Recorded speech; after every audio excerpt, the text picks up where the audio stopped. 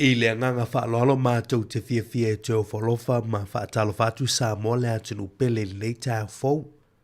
O le tai aura nei o le asunulu, aso se fulma le valu nei māsino te sema, i le tātou wholongo nei tu sanga, luafe lua se fulma le whaa.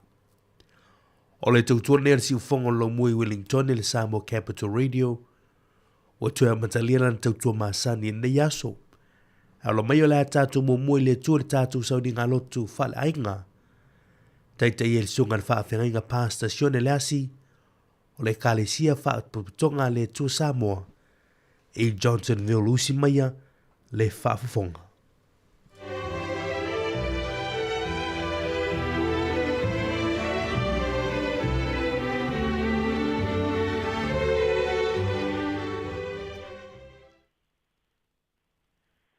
Ora tātou tāpua i atu i le tua i le nei tai au fau.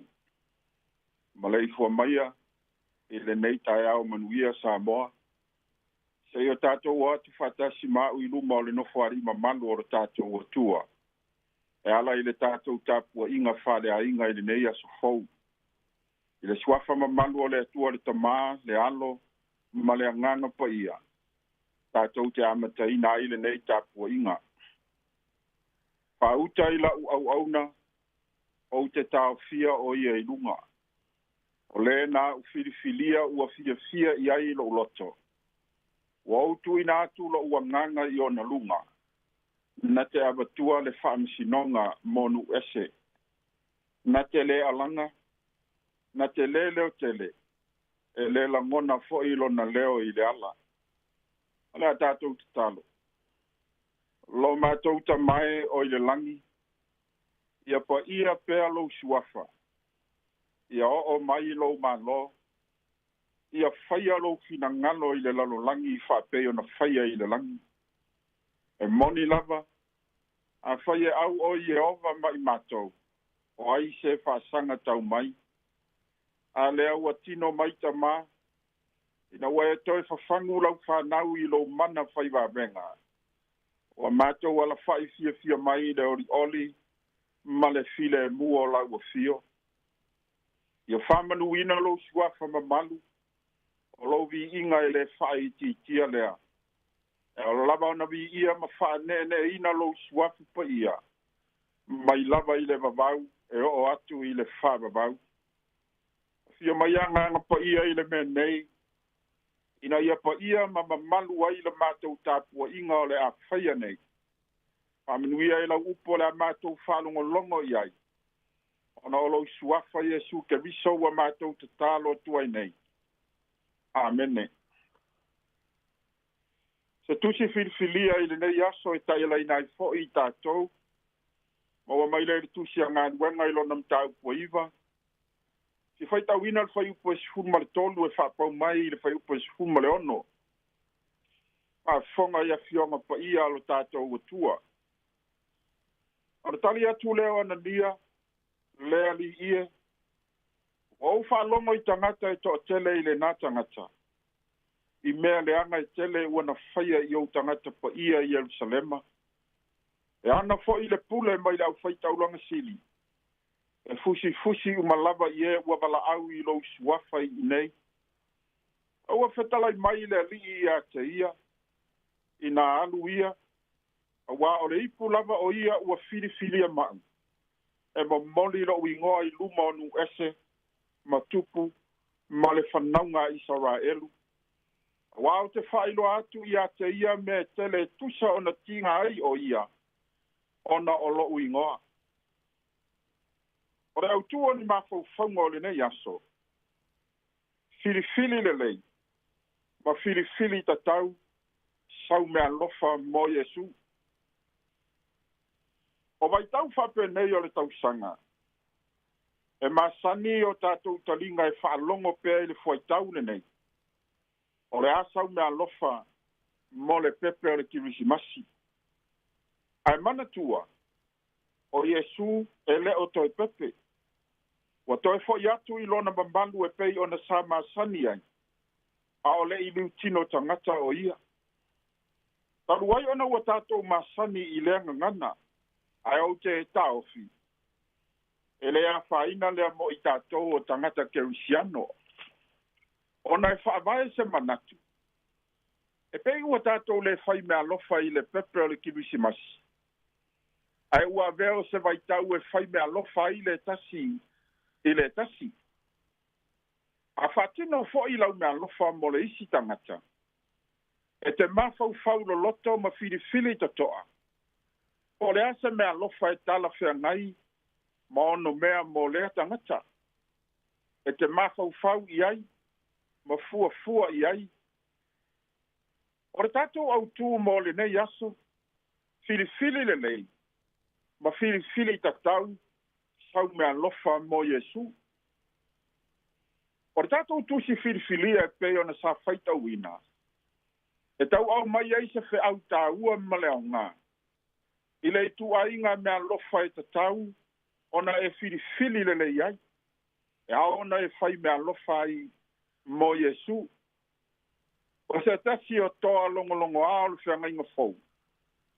Na whaali ai le pupulo o ke viso i le taimitonu, o le mai ama le sasau whaafi, o sauwanga tangata Roma i le au kerisiano. E tūlanga e sele walauina o Paulo i Yesu. Pe a fua i le walauina o so o ke viso e to se fulu malelua. Sana o na feta lai o Yesu. Muri mai i atia. Pe tai o Paulo. Na taia i le ao ma losi o le atua. E ala i le pupula whaatari o li o mai o le malama lama. Na pa uese mai ai lana manu sa tie ai. E le ngata ua pa i le palapala. Ai ua toe whaatau o soina o na mata. E le italia ngofia e le soo anania le whetalainga Yesu. E alu e whae e o na lima i a saulo. Ina ia toe ba ai o ia. Ona o le ta ofi o anania. O le tangata lea. E le tangata le lei. O le tangata le anga ma le whaasawai le au kerisiano. Pa mai Yesu anania. Ina atuia i lunga ma e alu. Au wā o le ipu lava o ia ua o whiriwhiria ma. E mo moli lo wingoa i luma onu ese, matupu, ma le whanaunga Israel. E ese le vaai a le tangata. E ese fo i le sila le atua. I lo tau soifua ma le tātou ne yola. O nisi o taimi tātou te whaita wina le anga ma whaale tonu o nisi tangata. Ma ua tātou manatu ai. Ua silinga i la tau ma le lofa tu noa le atua. Pa mai le atua i a Samuelu, o le tangata e vaai le tino. A o le atua e vaai le loto o le tangata. E le o fafo o le tangata. E le o le leanga o le tangata. A o le loto o le mea sili o na tāua i le sila whanga le atua. O le fesili fia turi loa. O le asau mea lofa mo Yesu i le nei kirisimasi. O loo i ate oe le tani ai manatua. Whiri le lei. Ma whiri tatau. Mua. Ia whai oe ma ipu o le tala le lei. O le ipu o lo tau tala i aile mau. O se vae fo lau na te momoli uta ma mea tā ua tangata. Mai le isi nuu i le isi nuu. O le isi fo i malo i le isi malo. O le fe au na ave i anania e manino le lei. Ai mai Yesu. O ia o le ipu ua whiriwhiria ma. E mo moli lo uingoa. A mo moli se tātou taulanga. E masi i le ainga atoa. A mo moli fo i whanau i alatou a onga whatoa. E tapena ma masi i fo i le ainga atoa. E le ngata ina masi i le ainga atoa. A e tuu fo i ai ma le whai mea le lei o tangata. O lona winga. Wasi itia mai le isi no fuanga i le isi no fuanga. O le isi fo i nuu i le isi nuu. O saulola. O le ipu ua whiriwhiria. O lana ngaruenga le whai. E mo moli le ngō Yesu i lumanu ese. Matupu. Ma le whanaunga Israel. Lona winga. E peo se vaa e fola watu i le nuu ma le nuu. E mo moli le ngō ke viso inu ese. Na tū lai ana nia maalu. ua tatalo ma fa'ae'e ona lima ia paulo. O le mea matautia na tupu ina ua tatalo ana nia ma fa'ae'e ona lima i lunga o paulo. Mua. Na pupula ona mata ua toi ai o ia. Lua. Ua whātumuina o ia ele nganga pa ia. Tolu. Ua papatisoina o ia ele mana o le nganga pa ia. Mawa upenga matautia ia. Na utu fia ai le ipu lea. Na mafu ai ona le nuti matai. O tātou o ipu ua filifilia e le atua. Pa mai paulo ilo nā tari i whale a nganga o Timoteo. Ai se tasi e wha mama i a te ia ai nei mea. E whai o ia ma ipu e tau leleia. E whasa ina.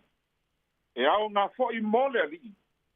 Wa sao ngia mō ngā nuenga lelei uma. Lea sau mea lofa mo Yesu le nei ke wisimasi. Ele ua lava ea le nata whau. Ai ofo atu o e whai maipu o Yesu. Malana tala lelei. Ele mana o Yesu i mea lofa na o atu mamakoi. Ele malama se pepe ia mea. Ai ole winga o mea lofa na o atu mamakoi. O Yesu lava lea. O Yesu le auro. O Yesu le pulu lipano. O Yesu le pulu muro. O le whai longa ua whaali e tua ia makoi le lalolangi atoa. O Yesu o ia o le tupu o tupu.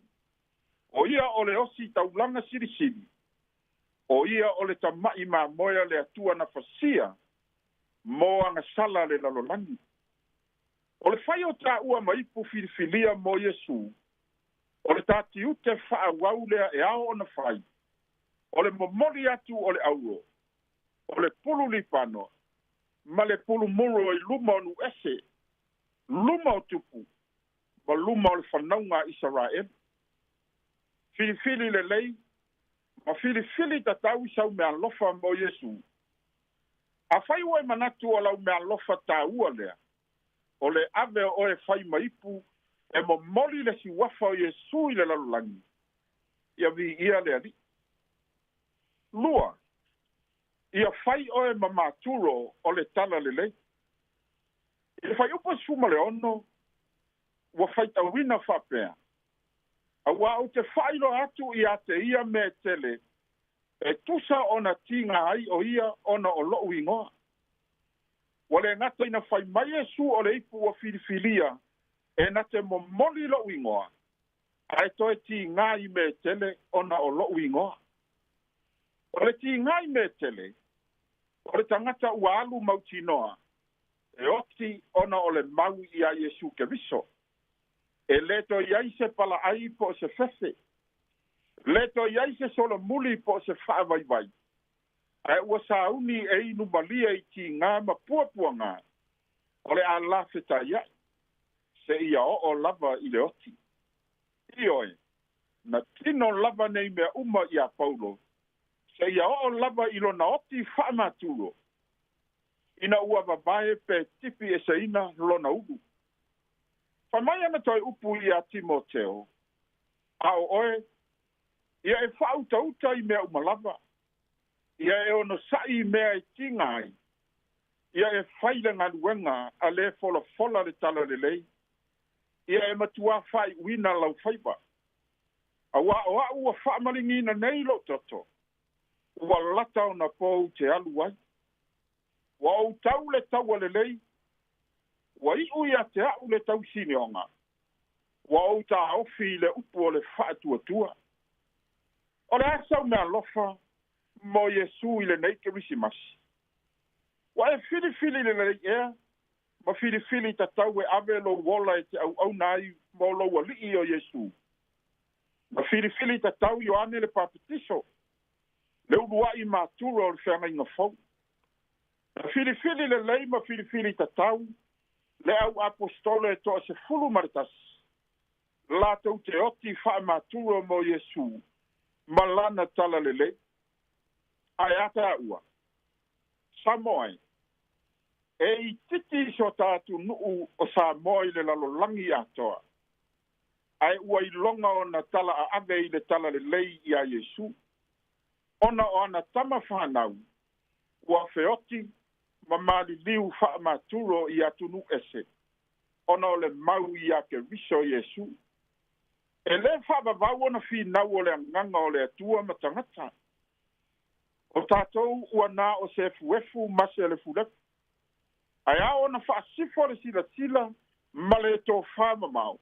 O ai ea ua lofa mai. Ina ua avea le fuefu, ma le fulafu matangata ola. O le tani, ua na o Iesu le pepe o le kiwisimasi. O liu tino tangata le atua, sa mau foi o ia ma i tātou. O lona fina ngano ia aua lava nei whano i tātou. A ia tātou maua le ola e whaavavau. A mea ia le whiau o le nei aso, e whai mata mea lofa mo Iesu. Mua, ia whai tā ua maipu o le tala le lei. Lua, ia whai tā ua ma maturo o le tala le lei. Ola tātou vi atu i le atua, i lona vi inga ua saunia.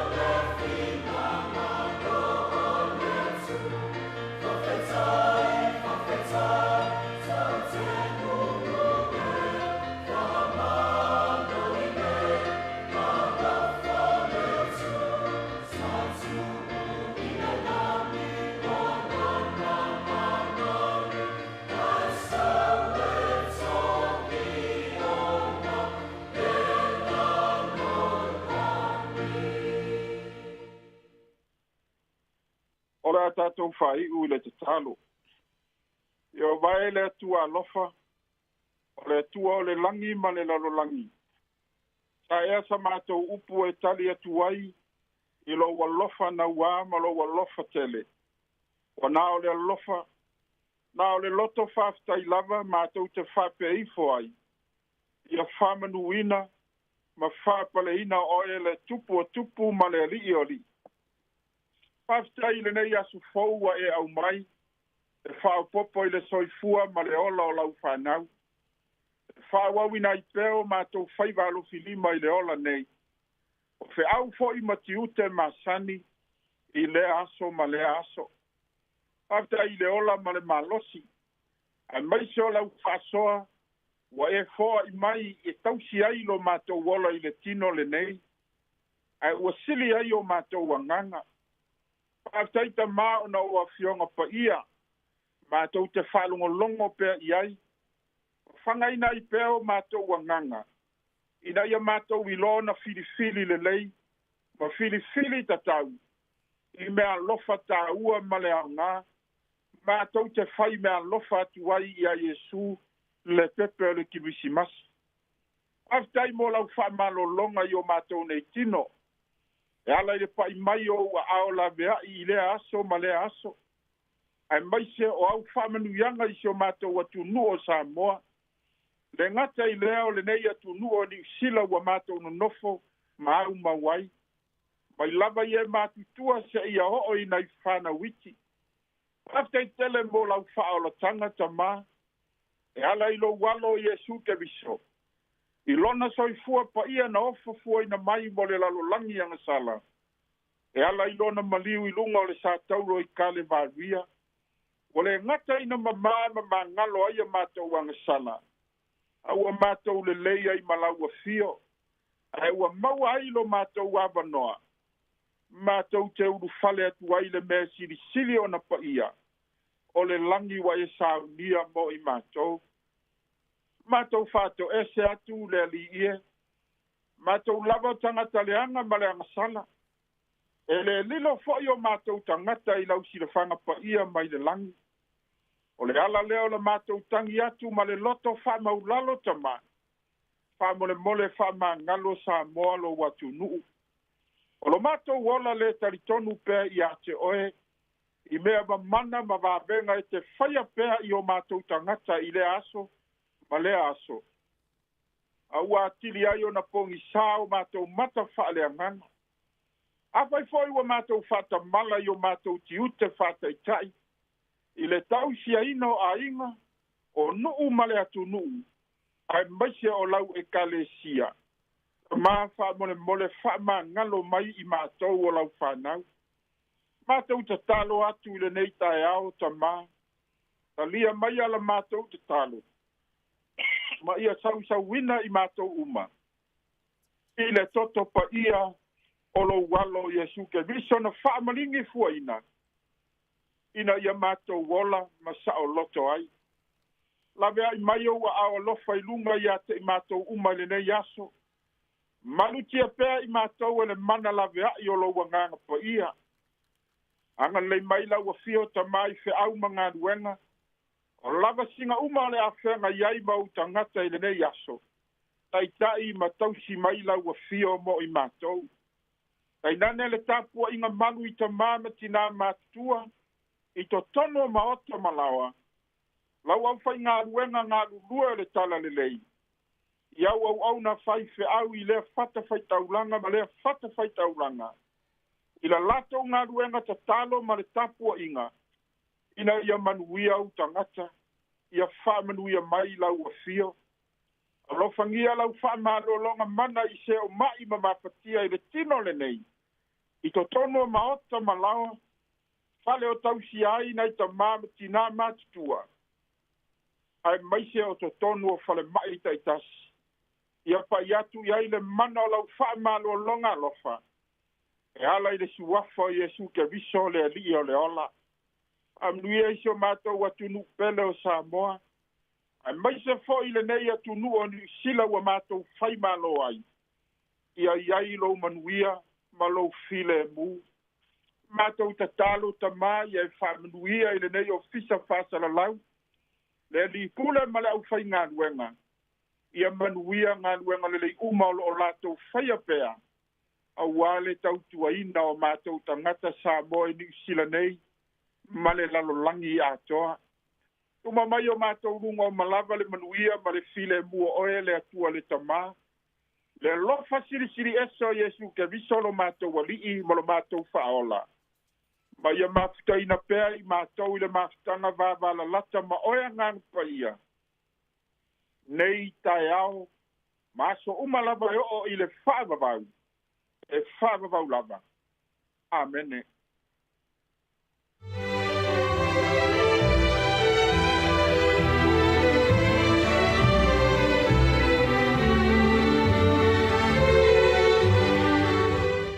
ia le tua Sāmoa le leita e aona naua whaafonga le tātou tunu i le tātou saudi ngā lotu whalainga.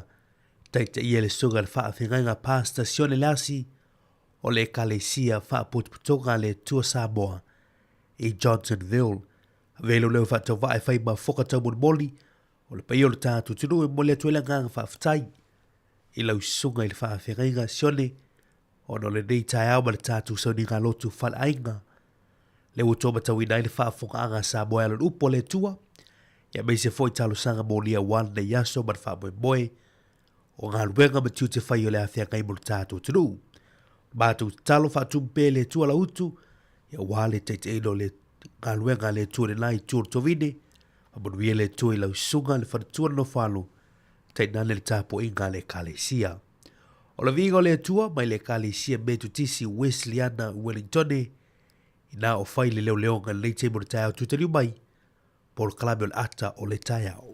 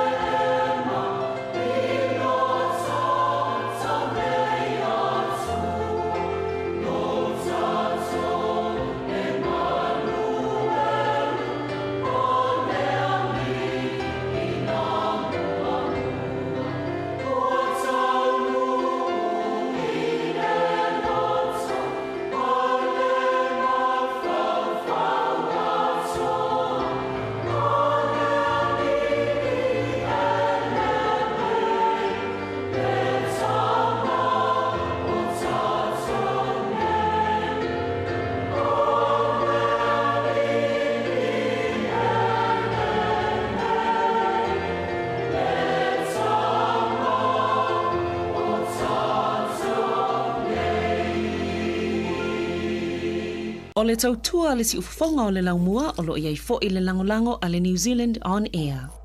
Manuia le kerisi masi, ma le tau sanga fo, si ufafonga o le laumua. Hi Sāmoa, it's Auntie Tala here.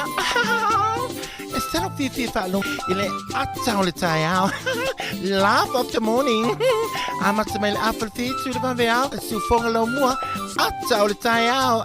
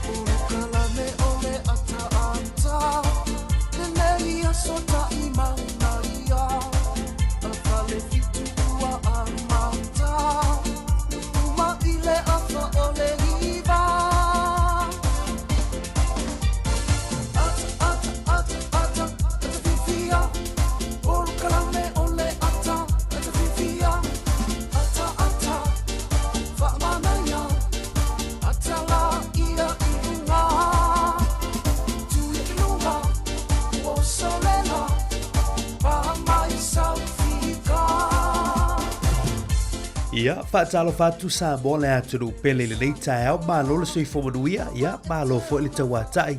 Le tae au neo le aso lulu aso se furma le valo nei maasina o te sema, e le tātu wholongo nei tausanga nuafe lua se furma le wha, e le nei maasina tau whai o nei fui tausanga le tātu wholonga.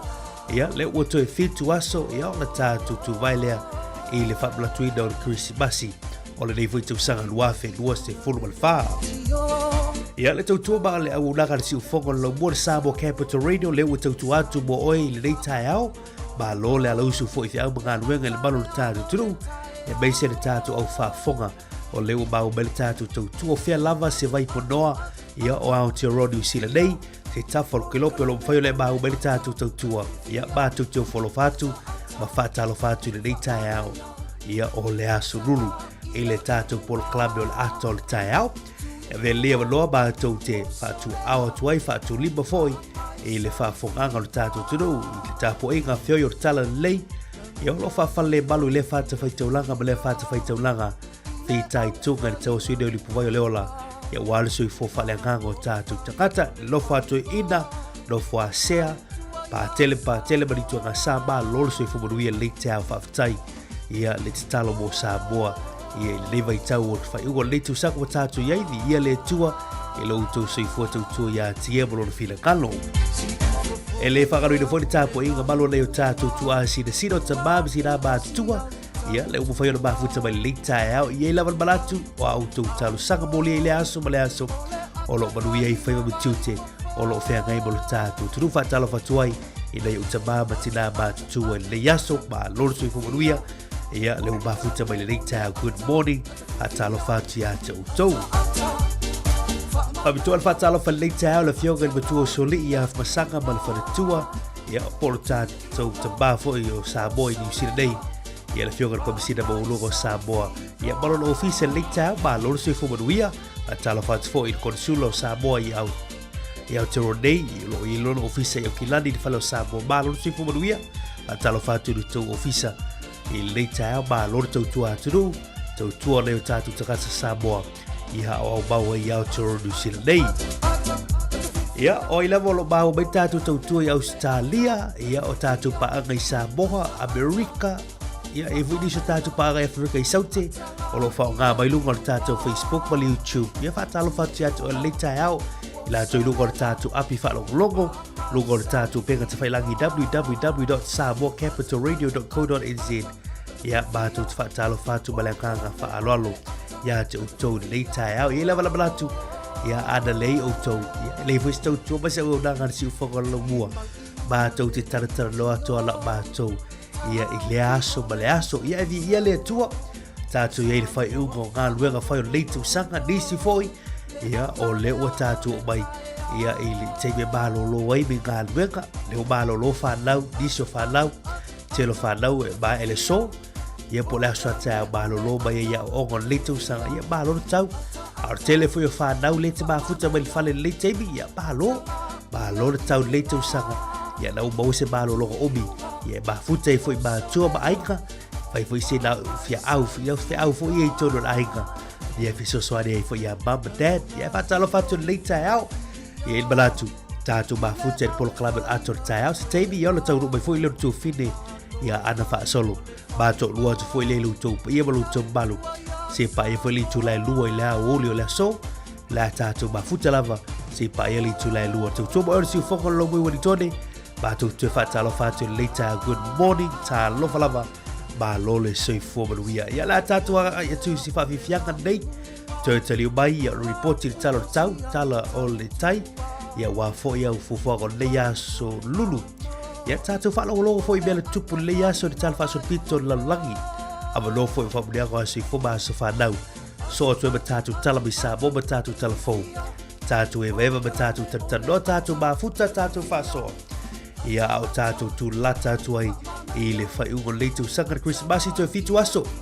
ia o la tatu le Christmas ia o la tatu tapela i fo i le mo tu sanga fo o lo fo tu bai lua fe lua su liba tato fa to fa de ba sida ia ba le tu sanga lua fe lua su fa lo tu lua fe lua su fa la to ia bol ale ton ia tato to pulola ile tu sanga fo wa tapela sa dia bai le tua e pule lo fa le tu bol bol tu lo tu se fo ba so ba tu wola ile la tu sanga fo tato ai pe fa fifia ka le te mata si ve vai ga walesi fa budia ka Christmas tu tu wor si fo ko lo bo gormori talofa bol kala bersi fo lo boy wori ton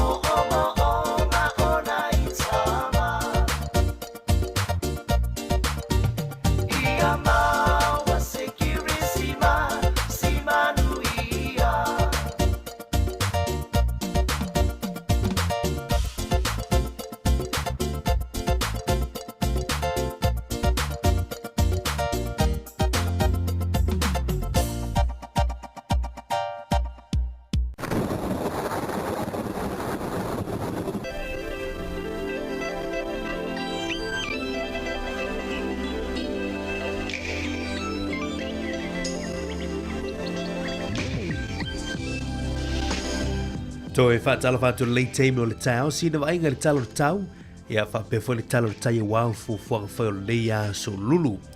O lo walu ia mai o le official wa ai tau mo le aso mo tātou i Wellington au fieidu toa oi porinua, Wellington ma le Hutt Valley, ia o lo o vaia ia dai au le aso, whabalu niso taimi, ma ia le bato last taimi o le aso, pei o la walu ia mai o le official wa ai tau, o le fua le ea mawalunga se fuma le ono, se fuma le tolu, ia le fua le ea mawalalo, mo tātou le lau mue Wellington nei mo nuu tua oi.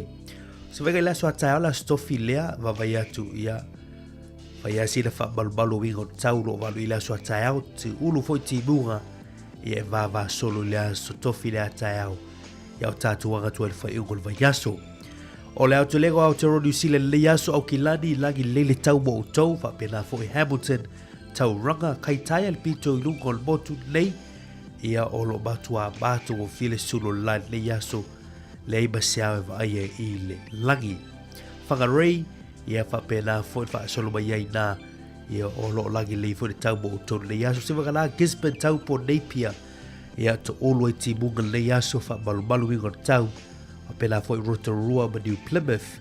Aso lotu nele soni, Westport, Franz Joseph, ma nei o le sama ma o le lai le yaso mo to pe o la valo i mai ai e la official vai tau fa pena foi Timaru Christchurch Blenheim lagi le yaso mo to fa solo te foi nai Queenstown Dunedin Invercargill le se ave vai ma tu o file sulu la mo to ile motu sauti le yaso lulu tatu se atu Sāmoa pe ona silfir tatu tulu ile o te po bale li si foi o tatu talafolo angai mai table nei i le atu Pasifika, i le mafu ele ana tula i mai i le aso anafi i Vanuatu, i olo i pia nisio vaenga o lo whabalu si le mafu e nā.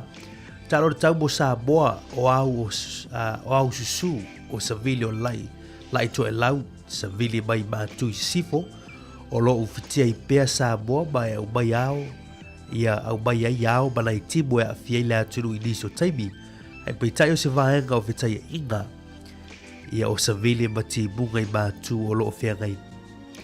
Pea maru tātou tunu, ia maolo a ngai mā lia mai lunga o lea tunu. O loo i fautuaka o ti munga mafa o wha malu sia nei mo vaenga uma o lo tātou tunu.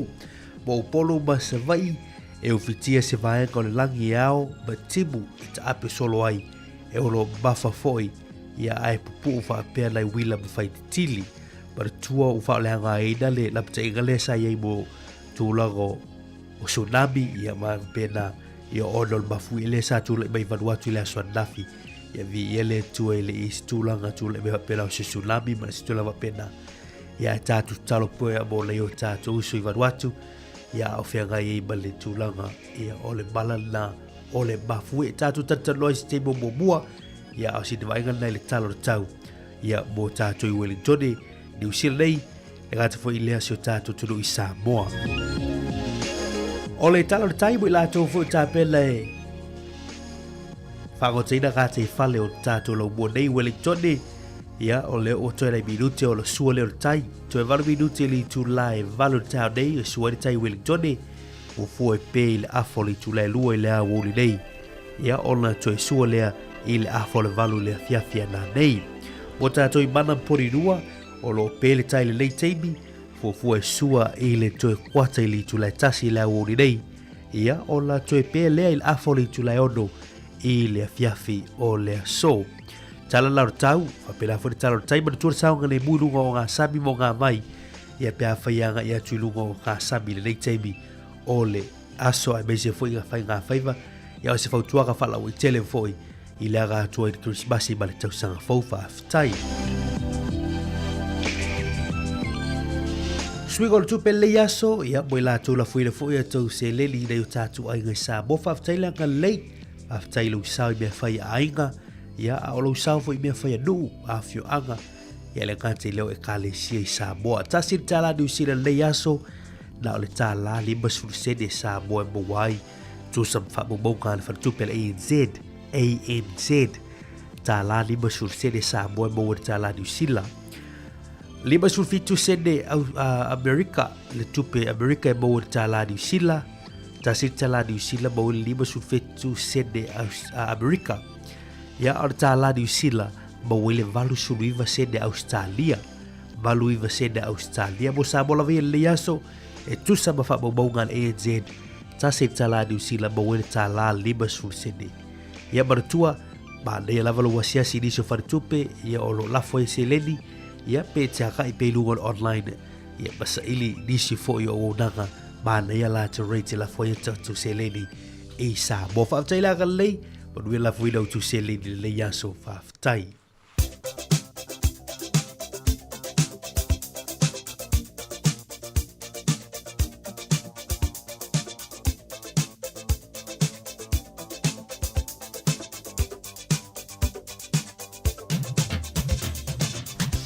O le avano whamuniango aso I fua maaso whanau mana tua tātu emaili aso whanau at samoacapitalradio.co.nz e mwhaino tu mai eisau whamunianga e tōla lo ina atu lunga o tātu porklame ia pe te private message mai fo I tua on Facebook ala si ufongo lo mua.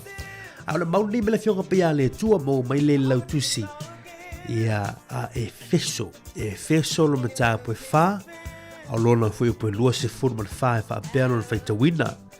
Ma ia o ofu o tau I le tangata fau ua whaia e fōlinga I le atua I le amio tonu ma le amio le lei e wha mahoni.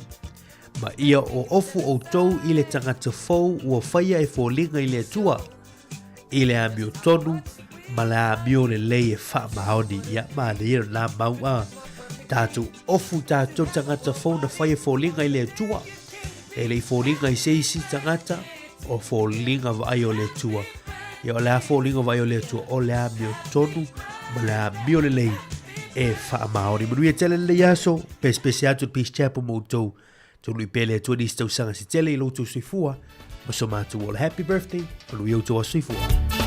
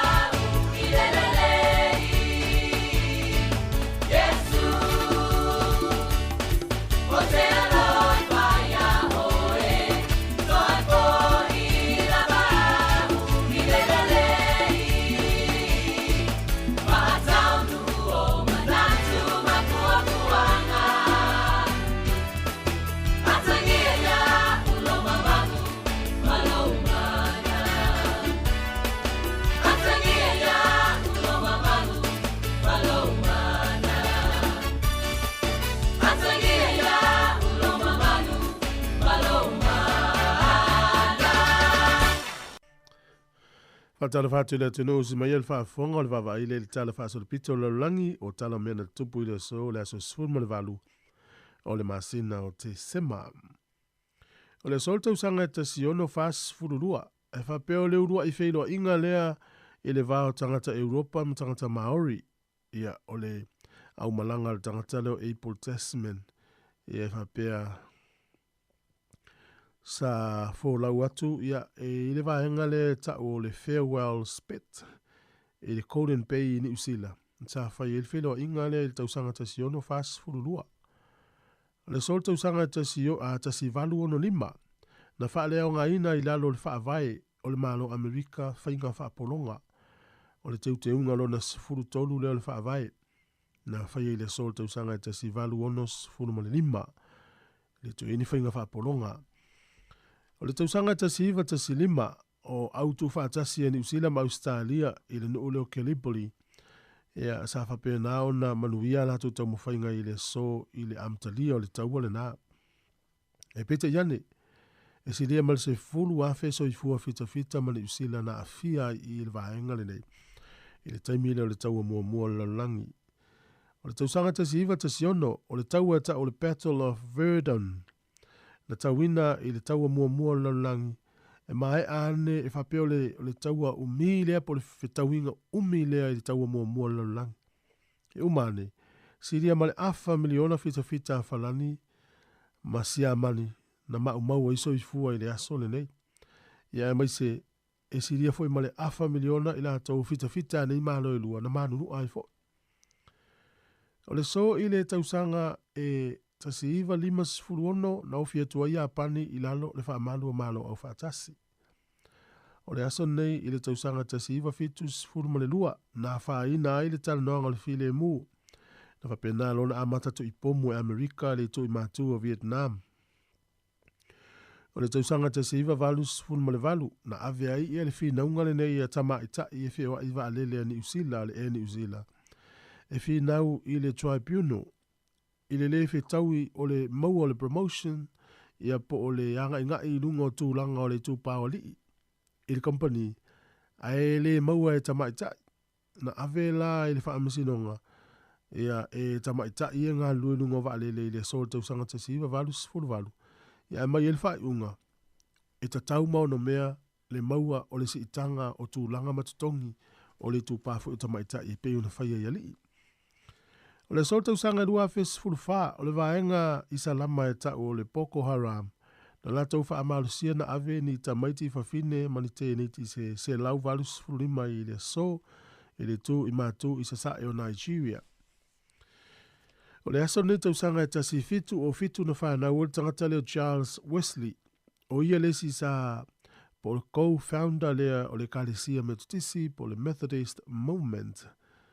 Ia o le so ia pe o le auso lea o John Wesley ia ma Charles Wesley. Ia o le sola le aswha nau o Charles Wesley. Tausanga tasi fitu o fitu. Tātou tala nā toi maua le whapoponga tai masani whaftai lava. Manuia le kirisi masi Sāmoa, si ufufonga le laumua.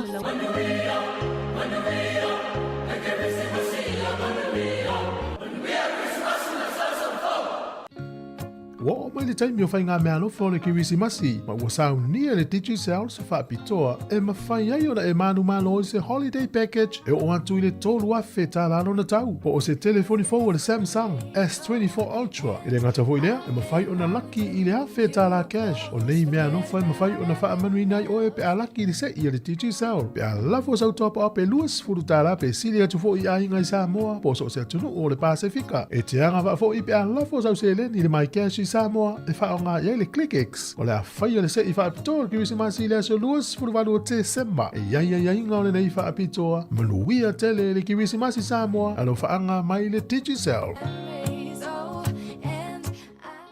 Whaasila si langa tā ua. E tusa malo mātou tu langa e vea ai ma ofisa whaasara lau. Mātou te tausisia tu la fono o sau nia e le Broadcasting Standards Authority a whai e fia whaia sau whaasea i se mata upu na e whaafonga iai i le Sāmoa Capital Radio e re tau na lafo mai lau whaasea tustusia i le tuatusi Limatasi Mangavin Avenue Porirua Wellingtone pe ole i meli mai te alu.moresi@samoacapitalradio.co.nz e re tau na whaia i le tonu le luas furuaso whai ngā ruenga talu na whaia le whaasala launga. A whai e le o whaamalia ina oe i se whaai unga o tu inatu e ma whai o na tu ina sao lau whaasea i le te mana whanonga kai pāho po o le Broadcasting Standards Authority e maua nisi whaamtalanga i le wha ngā solonga e whaiaialo ia lau whaasea i le openga te whailangi bsa.govt.nz whawhitai.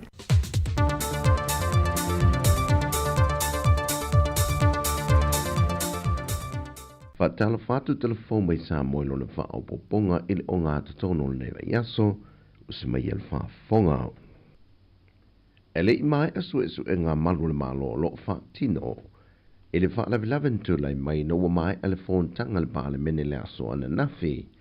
Na tifa I tua mai le ala tele le ta avale na malangai le fionga le sui fong fetalai o le maota le fionga awa pa au muli pola alo I tafua.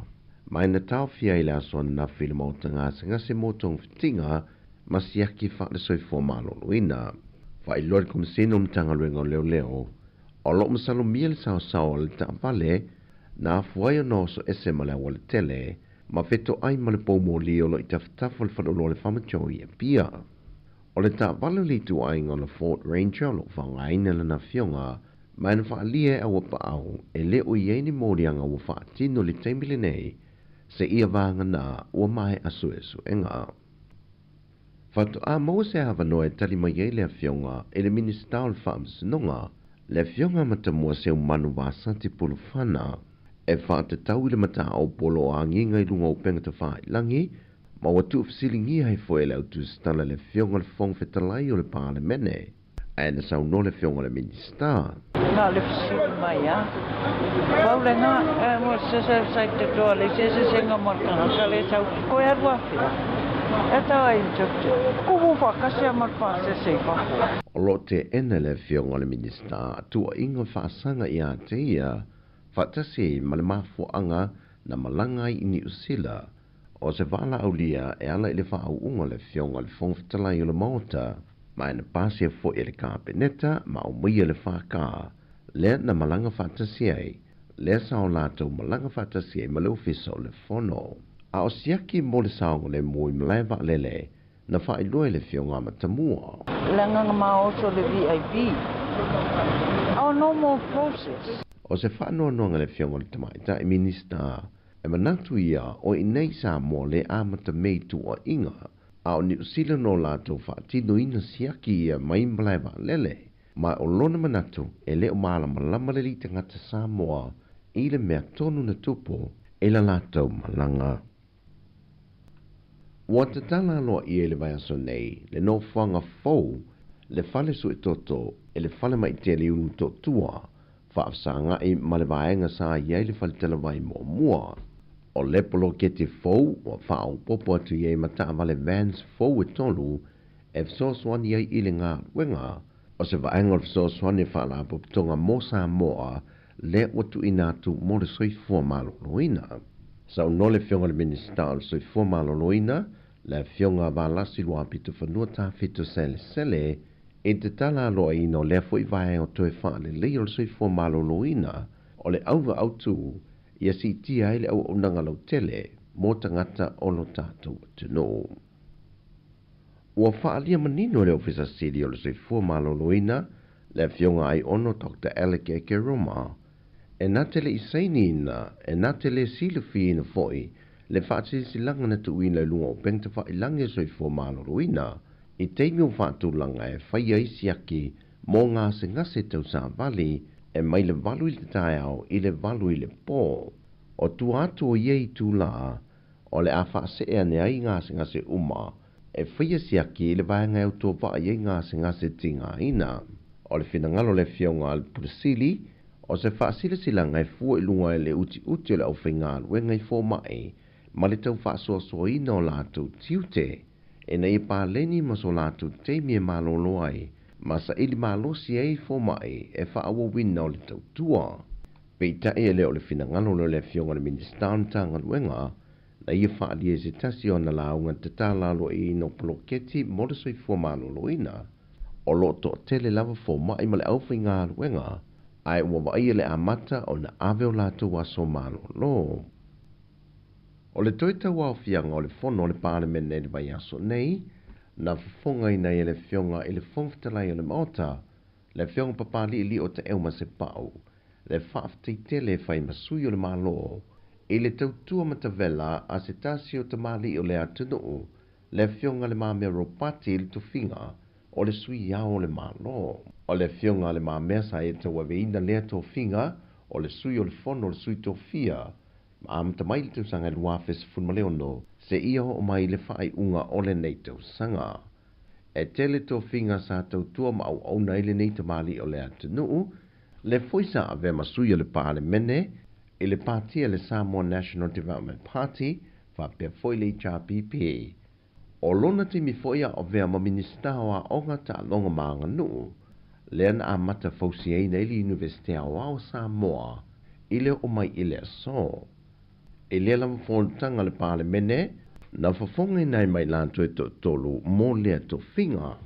E au fiai le sunga le mali toa mo li le lua mali toa. O le sa avea mao mo mua le malo Sāmoa, le fionga tupua tamasese efi, ma le fionga la olu tia ma pusua malo.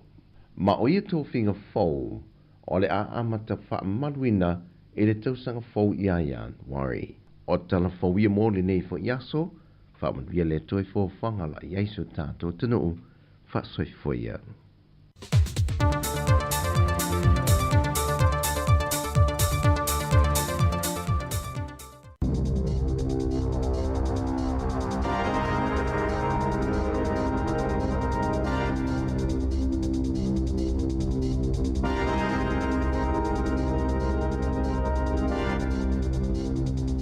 Talo falava al whaapoponga mo moa tala fau ma le si ufonga le lau moa mo le nei tae au se fulu valu o te se malua a whelua wha. E o mai le tae au ana leila ua o atu i le toa se fulu wha tangata ua wha maonia ua maali liu mai le maafui e fitu tesi ma le tolulu na maalosi i Port Vila i Vanuatu ma le toa se launa tonga fiti al fale mai ona o manuanga sa wha awau mai lava li poana po ngā luenga la veai mo tangata na tau mi ai fale na solo failalo ona o le maafui e. Na whaalia le pale mia o Vanuatu, Charlotte Salwai. Wāloa ia le iai o le poloa inga o whaalavlav whaafua se i mō Vanuatu ma ua tāpunia no whuanga ia ua pito silio na awhia ai ua mo'mia ina vavese feso soani whaavao malo. Na whaalia le ofisa mō malo au whaatasi o le Coordination of Humanitarian Affairs. Pea male to se lausifulu no awhi tangata na awhia i le mafui e o lo lulu pea ni mafui e la itipo aftershocks. Talo mai le mafui e fitu tesi male tolu na lulu ina ile atunu ile awauli o le asolua peo na liputia le ABC. Na whaatunu ina tangata ino nofu ino whanga tūla lata i le sami ina ia ngai ini no whanga mawalulunga au whaanga soloi ngā luenga la vea i mai loilonga i tūlanga o mea o whaaleanga ina mai le mafui e. I li poti na whaao o ane i le leitio New Zealand i le asoana nafi. Sa ta wai nisio fale na male pelepe masolo whailalo e au fie mani fale na matua wha mafolo fola i le mafui e. Le nei e le manato sa i lava tangata i tutono o le tele lava o fisota inga mo Vanuatu ua moto sia. E lima fitu tesi ma le tasi kilomita le loloto na lulu ai le mafui e musafa amatalaina e whaapiana malo si maumi. Sale ia i se lapata inga mo se tsunami mo New Zealand peo na ta wele nima. Sale ia i fo ini nganu mawalulunga na afua mai ai. O le ofisa le High Commissioner New Zealand Port Vila se tase o fale na matua aunga mea na whaaleanga ina mai le mafui e pe ona liputi ai. E iei whaatasi mo ofisa o Amepasa Amerika falani ma pe Peretania e to fasfulu lima tangata New Zealand o lo le stala e whaapea o lo i Vanuatu le taimi nei pe ona whaalia le matanga alwenga o le vai fafo o lo i eifo i le telefoni ala konisula o lo mawhaina whaafso o tai e i la tauia pe amo o mia se fesoa soani. Sa whailo fo i le poa na pole no fo sauni uni o le militeli ma le pui ngā New Zealand na whaalia le palemia Christopher Luxon whaapea ma le minista o le vai fafo vawa samana i Winston Peters o sauni New Zealand fesoa soani pe a whai e mana o mia na ta ule kolu se momo matua tele lava tulanga no o yeme na whaaleanga ina i Port Villa mai si vaenga o le atunuu na whailo le ofisa lampasa le United States of America ewi ile te leo le vaenga o le whale o whaaleanga ina peitai e le se soifua na whaina i o le au whai ngā luenga sali patia fo ile te leo se vaenga o ele na solo le na polo kai ni mga hala sa toi whaale au ngā ina le ofisa ale United States mo la pata ingo tsunami le iaio se tsunami mai Vanuatu momo atu na valo ia ile o atu le tasi le mita le maululunga o ngalu inisi vaenga o le talafata i o Vanuatu na valo ia fo ile iau ni ngalu eila loi foltolu se fulu centimeter mo atu moto le Pasifika ya ofia Fiti, Kiribati, New Caledonia, le ato Solomona matuvalo. Ai lima tesimale tasi le malo se samafui Elena Lulu inai Wellington e malavaanga pito lunga o le motu i saute i le afia na nafi. Na whaalia se tangata Vanuatu e whaingaluenga whaavaitai New Zealand, lona popole mo lona ainga o lo nonofo i se tasi o motu i Vanuatu, ona ole mafui e malo se fitu tesimale tolu lea na lulu i le au lia na nafi, na ta ua lea tamai le leite o New Zealand, i le mana oi whailoa o ia, ai e to a whala na whanau mo lona to a lua, o lo o whaatali mai Vanuatu, na sao lato fia ngai fo i mania wha se lua i le tau sanga taluai. Sa mawhaiona lafo i tangata whaingaluenga whaavaitai New Zealand, ni pusa o loa sa iei fisosoani mō lātou ainga ina ua mai aia whaalavlawe ti tele whaale nātura na whaalia ili poti na whaao o atu ile leite o New Zealand Pasifika o lo whaanga solo tala noanga ina ia mawhaiona whaise fōwhanga whaapea mō Vanuatu ona ole mafui e. E tasi tesi malilima pasene o le asiti ai le tutongi amata po le minimum wage. I tutono New Zealand e luas fultolu tala limas fulsene mai le aso momo a perila pio na whaasilsila i le malo i le aso lua. O se si itanga pitosili leo na mawalalo talu mai le lua afis fultolu. O le pasene pitosili fo i ona la ititi le si itanga talu mai le vaitau o le afev se la uivas fulo. E lua pasene na si itia le maasina o aperila i le tausanga nei na si itia i mali luas fululu tala fitus fulsene i le luas fultolu tala se fululima sene le ito la. O le si itanga faule amata i le aso momo aperila e luas fultolu tala limas fulsene. O tutongi mo i lātou ia awa onga le asiti e le sifulu valu tala valu sifulu sene. Na saunola whaatonu sili o polisi le NZCTU Craig Crenny e matuala ititi lava le nei si itanga o tā ua e te tauna whaapopo le isi lima sifulu sene i le si itanga i le tausanga i lua afe lua ono. Ina ia o atu i le lua sifulu whai tō la e whaafitau iei le tūlanga le ao o iei le tau le soifuanga. Sa whaalia i whaamaumaunga le ofisa o whainumera whaamaumawina New Zealand e o mai a se tema e tolu te simale pasene na si itiai tutongi o malava. Ua whaamu e te i le malo i le ngata i tutono le pale mene mawhafo atu. Ma ufisilinga fo isa whaalapo te potonga e tū mo le au whaila fonga. Whaatulanga nga fonga le malo. Ina uwhailo le tūlanga la tamai o iei tupe le malo. E te lese pa ua tupe maua mai la fonga. Joe mawalunga atu tupe whaalu ma ua whaawa wai. Ona sili atu tupe whaalu mai tupe maua i le paketi. Wa si itia mawalunga atu na ilo le tūlanga na fuafuaina le paketi po le tala whaatatau auto o le tupe. Mai le o fuafuaina se tupe whaasili. I le piliota e o atu i le lua whelua valu lua whelua iwa. I lalo o fuafuanga masani o tupe ale malo. Wa whaatitele ina le whaale e tono le tūlanga o iei tupe le malo. Se fulu tolu piliona tala ua pa ua i tupe maua mai la fonga i le piliota e whaatau sanga. Mua mua o le i whailua whaalawa i tele. Le tala o le tupe. Le half-year economic and fiscal update i le asolua. Na sano e le pahalemia Christopher Luxon i le morning report. I whaapea sa iei pea le tau maunga le malo ina i toi fo i lava i le maua ni tupe whaasili. Ona o lea na pasi mai i la lato whainga malo ni tūlanga whainga tā tele. Aina whaalia le Council of Trade Unions wa whaailoa mai ile se seo le tū lea ia ngai i ai le tamau ai ngo lea tunu. Maululunga ai tā lafu te lea tutupe whaalu nei lo tupe maua ma le tele vaenga i whaamuta i le lumanai ma ua mawhatia tangata whainga luenga ono polisi al malo ma ele o au ngā moa o te aroa pe ona Sāmoa Craig Rennie o se whaito whasinia o le tamau a inga.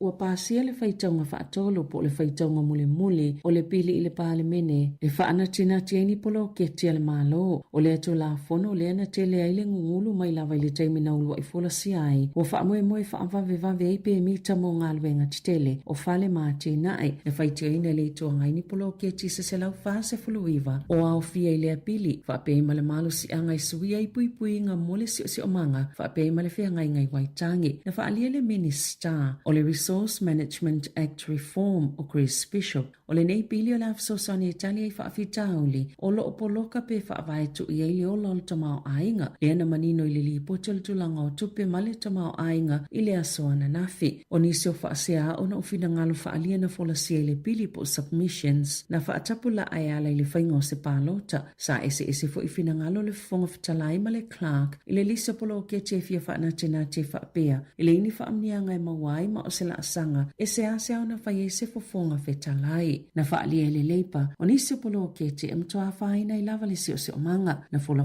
e le Creens, e na te whaalea o ngaina ni malienga mō kampani e lea mana ia ina puipuinga le si o se o manga pe atoi foi i le whainga malo.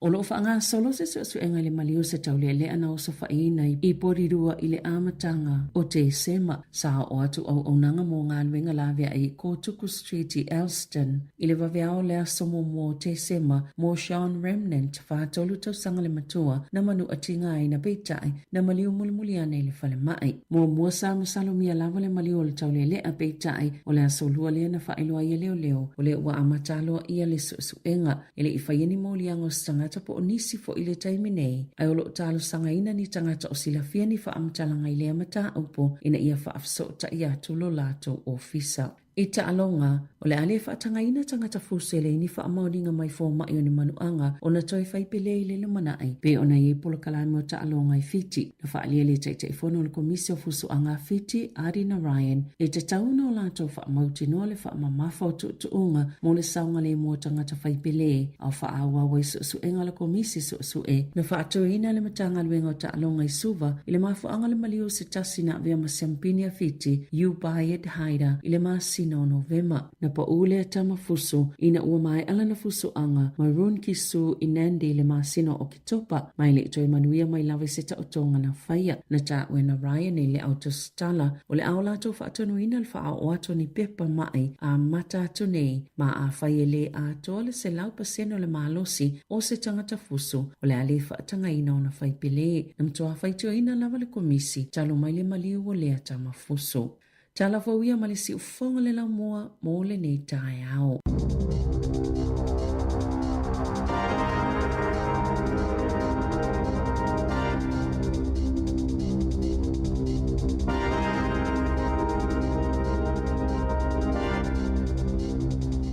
Si ufonga le lau moa, luia le kirisimasi.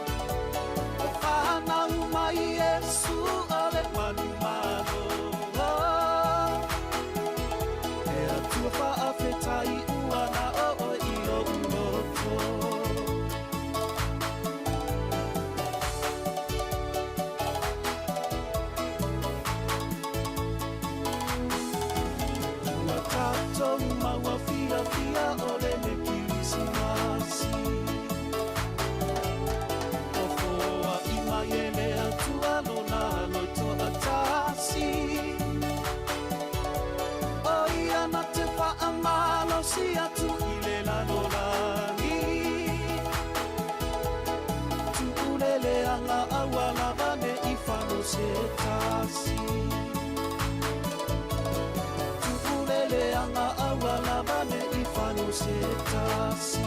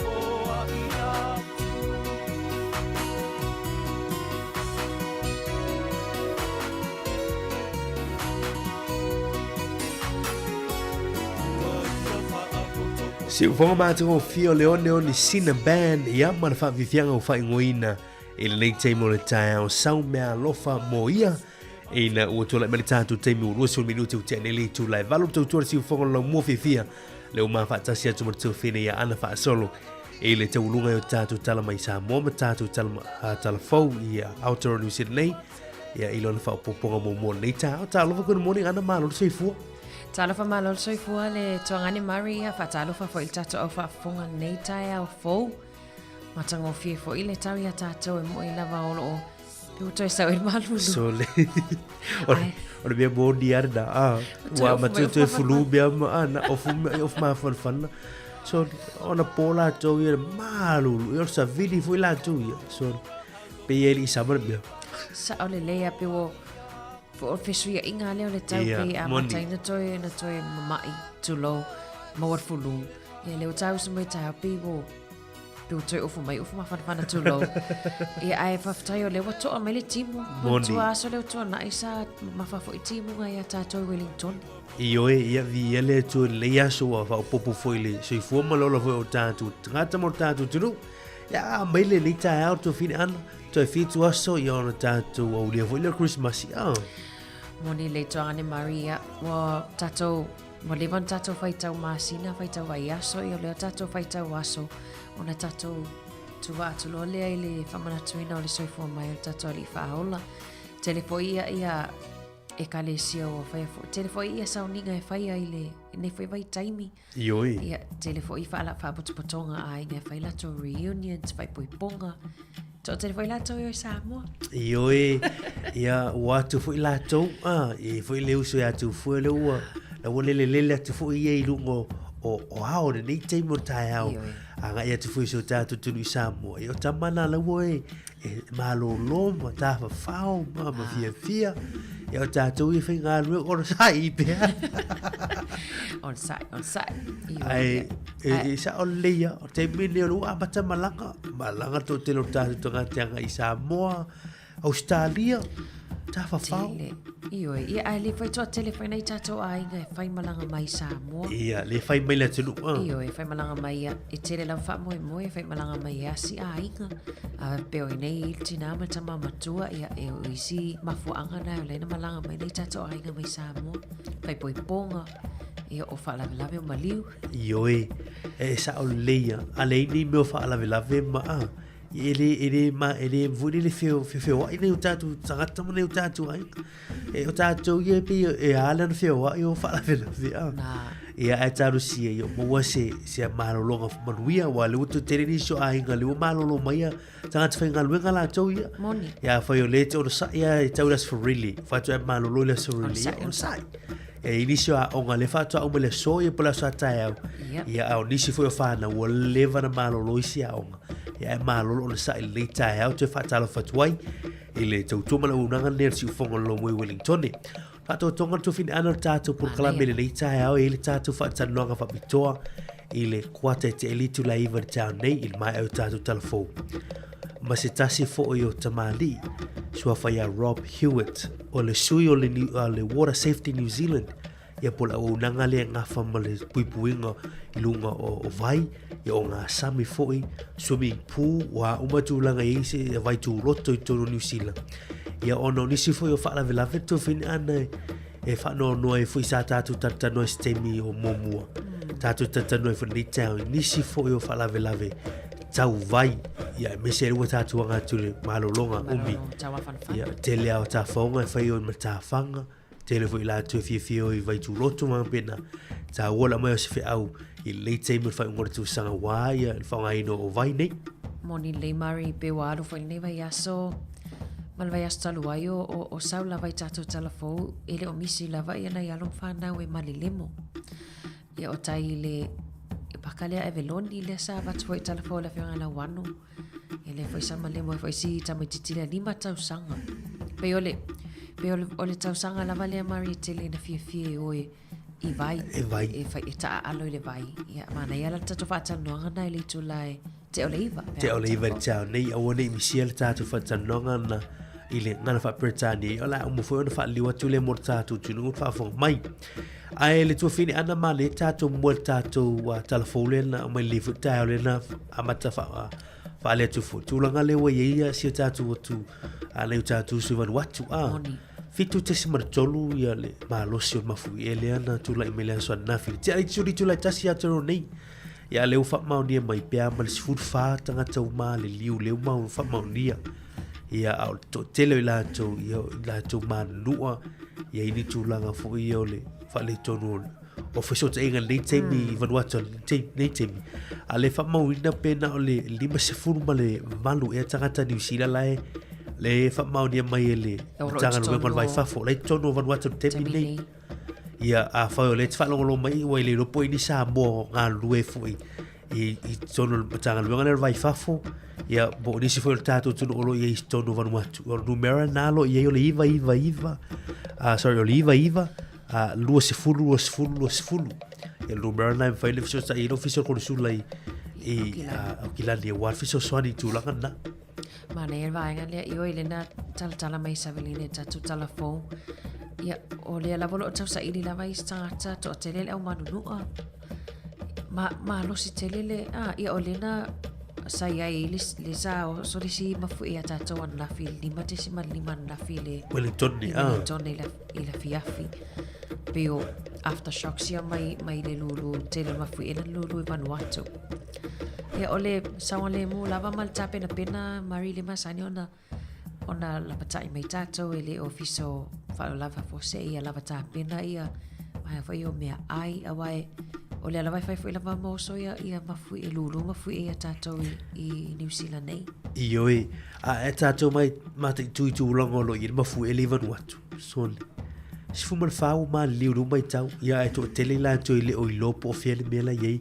ia po i lalo fo io di fale tu lol fa mo tato tu ia ai le sau doanga le so na fiel pale bia van watu te talo mai mo van watu o sau doanga na pray for to van watu ia tatu talo i mo le atu motor Pacifica ia lo ia inisio o unanga la vea e lo si fo la vea e lo to 5 late mi ia ngalo lue ia stasina o lapte inga la mai lai van watu si fu fa u ma liu to lo se la mon tupu to tele lisio la to le o fa mauni mai o ma nua ia martele ele ma fai le temi nei ana ona moni fai tau lia le fai si fa to a mo si temi muliali ia o le fa inga na o tata New Zealand lo i van watu temi 5 se full man valu town nei moni ma lo fa tai mari ia tatono le lo fa longo mai la to ia to te do tata fa fonga to no fa fangan wenga to anal saunga le mu fa be fa le te mafuta mai to no lo sa ia ole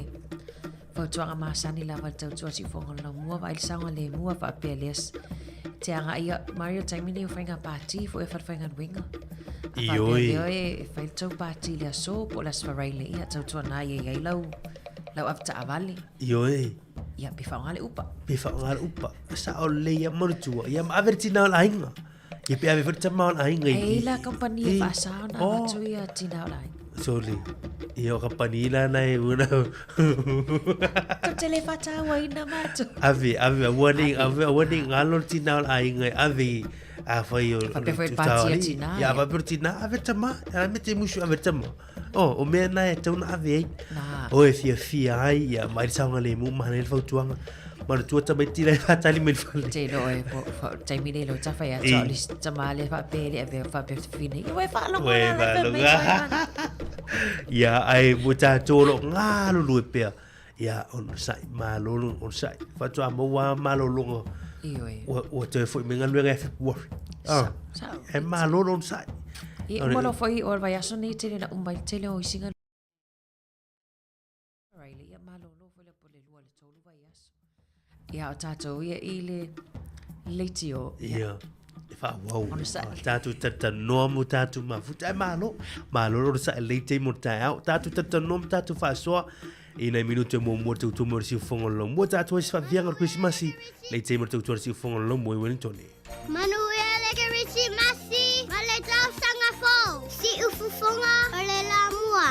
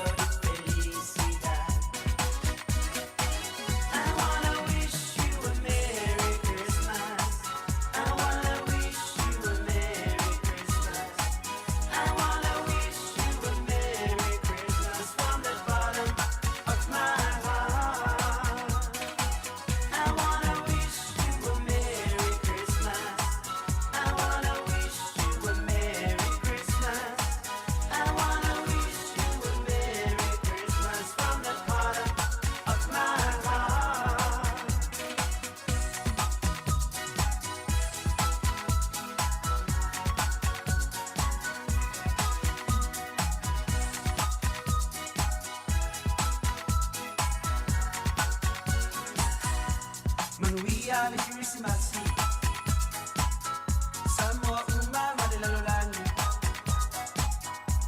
Manuia le Christmasi. Ya mangole fiti ya mane lutoetasi. Manuia le Christmasi. Sāmoa uma madela lolani. Manuia le Christmasi. Ya mangole fiti ya mane lutoetasi.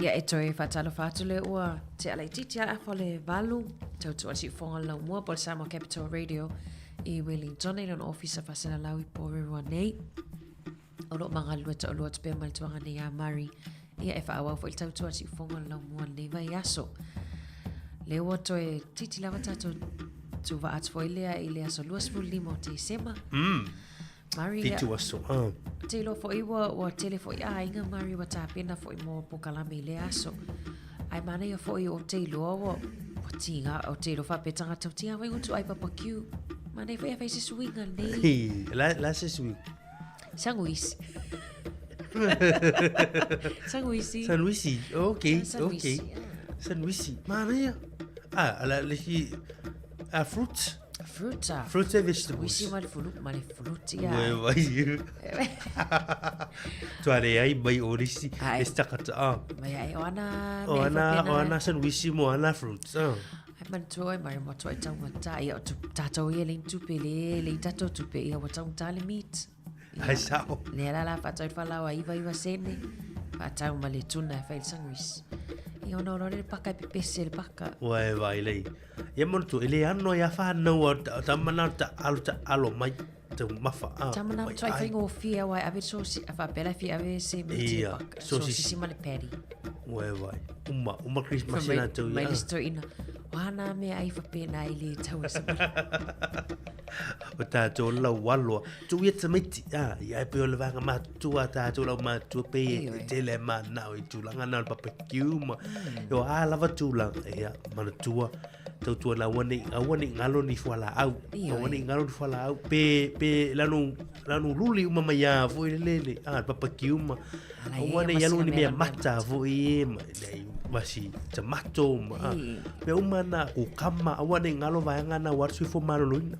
Tahu ya vaina le. Nei over telefo ia le tawo pipi ma isi tu na pena ole. Ma mo ia awane ngalo ana tawo yo le isi salad fo le. Tawo o isi o salad. Me listo ino anga bingia koka.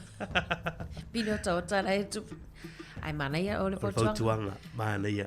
Sanga le mu fo le vai temi ana tawo te. Ilunga ala teli. Ia ai me se temi tatu vai le ni so fa monga wale tu langor sanga le mulungo o wala. Ia me se fo ilunga o nga vai masami fo ni vai tau pe no tatu fa tanonga fa betona ele kwata te litu live ta nei.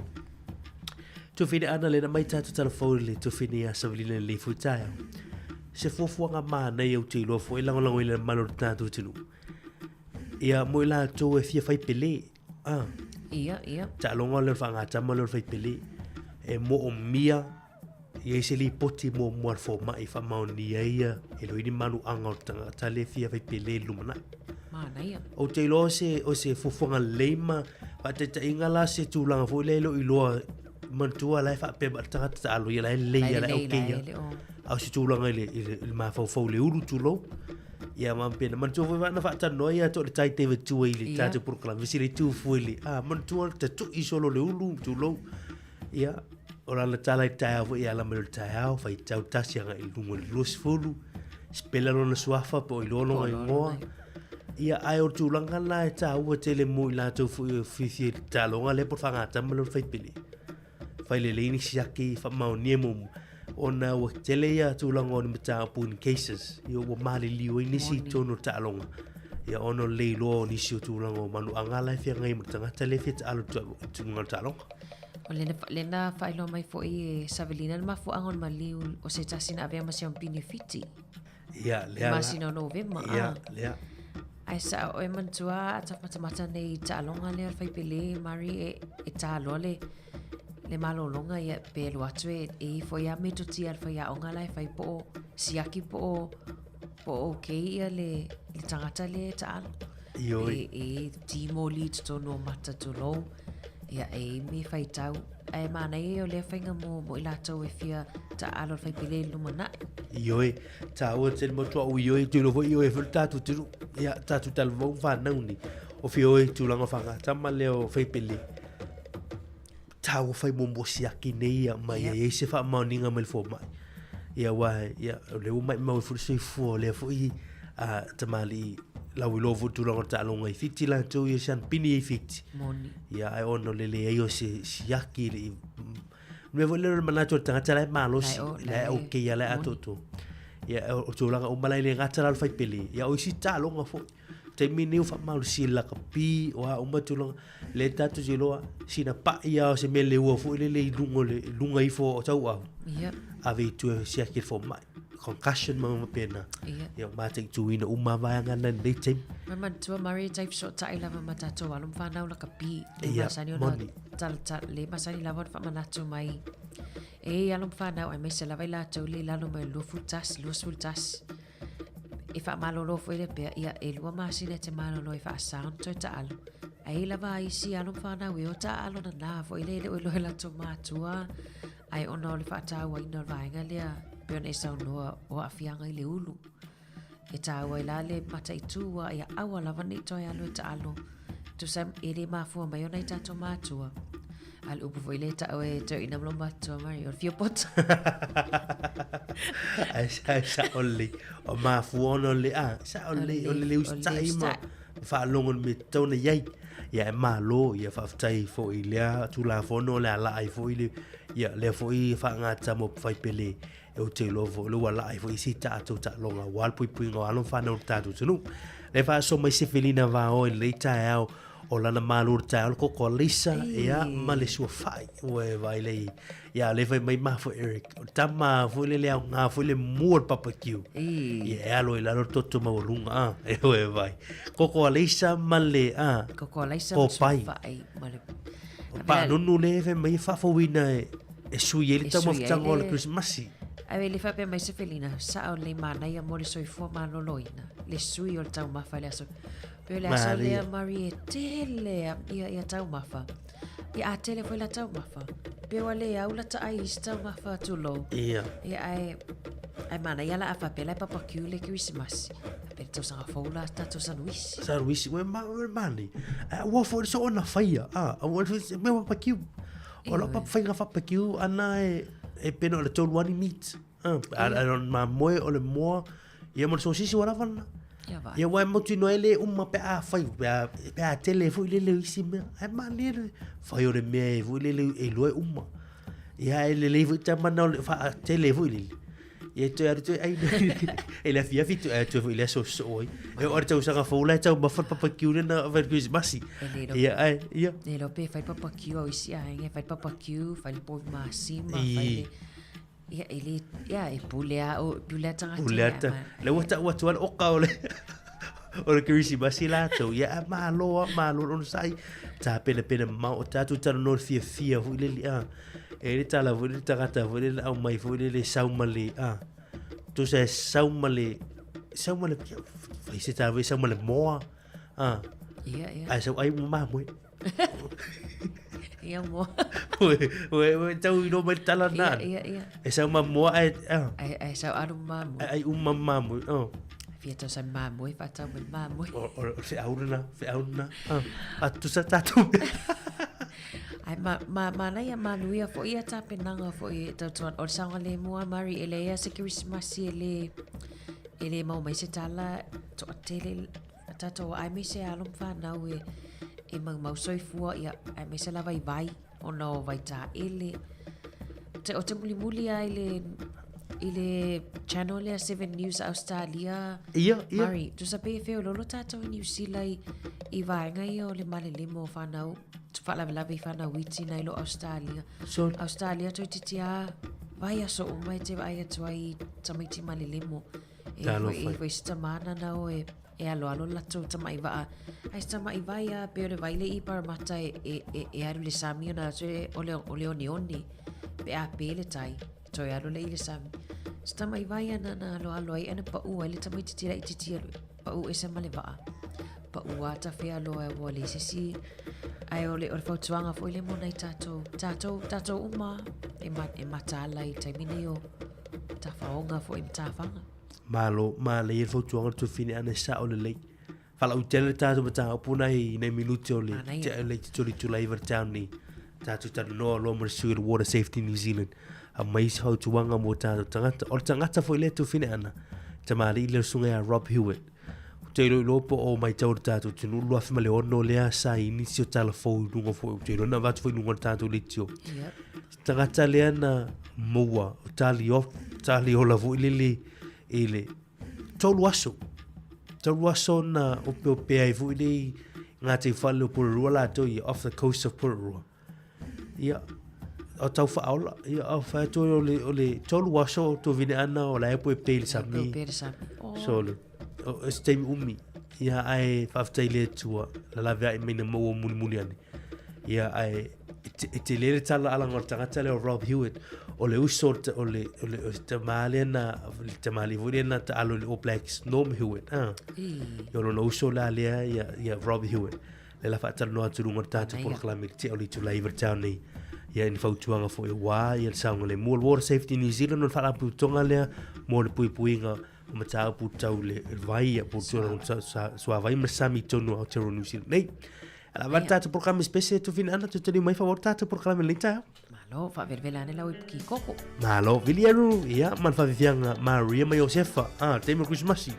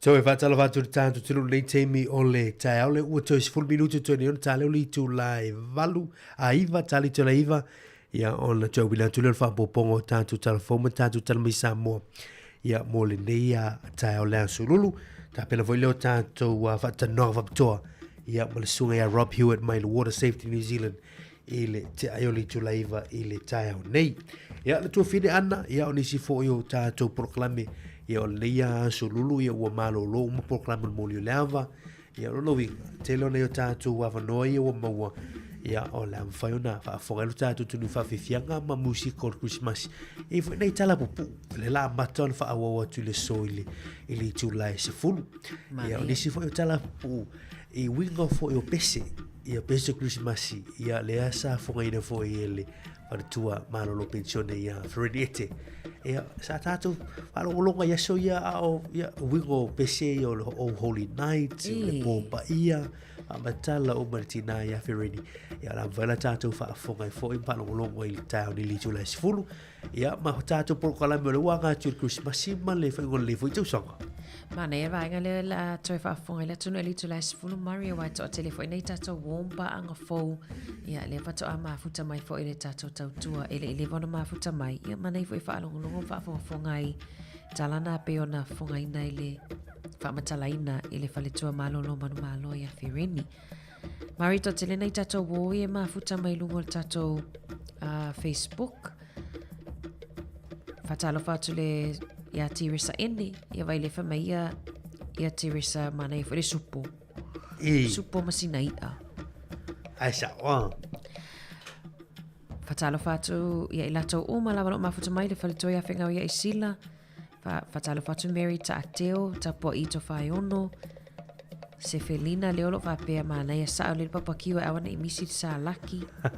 o le supo masina ia pe fa peona fa so mai tirisa inni falito ia tusa ituale pese futa mai loa hat malo atal fatia Chris Charles le mafuta mai perise fale tulu le mafuta mai late mon tao good morning atal fat for ya Ferretti malolo aso valu tau fao malo se fo brubia atal fat for ya Chad Batangi le mafuta mai late mon tao le mafuta mai lugar na Korea ia tele ona o kai aru te mili fa buida buga tia le mafuta mai late mon tao Good morning fatala fatu fo ia Rini Weta ma lor sui fo manuia fatala fatu ia Joe Sauvao o kalango ia Sauvao di la tofa le mafuta mai su sana sua ia le sunga lango ia le wanai Samuel mai ma lole sa le tao su lesa fawolo le mafuta mai le timur tao Io e fatala fatu vai malu le afa po le afa ia Robert Peterson io e fatalo fatu tina Susana na mafuta mai Sāmoa tu ua fo ia onga ia malola fa fo ile nga lulu nei tausanga ina tato fa ia onga mari ele fa ngofie fo ia nga luenga sa fia ngai mai lato nei tausanga nei fa ia onga nei New Zealand le ngata leo fa ia onga i Sāmoa sa tele na fetutu na fo ila to times tables ono o le chogam le fa Sāmoa pole fono ata ita e malo ta pulenga tatu mai tau ile pewa leva na umala toka bla toi ya ma lofo malo Sāmoa me se ya tatu fia o ngama ma onga il fisu e ingo te mini ya ma te mo tu enga fa urtu sang ya ai wa wa tu ya na tolonga le ma tu langa mo alo fa na ya il fa gon le fitu sang ma le fo ya tu lango fa unga ya me se fo ya longa tongi ya lesa mata tu fo i so tatu tu Sāmoa il fa gon le tu sanga tu fine ana le mai tatu telefon le tao so le ini si o la to fa sia ile si tanga o le tu so o le minimum wage ya le tongi amata le fa pe o fa si ngale na matwala titia talo manita si va ivo fu ya talo pe ate le si tu la iva ta ne no lu ta mai tatu telefon ya di si la va nga wa ta hotel ya awa to pele to ke amat ele ma fa fa ta uli tu la vo la i Sāmoa ya malatu Pacific ya fa tu foi la ya Australia la to ya o te sila fu te loi le ba fu ang vo lo anga i fu fa fu to te lo ta te ni sila la to ya le lavo fo ba le lavo ta ta so fu ba pena ia ai o tasi le tu o le tu. La so mo a perila le ole a si ai le tongi a mata i luas fu tolu tala 5 sene. Ia le fa pe o lo fa se alto tele ia o sisi tanga pito sino na pa u le atalu mai le afe iwa se lau iwa se fulu. Te rola mau ni stato fa soa tala fo ile laina ia pe tala fo ile mano fa so mai lunga Facebook ma le YouTube. Pe a mo tato tala fo le iwa.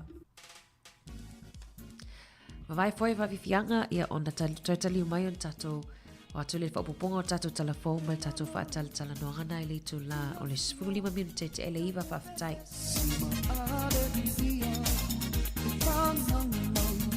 Yesu, ile taupo o Maria, le whaaola o tangata, totongia tatonua ngasala, kirisimasi, fia fia, and happy new year. Shala la la la, pa'amanuia le kirisimasi. Wow, feel my ole tupu ole rangi.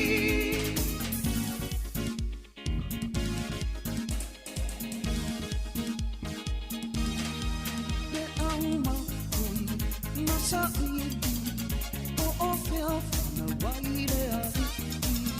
Le petu pupula sulugia ole la lola mi uma. Erota na pesi o feo fana waile ari ia teia pepelo ia fasio tile mesia shala la la la pa amanui ale kirisimasi wa fio mai ole tupu ole rangi.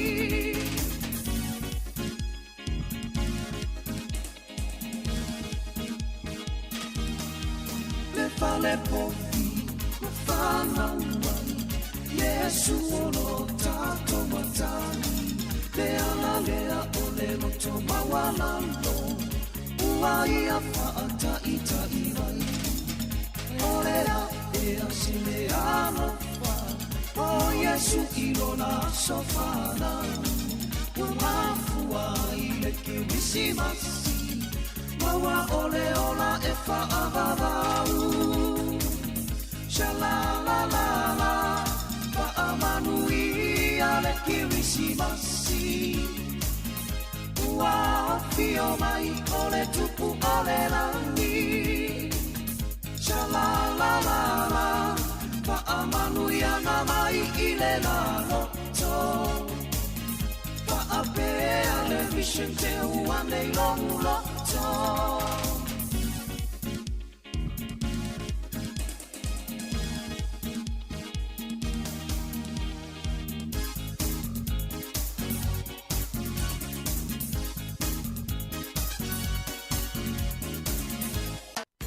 Manuel Egerisi Masi, Male Tau Sangafo, Si Ufufunga, Ole Lamua.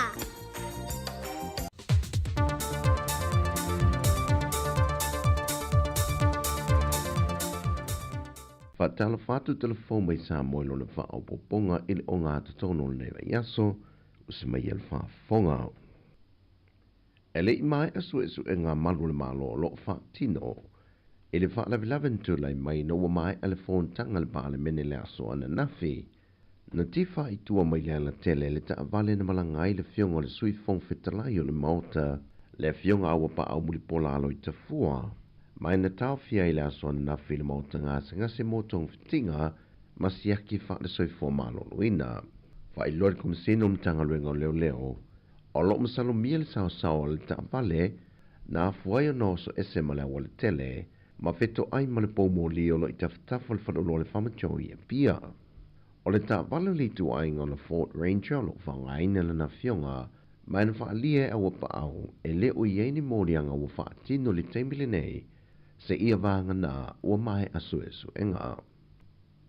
Whatu a mau se hawa noe tali mai ei le fionga e le minister le whaamsinonga le fionga matamua se umanu wasanti pulu whana e whaate tau le mata au polo a nginga I lunga upenga te whailangi ma watu fsilingi hai foi le autu stala le fionga le fong fetalai o le parlemene.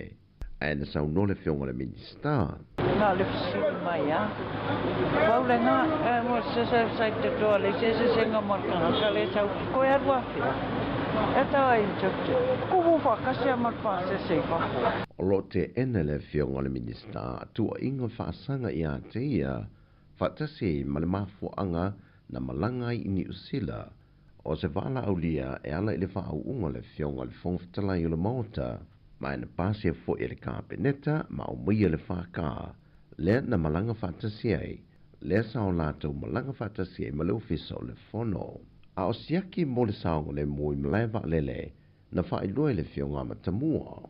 Langa ma oso le VIP. Our normal process. O se whanonga le fionga le tamaita e minister, e manatu ia o inei Sāmoa le amata mei tua inga, a o New Zealand no lātou whaatino ina siaki ia mai mlewa lele, mai o lona manatu e leo malama lama le li tangata Sāmoa i le mea tonu na tupo e la lātou malanga. Wa te tala loa i e le vai aso nei, le no whanga fau, le fale su e toto, e le fale mai te le unu totua, whaafsanga i ma le vaenga sa iei le fale tala vai mua. O le polo ke te fau, o whao popo atu iei mata vale vans fau e tolu, e fsoswani iei i le ngā wenga, o se vaenga o fsoswani whala popitonga mo Sāmoa, le watu inatu mo le soifua malo loina. Sau no le fionga le minister so i forma loloina, le fionga valasi lua pito whanua tā fito sele, e te tala loa ino le fo i vai o toe whaale leo so i forma loloina, o le auwa autu, ia si tia ele au unanga lau tele, mō tangata o lo tātou tino. Ua whaalia manino le ofisa sili o le so i forma loloina, le fionga ai ono Dr. Alec Roma, e nā tele i sainina, e nā tele silufi ina foi, le whaatisi langa na tuina i lunga o pengta wha i lange so i fo maloroina, i teimi o whaatu langa e whaia i siaki mō ngā se ngase tau sa vali, e mai le valu i le tae au i le valu i le pō. O tu atu o iei tu la, o le a whaase ea ne ai ngā se ngase uma, e whaia siaki i le vaenga au tō wha iei ngā se ngase tinga ina.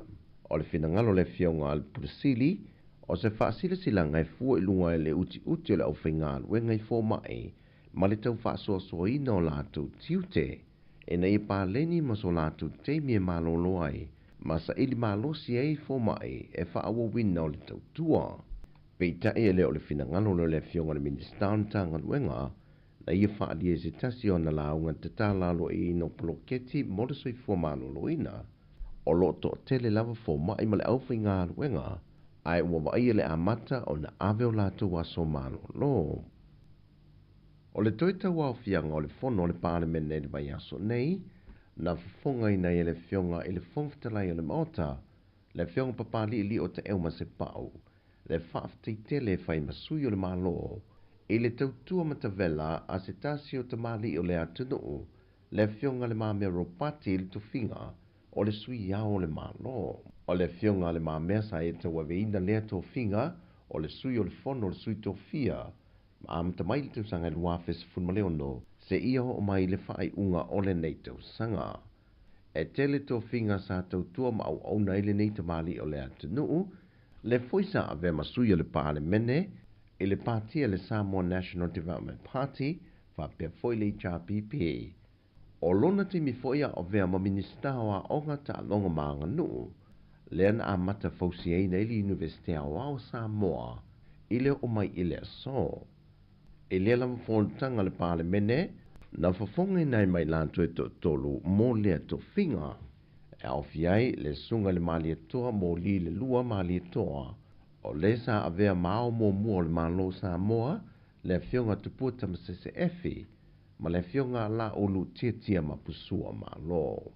Ma o ia to whinga fau, o le a amata wha maluina e le tausanga fau iaian, wari. O tala fau ia mō le nei fo iaso, wha manuia le toi fo whanga la iaiso tātou tanu, wha soi fo ia.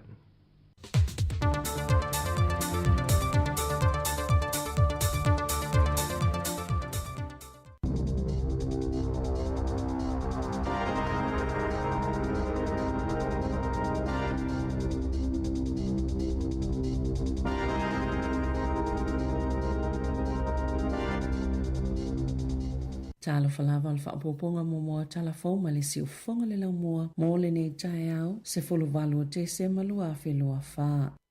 E o mai le tae au ana leila ua o atu i le toa se fulu wha tangata ua wha maonia ua maali liu mai le maafui e fitu tesi ma le tolulo na maalosi i Port Vila i Vanuatu ma le toa se launa tonga fiti al fale mai ona o manuanga sa wha awau mai lava i le poana po ngā luenga la veai mo tangata na tau mia i fale na solo failalo ona o le maafui e na wha alia le pale mia o Vanuatu Charlotte Salwai. Waloa ia le ia le poloa inga o whaalavlav whaafua se i mō Vanuatu ma ua tāpunia no fuanga ia ua pito sile o nā awhia e ua mo'mia ina vave se feso soani whaavao malo na whaalia le ofisa mō malo au whaatasi o le Coordination of Humanitarian Affairs. Pea mali to se lau sifulo no awhi tangata na awhia i le mafui e o lo lulu pea ni mafui e la i tipo aftershocks. Talo mai le mafui e fitu tesi mali tolu na lulu ina i le atunu i le awauli o le asolua pea na liputi le ABC na whaatonuina tangata ino no fui no whanga tūla lata i le sami ina ia ngai ini no whanga mawalulunga au whanga soloi ngā luenga la vea i mai loilonga i tūlanga o mea ua whaaleanga ina mai le mafui e i li poti na whao o ana i le leitio New Sila i le asoana nafi sa ta ua inisio fale na male pelepe masolo whailalo e au fie mani fale na matua wha mafolofola i le mafui e le nei e le manato sa i lava tangata i tutono o le tele lava ofisota inga mo Vanuatu ua moto sia e 5 kilomita le loloto na lulu ai le mafui e masafa amatalaina e whaapea na malosi maumi sale ia i se lapata inga mo se tsunami mo New Sila peo na ta uele nima sale ia i fo ini nganu maululunga na afua mayai o le official high commissioner New Sila i Port Vila se tase o fale na matua aunga mea na whaaleanga ina mai le mafui e pei ona lipati ai e iei whaatasi mo official amepasa Amerika falani ma Peritania i to fast fulu 5 tangata New Sila o lo le stala e whaapea o lo i Vanuatu le taimi nei peo na whaalia le mtanga alwenga o le vai fafo o lo iei fo i le telefoni ala konisula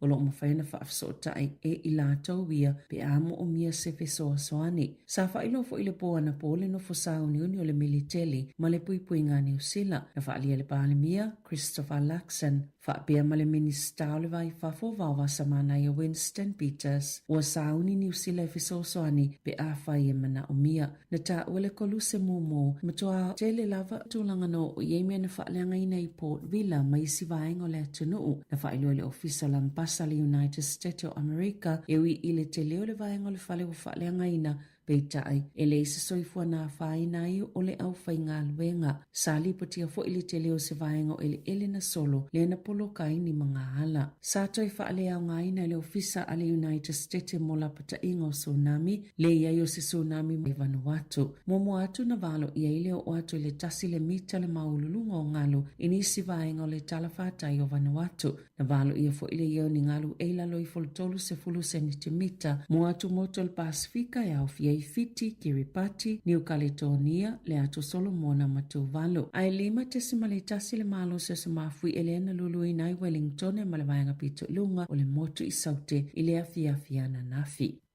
Na whaalia se tangata Vanuatu e whaingaluenga whaavaitai mi New Sila, lona popole mo lona ainga o no nofo i se tasi o motu i Vanuatu, ona ole mafui e malo se fitu tesimali tolu lea na lulu i le awaulia na nafi, na ta ua ilea tamai le leite o New Sila, ile mana oi whailoa o ia, ai eto a whala na whana umalo na to olua, o lo whaatali mai Vanuatu, na sao lato fia ngai fo imani a wha se lua i le tau sanga taluai. Sa mawhaiona lafu i tangata whaingaluenga whaavaitai mi New Sila, ni pusa ulua sa iei fiso soani mō lātou ainga ina ua mai aia whaalavlave ti tele whaale nātura na whaalia i li poti na whaao o atu i le leite o New Sila Pasifika o lo whaanga solo tala noanga ina ia mawhaiona whaise fuafuanga whaapea mō Vanuatu ona ole mafui e.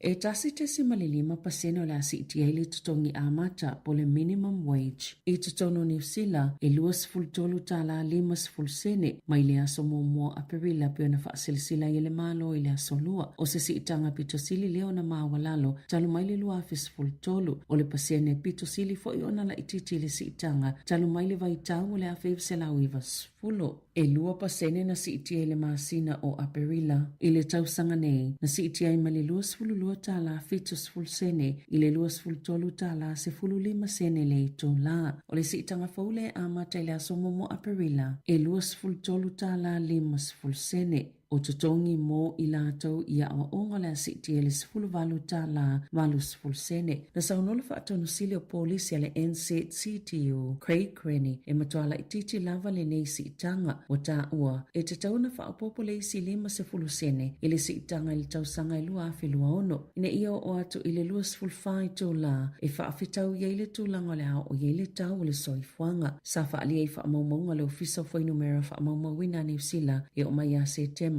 e tolu te sima le valu pasene na si iti ai tutongi o malava. Ua wha amu e te i le malo i le ngata i tutonu le pale mene ma whafo atu. Ma ua fasilinga fo isa wha ala potonga e tū mo le au whai la fonga. Wha atūlanga ngā fōa le malo. Ina u wha ilo le tūlanga la tamai o yei tupe le malo. E te lese pa ua tupe maua mai la fonga. Joe mawalunga atu tupe wha alu ma ua wha awa wai. Ona sili atu tupe wha alu mai tupe maua i le paketi. Wa si itia mawalunga atu na ilo le tūlanga na fuafuaina le paketi po le tala wha atatau autua le tupe. Mai le o fuafuaina se tupe whaasili. I le pili o tae o atu i le lua whelua valu lua whelua iwa. I lalo o fuafuanga masani o tupe ale malo. Wa whaatitele ina le whaale e tono le tūlanga o yei tupe le malo. Se fulu tolu piliona tala ua pa ua i tupe maua mai la fonga i le pili o tae whaatau sanga. Mua mua o le i whaeloa whaalawa i tele. Le tala o le tupe. Le half-year economic and fiscal update i le asolua. Na sānoa i le pahalimia Christopher Laxon i le morning report. I whaapea sa i pia le tau maunga le malo ina i toi fo i lava i le maua ni tupe whaasili. Ona o leana pasi mai i la lato whainga malo. Ni tūlanga whainga tā tele. Aina whaalia le Council of Trade Unions. Wa whaeloa mai le seseo le tū lea ia nga i iai. Le tamau ai ngo le atunu. Mawalulunga ai tā lafu. Tele atu tupe whaalu nei lo tupe maua. Ma le tele vaenga i whaamuta i le lumanai. Ma ua mawhatia tangata whainga luenga ono polisi al malo. Ma e le o au ngā moa o te aroa pe ona Sāmoa Craig Crenny o se whaito whasinia o le tamau a inga. Ua pāsia le whaitonga whaatolo po le whaitonga mule mule o le pili i le pāle mene. Le whaana tina tieni polo ke tia le malo. O le ato la fono le ana te le aile ngulu mai lawa i le taimina ulua i fola si ai. O wha moe moe wha vave vave ei pe mita mo ngā luenga titele. O whale maa te nae. Le whaitia ina le ito ngaini polo ke tisa se lau whaase fuluiva. O au fia i le apili. Wha pe ma le malo si angai suia i pui pui ngā mole si o manga. Wha pe ma le whea ngai waitangi. Na wha alia le minister. O le Resource Management Act Reform o Chris Bishop. O le nei pili o la fsosani Italia i whaafitauli. O lo opoloka pe whaavaitu i eili o lol tamau ainga. Le ana manino i le li potel tulanga o tupe male tamau ainga i le asoana nafi. O nisi o whaasea o na ufina ngalo whaalia na fola si le pili po submissions. Na whaatapula ai ala i le whaingo se palota. Sa ese fo i fina ngalo le fonga fitalai ma le Clark. I le lisa polo ke te fia whaana tena te whaapea. I le ini whaamnia ngai mawai ma o se la asanga. E se ase au na whai se fofonga fitalai. Na whaalia le leipa. O nisi polo ke te mtoa whaina i lava le si o manga. Na fola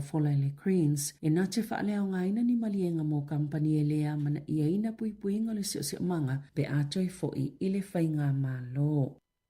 O lo whaanga solo se enga le malio se taule le ana o so whaina i porirua i le amatanga o te sema sa o atu au onanga mo ngā luenga lawe ai Kotuku Street i Elston i le waweao lea somo mo te sema mo Sean Remnant whaatolu tau sanga le matua na manu atinga ai na peitai na malio mulimuli ane le whale mai. Mo mua sa masalomia lawa le malio le taule le a peitai o le asolua le na whaeloa i leo o le ua amataloa ia le enga i le i whaieni mo liango stanga po o nisi fo i le taimi nei. Ai o lo talo sanga ina ni tangata o sila fia ni wha amtalanga i lea mata upo ina ia wha afso ta ia tulo lato o fisa. I ta alonga, o le ale whaatanga ina tangata fusele ni wha amauringa mai fō mai o ni manuanga o na toi whaipele i le lumanai. Pe o na i pula kalami o ta alonga i Fiti. Na wha alia le taitai whono le komisi o fusu anga Fiti, Ari na Ryan, e te tauna o lato wha amauti no le wha mamafa o tuunga mo le saunga le mo tangata whaipele. Au wha awa wai su enga le komisi su e. Na wha ato ina le matanga luenga o ta alonga i suva, i le mafu anga le malio se tasina vea ma Sempinia Fiti, you buy it haida, i le masi masina o Novema. Na pa ule tama fusu ina ua mai ala na fusu anga Maroon Kisu inandi le masina o Kitopa mai le toi manuia mai lawe seta o tonga na whaia na ta wena Ryan le autostala o le aula to whaatonu ina le wha o ato ni pepa mai a mata atu nei ma a whaia le a toa le se lau paseno le malosi o se tangata fusu o le ale whaatanga ina o na whaipele na mtoa whaitio ina lawa le komisi talo mai le maliu o le atama fusu. Tala fawia malisi ufonga le lau moa mo le nei tae ao.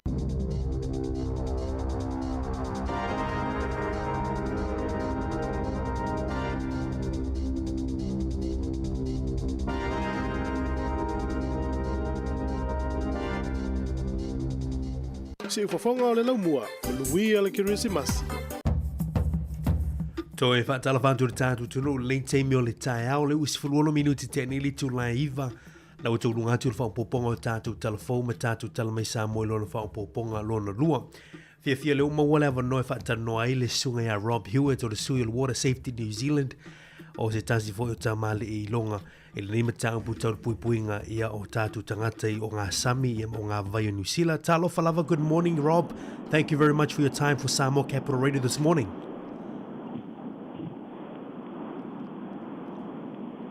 Talofa Rob. Ia, to e tau whai meri tātou por kala men leite mo tae au.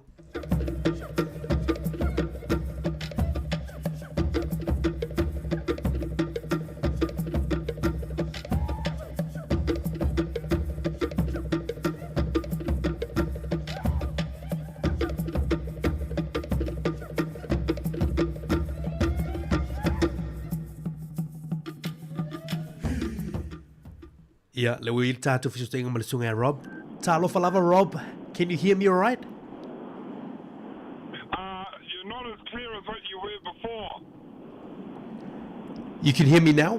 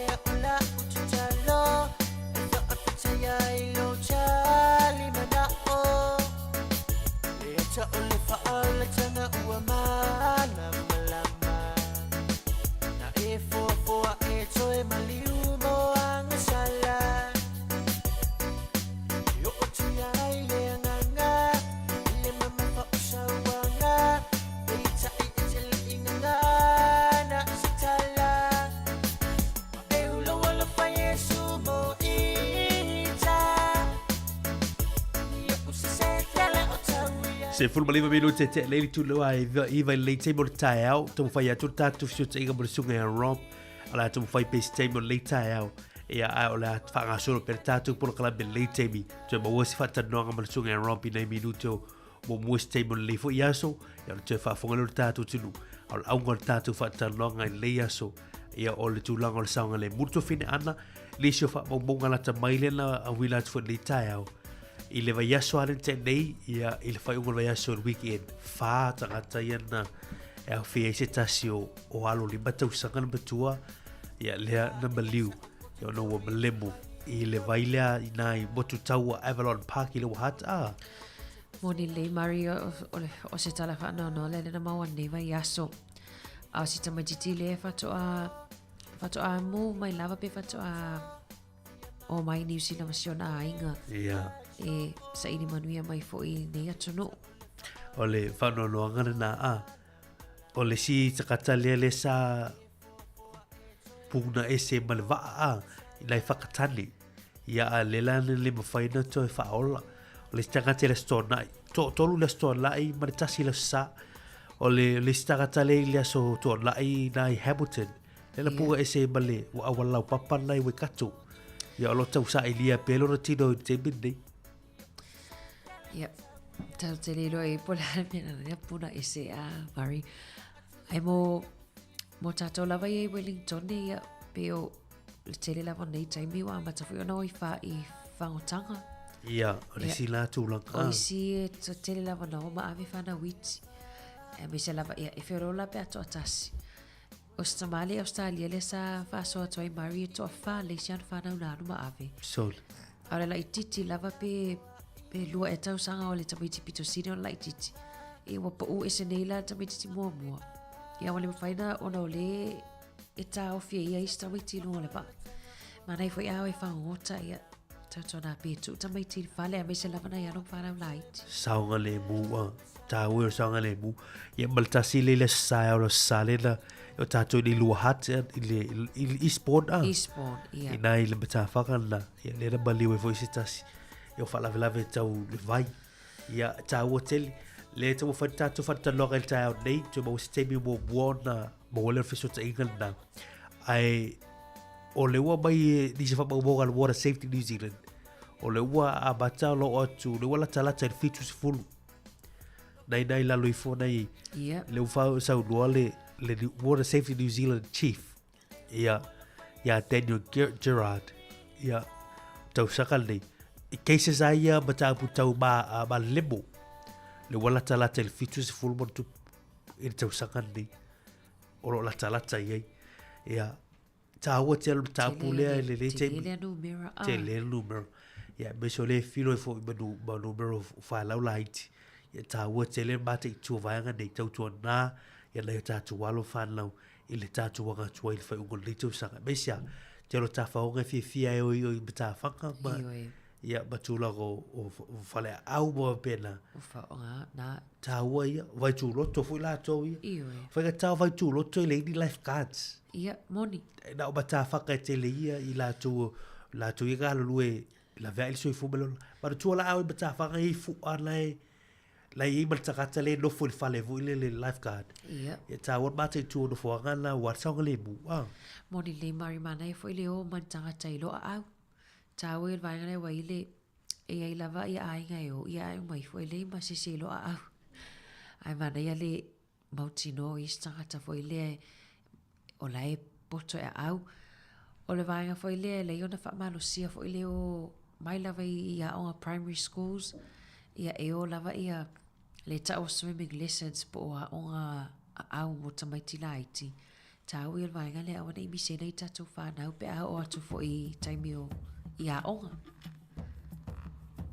e la mo le mauto fin ana le il melo le o le lo au ta o wote le mauto le bata fanga te milio puti lo po le te se furu mo tu pu e la lo to so ngai le lo au tol ta o pe mai a wa tu sala le to so e mai ya uila ilalo ya le to wa u to so fa ta ya la le ta fu le nei lo mai yo le la to la vea e fu le le au tu la fa pena e o tanga tele lo au o le me po pole mar fefi tau pero tu sape tau ya la furana e lo lor tanga tele na tau fai fiso soani tu ya tau su ele me na tau wale ma tu wala mal tau so ngale ma tu i ya fa le au ni mangili e kilan o ile le te milani o yo le alu pero le alu o le tama ia la to ile alu le le ile au timili o tu langana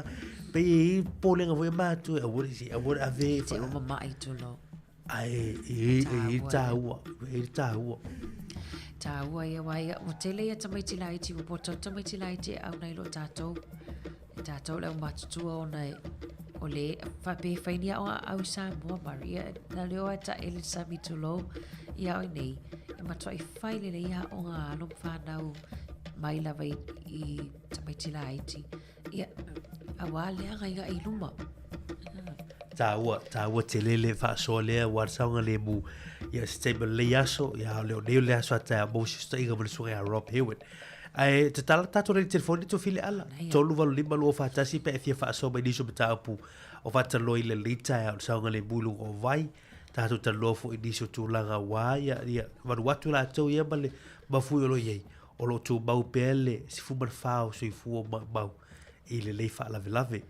Ai diso tala bisa borto fili ala le bai dei tato telefoni ta de sa jesa. Ya lu fili filia ya lu fa ato ya tu la ko so yao. Ia po le fono leo sui to fia lo tatu malo Sāmoa. Le ua filfilia ia, te filfilia ta bai ka ia tu ia tua. Tu po ta sisi efi, ia whapea fo ia le fio ngai le bali, suga le bali toa. Ia mo li lua, bali toa. Ia ma le la ulu tia mapisone mapusua. Ia. Le totoli ai sui au fo, ia peona mai tato tala fo. Tato tia vai fu le sui nga le lo fa tato fa ato le o sui dei a e o sui le fa le sui le au ba lo di so o tu la go tu ia ba ga ga fai ia o di si fu la to e o lo sao to fico o le au ba lo pe ba a ia le lo foi ga o le au lo i te bile le fio ko il ta ba ga tia ada mana ia peo le sunga ma me rapati mo alia ia o ia le sa mia fo ia le sui au le na matala na no fo inga mai a February lo a festival wono after foi sui fo tu fo le fo i te ba li o tatu tu mana ia na what's tala tato laina pe fa so mai so sem ta upu a fa pe foi le a inga wa masani le o mata fanga Christmasi fa so mai o atu langa saunga le mu il mata fanga le o masani o tau fa pe e lava tanga tau lana ia nganwenga o leo mata mai ti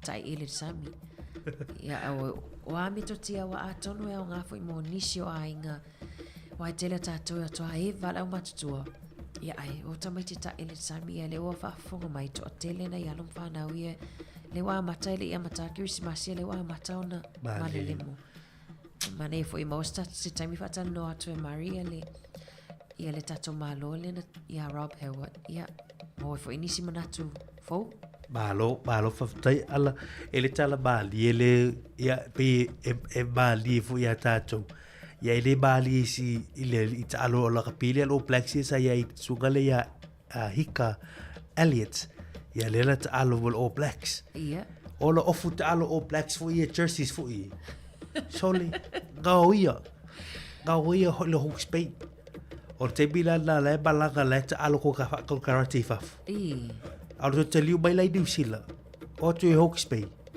il bat fai tu le Hawke's Bay i la lai toru la storage units le la te u mai ona bea to tino i la pusa da ye la off soli gauia tagat le saulu ko le to diusila tau dei le bo bai o fili market Australia le fa tau bai ofu ta alo a suga ya hika Elliot we ai po ta fa to wale wa fa tau le bo bai Australia le la to to fa fo i bai le wo fa da to per tala fia na le la ma fai ona to fa fo i mai ia ile ana ia hika ia na ia jersey la kapi va to ba be so to bai Hawke's Bay ave Australia fa to Australia so le fili market ya te lo mari mandi non vai ngale na o Australia we vai so di o te ofo le o yo ona ofu ia ta alo le Hurricanes and like teams New Zealand o lona ofu le ta alo le All Blacks New Zealand Maori All Blacks under 21s o le ofu le ta alo le final luafe ma le lima le APC sole we vai ole o ana ta alo ngai ana ta alo ai fa va malo male va o leki ma ai lani e lani Wallabies or Chiefs ole Irish Lions in lof fitu soli o wel toi tele ala fa pe we ta ole le o fu ta si pe lo vai tele ai le vol ta toi Australia va fo mai so le fa me mo le Gold Coast le fa ta le Gold Coast we vai le via se tau na fa tau i ta di so ila totu we vai o tau ia o de dai bi te lo vui vai foi dei table ma to le ta fa fa so lo na ia le ila to bai te tu me o fale vui be sa fale le tu fu vo le o ba lo ia vai le lo ka fa le ave bi to ti Boy fai la to ta fa bon bata fa ka fa to papa kiu. Ya la papa kiu I fo le si. Ala papa kiu le sta ka te tu la o to tindo la tu ba te tu te bi de wole te boy le ka bala bi la ka te bi. Tu wa I o le soi fo tuanga na tai ni mar. Malia. Ta tuana fo ia fale ia loka awane I fale tonu in vai ngale e le tala fo ba tanga la va vea pe o New Zealand Hero Murray to say it I vale I fo ia le sino matua tono na fale ala tolo tanga tala e to nga o ia Jodi ai o mo fo ba ngalo na local fa to olo na fale ale ai fe so fa ale tanga tali e ave mea nga sino matua tono o vai le ta ua tele vai to le vai bilo ia to lo ulo mala u vai to le lo ki poki o meu umana e lu morte mele wale fatu seina po abea so ta ua tele wa fa manato tai au Malia fa ver vela ni la u puti ta si fonga la mo la vai foi mari sta twa fianga la solo nei la so sfulu valu o masina o te sema allo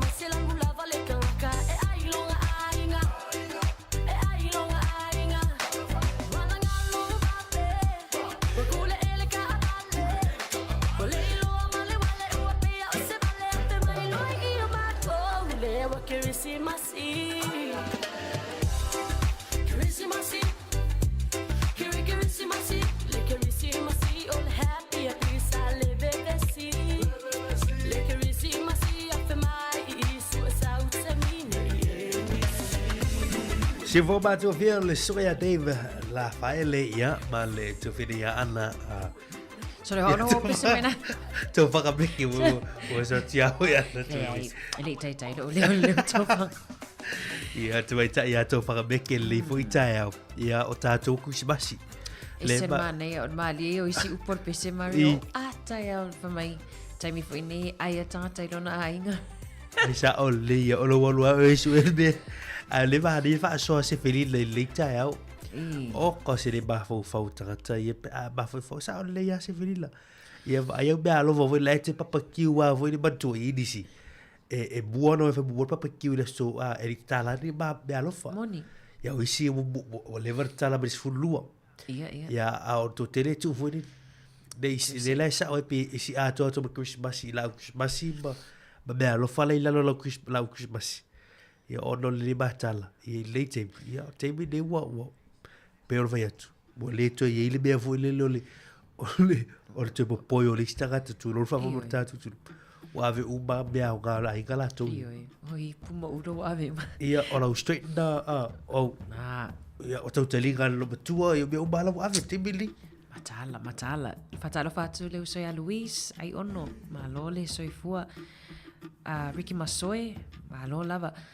Ia vai le fape mai ia Sefelina.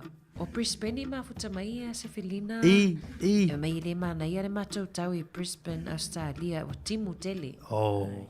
Toi mai le mana ia matou.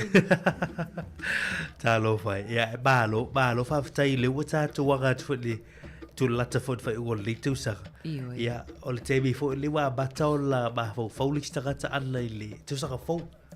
Ia o ali suinga o no fai tu sa fo vuile. Ia bara tu o le sta ta la o le pina fa fu o sa na poka la be vuile.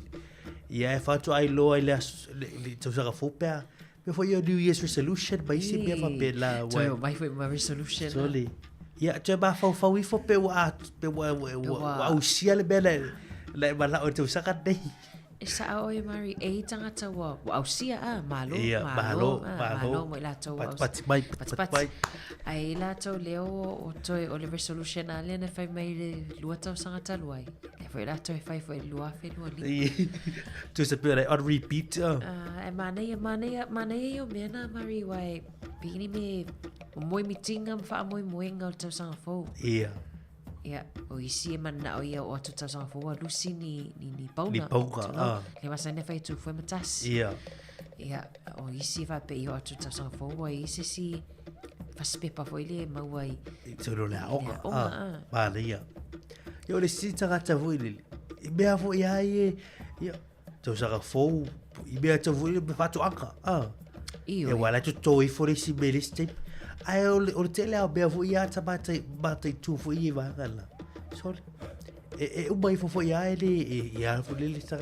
pe se be fo le vo fai ia so da fai vidi ia ai bortu o be tu sa ka versa vali gala tu ia au gala fai be tu ai i bella le tu la ia sorta sa ana a fai le o mai le la ta tu ia tu sa ka fo ana tiri fa ti do ina ia patro te bidi tu sape wa va ya so to ri o adesso fitua sur Christmas ia ona to sul file ile to so fo mondi we vai ia o tu le astol tasia le we fa pe ua ausia ia fa moenga nei to sang ia o lo sai foi pe ia por tu o si beo batati a ba lo te e fa ia sina ubi mondi ia o bea fo ia da i lo ai fai da fai ai te di bala ai fai ia la e lau ga fe na resolution ba ia po sau bea fai da fai ti na ai ga le fai o ta bai ti na ai ia to saka dei o la fa pe la live ai to ti na ai le ma si sui go ta ta ana fai bai dei de pro bisi ma ta ko tu saka la fa pe mai promisi mai ia ale fati dollar table dei ma rule to su fa so di ta tu so pia to so fo tele foi ta wa to ma so ma resolution to so tele resolution we tele resolution la wo e tele resolution i vai e tele resolution i au cielo bela la faia mai di pese o yai e balo lo sai le wa fai wi fika luenga ia wadi galo ia o tu lang fo edition galo e fa wo wa te ro galo fo mai fa le mai la to ba wo lang pe la spaghetti ia ai odisi le balolo ia bo le balolo kan le ia bainga o le is tu lang fo le fa lo tu i fa la vela tu po ba ia moni ai e wa disi no le aso Christmas si bertau sa foi malolo ai Ia, sa. ai fa nga fa so la toa o disi company luva ya so le malolo ai Ia. e pe Lua tolu tu abata ia au fa la witi pe na e bafa Ia ile tama ia le fatu ato ea. Ea le February fa toa te foi ia por fai go foi January Ia, o tele fo ia nei mātua o whitutu na i taimi whainga luenga. Ia, ona le watu ua ia alom whanau. Ia, pēlai mānei ai le umaunga luenga a nisio mātua i le piriota lea. Ia, e whetau i le male nofo nei whanau. Ia, o mātou ia Maria o tinga haina fo le whale o nena papa ni weita.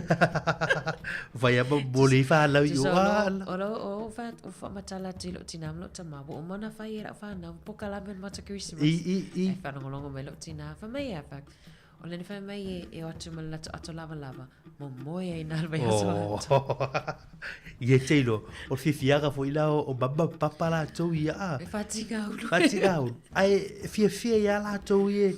E se fo ia le bafutaka fa ba tu fa lau Pisa o roto pe e ala lo fatele ia e si le lo fo o batua ia le grandparents i lo la tu fa lau e fato le wa tele fo ina o ia tamaitina i lato matua matutua a me se fo i mari ainga fo ile ia le tina matua pol tama matua fo ile no fo le fale e tapua ai fo ia e tele na mai ia i tamaiti e oe fai fe awa lom tua ma to ina e le ole ai me ai tono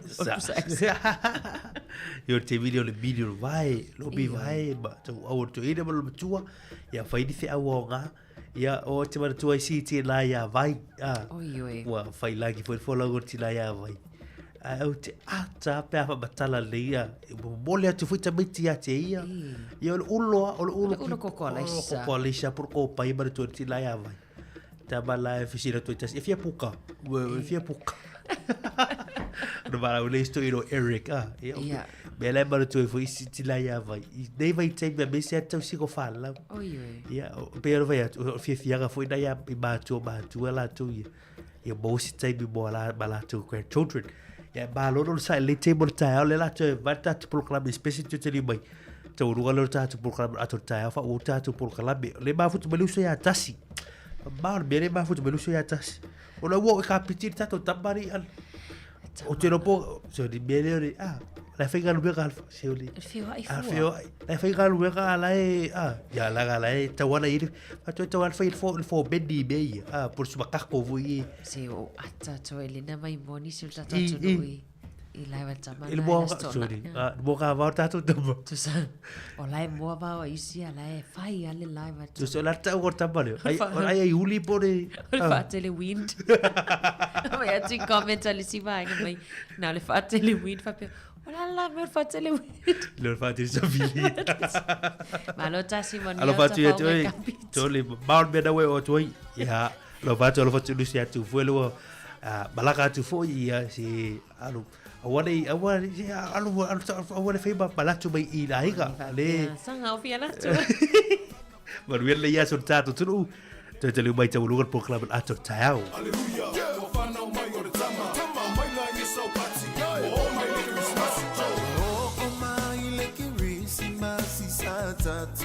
Atali uina ese la ngona o tangata uma ole lalo langi ai o te pi ia ma i le tala o le fa o la tanga ole aso na malo ia ole apa na o le tama se aleluia osana o tau no ubalo ana se malingi ai le mata le no foa no fa atawa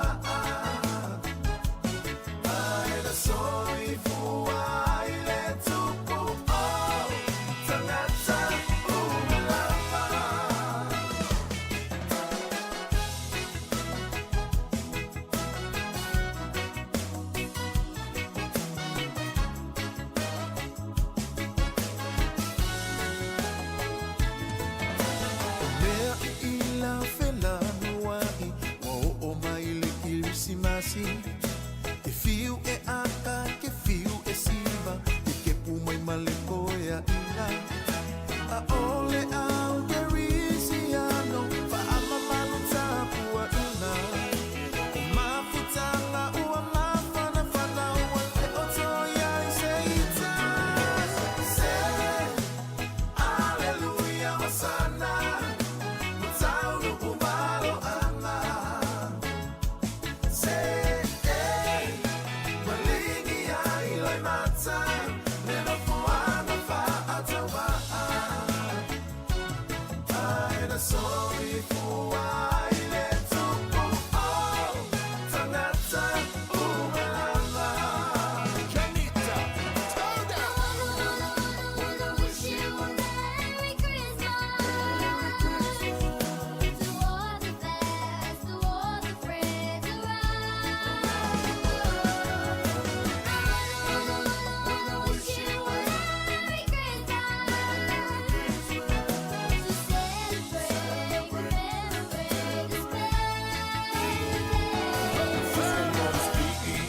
this for time of the year, Island Christmas, lots of good cheer. All of the children opening their presents, Mama and Papa sharing a kiss. A photo of a lima will never be amiss. Everyone dancing and singing. All of my people from up here to Oakland, North and the South, they're singing aloud. I wanna At Macca's, choice comes in chocolate.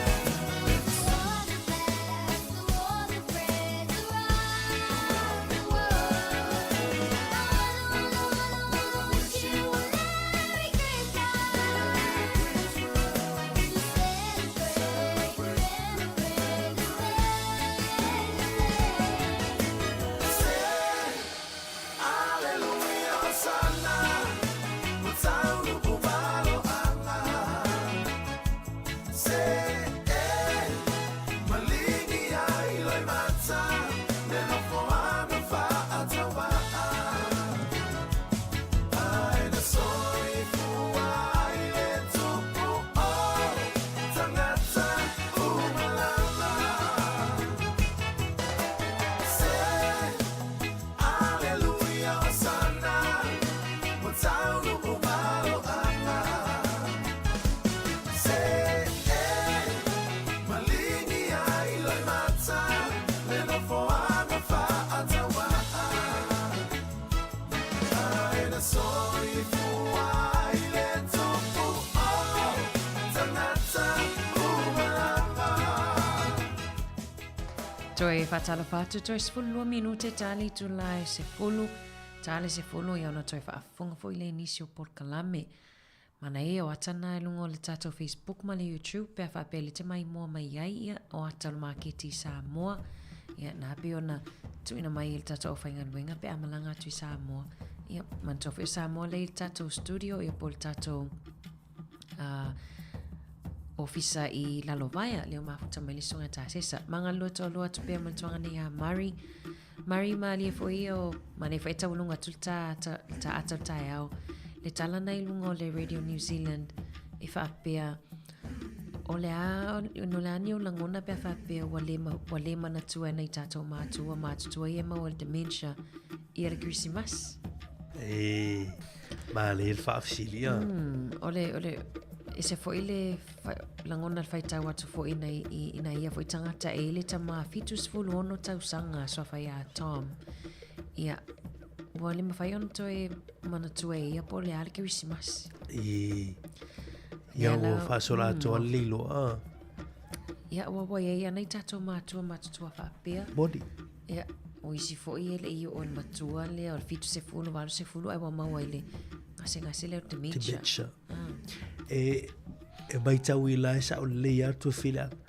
ia o tatua ia galuega ia mo tatu matua ia wo o te tulang ia o lo sa ia o fu ia le ia ai te fai lo ia la tu tulang o be fai te mo fai pe ai fai be ai mo pe la fatala no fa bala boy te lo fu ia e be fai la triggers fu le fai la te bala tu ai te gata e vai foi inisio te lo ata ilungo Facebook mo YouTube so e awala fai la te bala tu te gata ia ele umi fo ia ia te fo ile be ia ai pe o tu ilo o fale la tu ia po mo li Christmas o la Christmas be la e fai le pe o se be la loka i tu ba fo ia ai au gal tu fa mana tu me bena e tu te tala mai tu mana tu mai disho vai kana tele fo o nei tato tangata matu e maweli na singa silia ia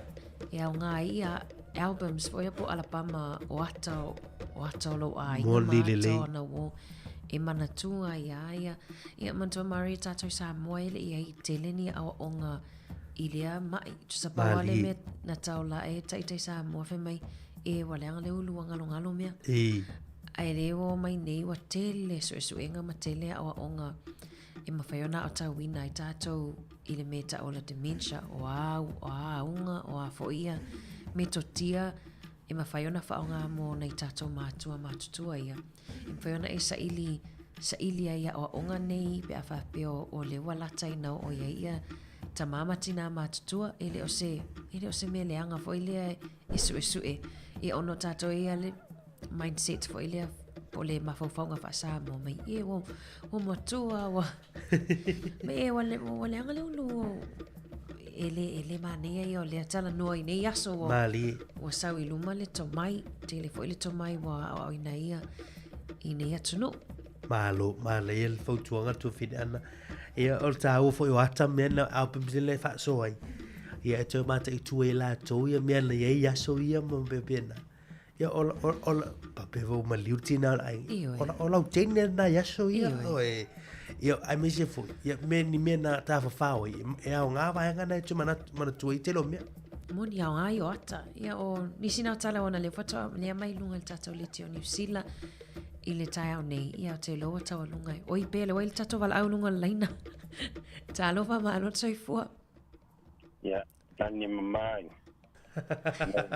Yonga i fatua ia mai se le sunga de dia o faudionio malo soifua le vo le lua soli o le we tau no mai fanua po naiti Australia le wo kaungu mai o soli ma ia malo mala malvia malo selo tamalanga malo faftai malo wow amen ni tai ia lo manwia lava faftai vanele sau noanga malo yeleli sa longo foi ma ia o ka ku fa i foi ngai vai ka o so fuanga moni lava le porkalame pe ona ia tulanga i matua mali ia wa ovara watu no le tulanga pe ona o ia i Australia i Siotina mali ile todo vai aso por lo vai aso le no ia ola nga luenga na sa fai Siotina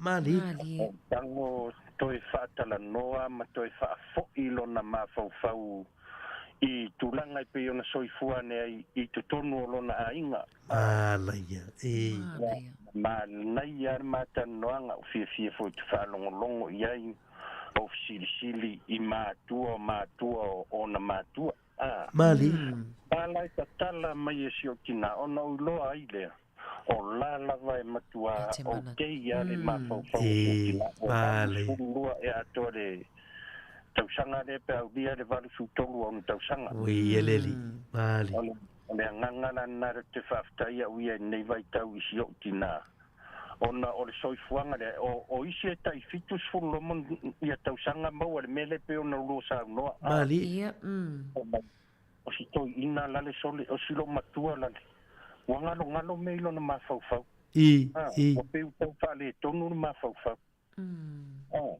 e sa o yo lua e ave ye me o tusi fo ye faitau wa o sio tina ye la utar moni lava e sa fa ya lana tus pa ya so mali pe yo mena la matala ya na ya mafau mani e se me ngalo e faitau fo le mau tus pa ia tau loto mai lava ia pe o tulanga na o fifia lo fa longo atu o le au nga fo na ta to fa na ali mai lava o fa na E o ta alo e o fia foi lele.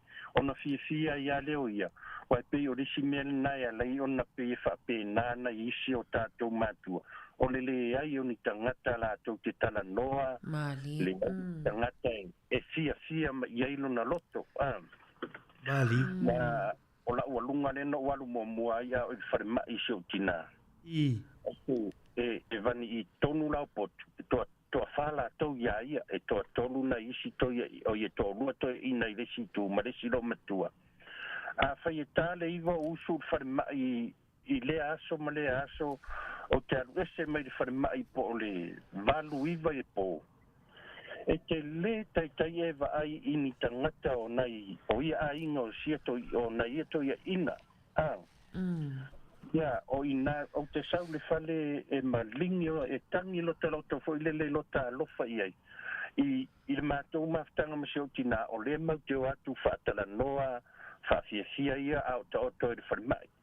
Au na meito ia ina. Se i longa o taimi alua to i le fo mai tu lou o le asui pe whainuan whala au, pe avatulan ti, avatulan a lanchu, ia whatoa nofo mai lunga. Ia, na lea na o sina 10 minute maloloa ia to te oto. Mali. O ina lea lei ona o iloa ia, ea lei ona whapena le tele o na isi tangata. Mali. Ai o nisi e wheso ta i foi lele. Ia matata noa ia e matala ia lona mawhau lea taimi malea. Moli lele. O kuina o la taita na whaaso atu. Mali. Nga fuila na nei vai tau o le tiwisimas. Lea la sau ne malolo. Ia a whai ua umali nei tausanga na reuso ana mori te mekira.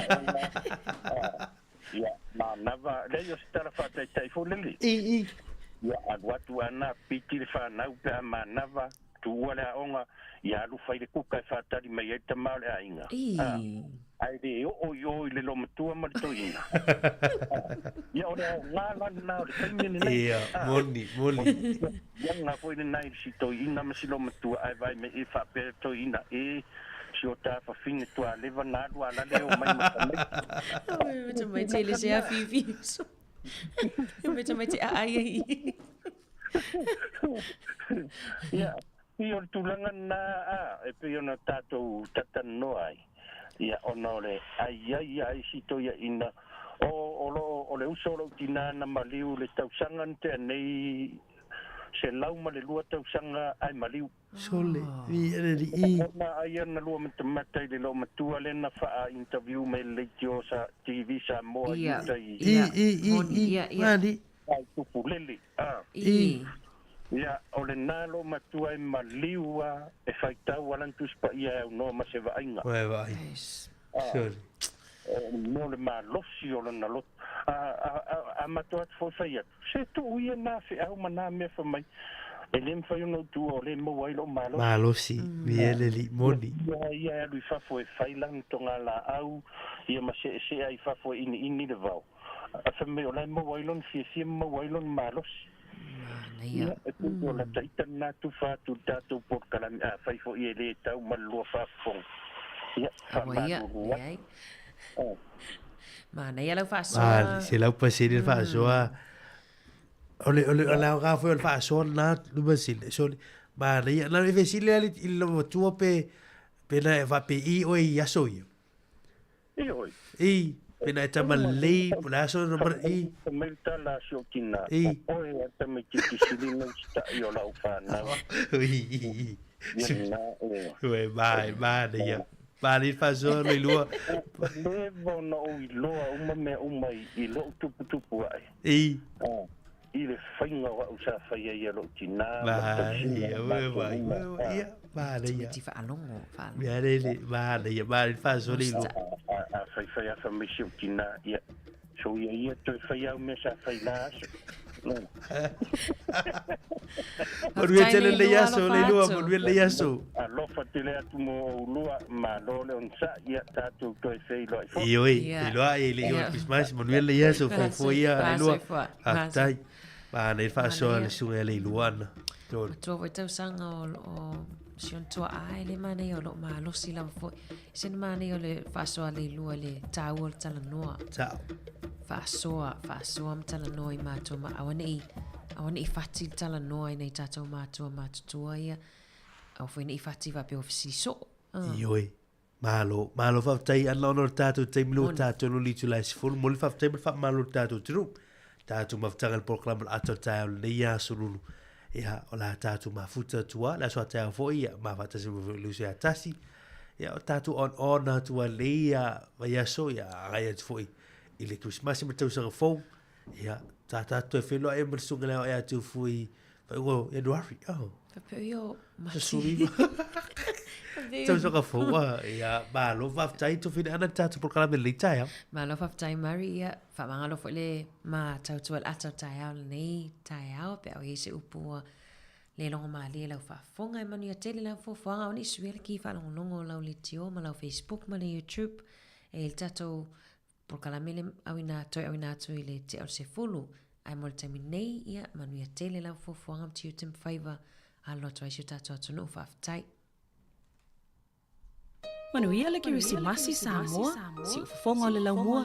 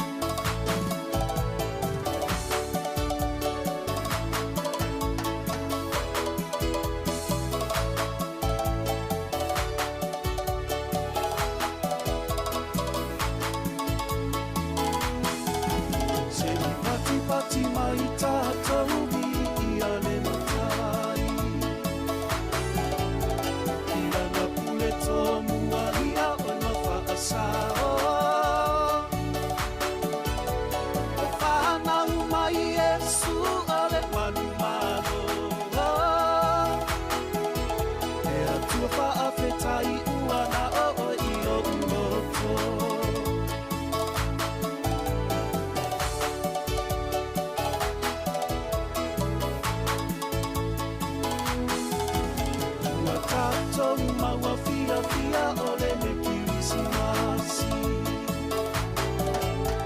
O foa I mai e le atua no na noi to atasi. O ia na te wha amalo si atu I le lano lani.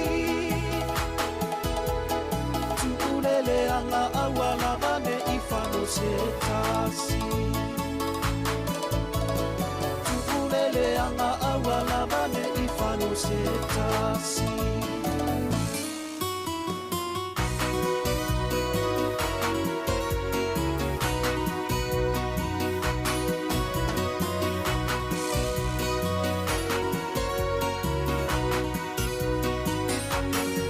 Mai mai wānu le mananga I le alasa I le tama. Na whaalami mo muli muli me fetu ta ianga. Agore tua oli mai mai fina wa ai. A he rata na tira mai me I whailoa I ai.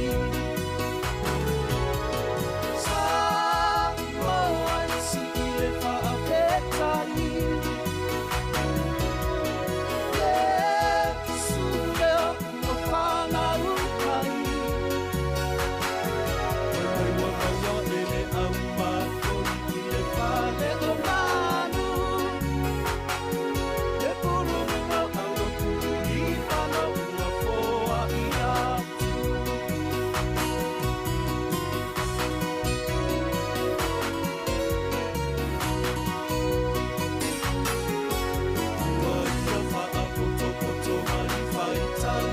Sili, kwa alongo, uaya suke matu kufesi. Uaya iloa foki ua oregia ina ohia. Le amango, ua teleha fo ilola ita. Sāmoa si I le whaapetai.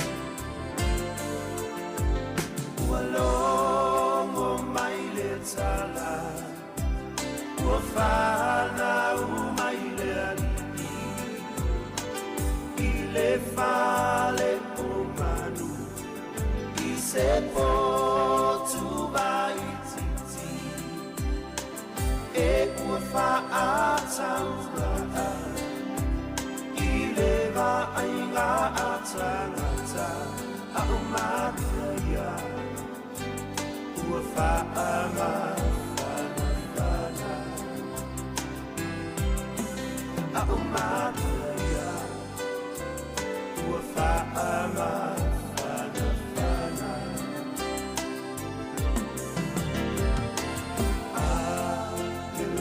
Osana Yanu Banana Wa Fio Mai Le Tama Fa Alomo Le Tala Le Tuia Le Tuia no Loto La Usavoa Ta-da-ta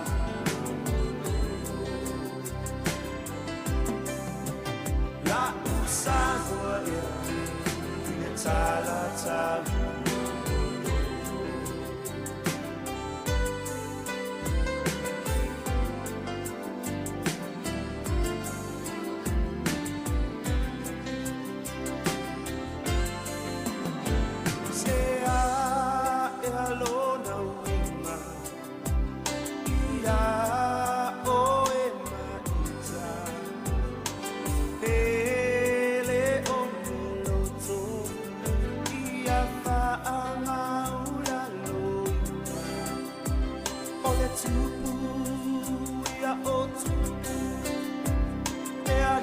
le feeling as I feel my eyes full on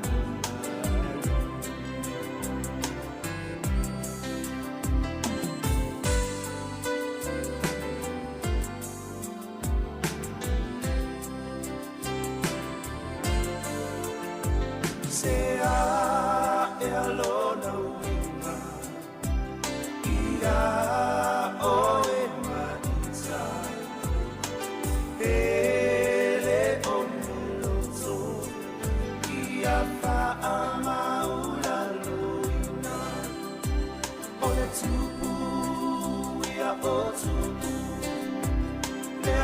Io le file as I feel my eyes full on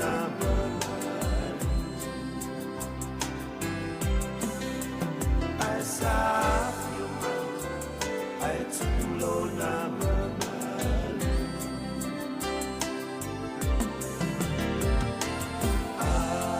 Hallelujah, Hosanna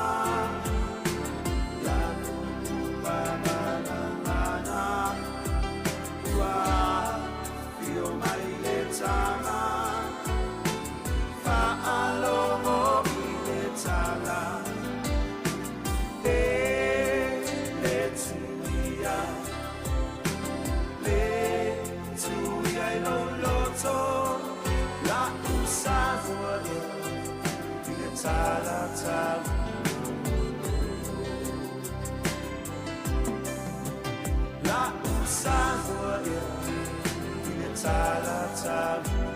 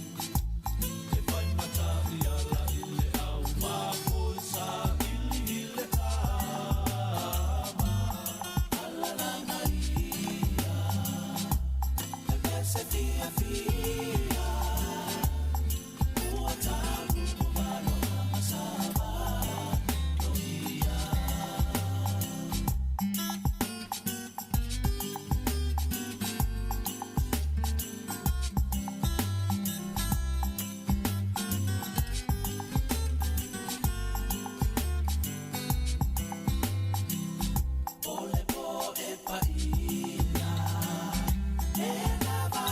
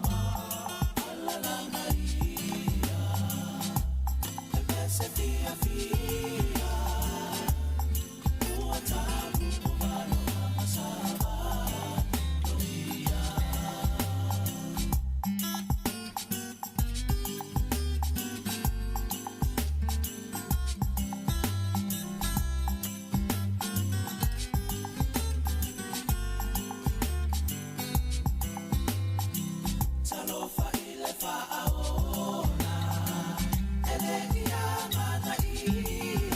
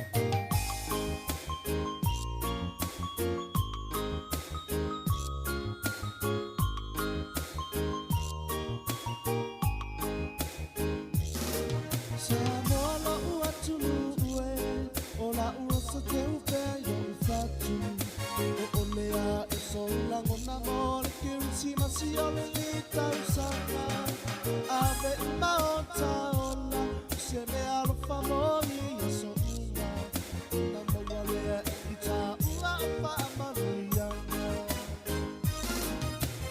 se la ia ma fa afeta ya nona la fa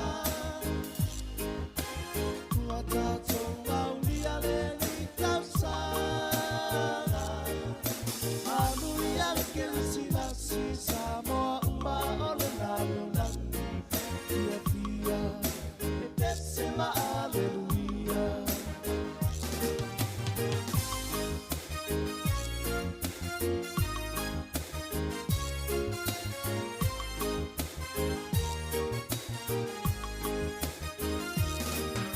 Hamu ia la vasita sio salamo moni fuli tua ile lasi Tina nama ole o nanga uso e awa e tito e fo ia Ia avele whana umai o me pepe fau e te fuli tua Ile leanga Pale mama fatu o le masana Sena ia mafa apeta ia lona lofa Ua tato waulia le li tausanga Anu ia le kirisi basi Sāmoa uma ole nalo nani Fia fia Pessima alleluia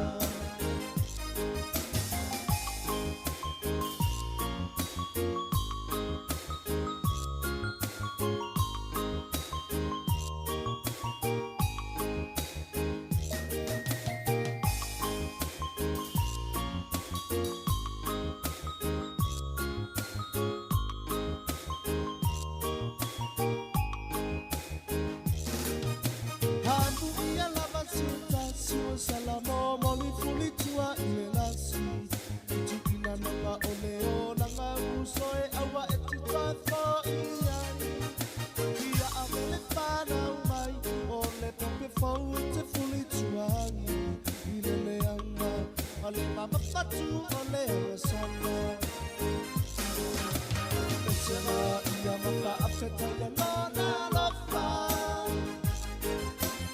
Ua tato le li tausanga Anu ia le kirisi masi Sāmoa uma ole nalo nani Fia fia e pessima alleluia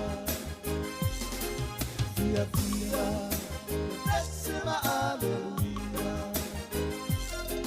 Fia fia e pessima alleluia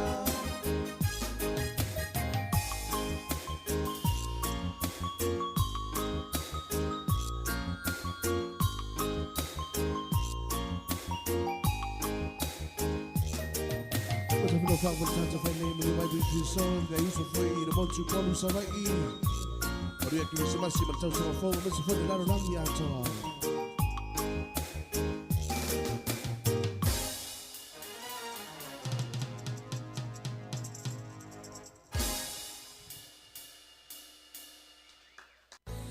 Joy to the world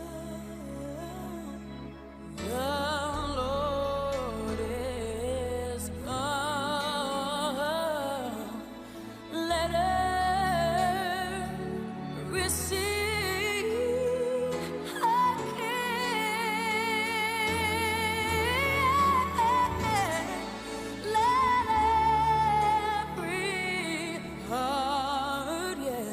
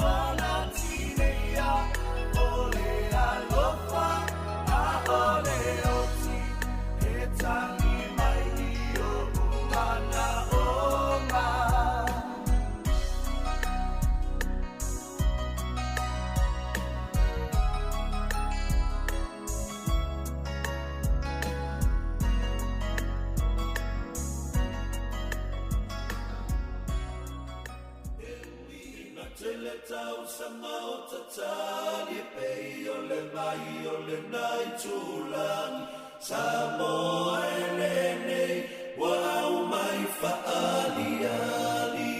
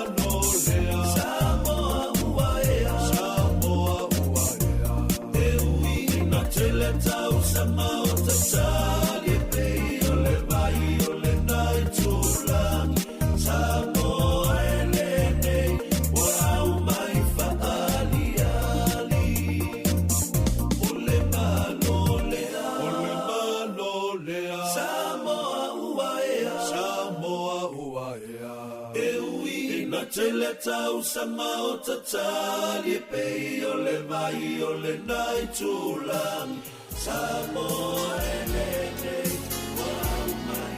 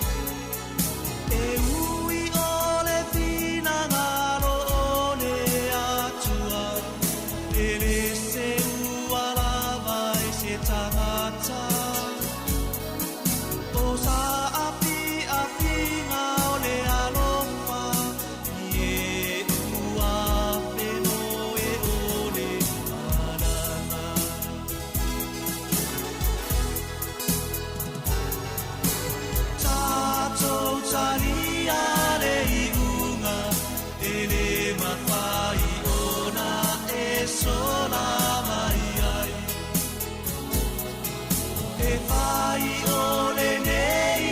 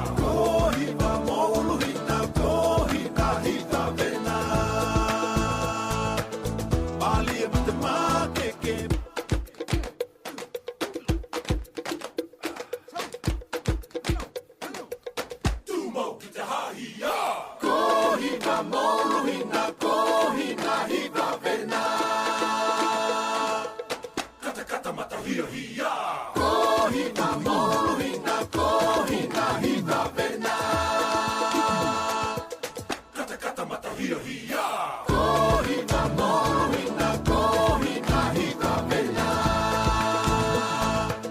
Kata kata paki hia hia. Kohina mohina, kohina hika vela. Mali ela the mali.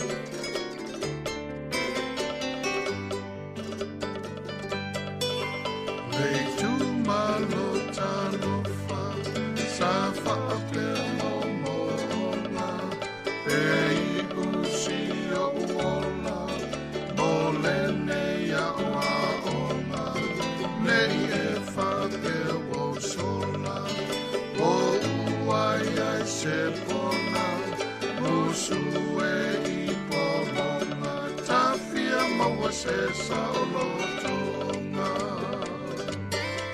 Ta ta ta ta ta la la la, ta ta ta ta ta la la la, la la la la, la la la la, la la la la la.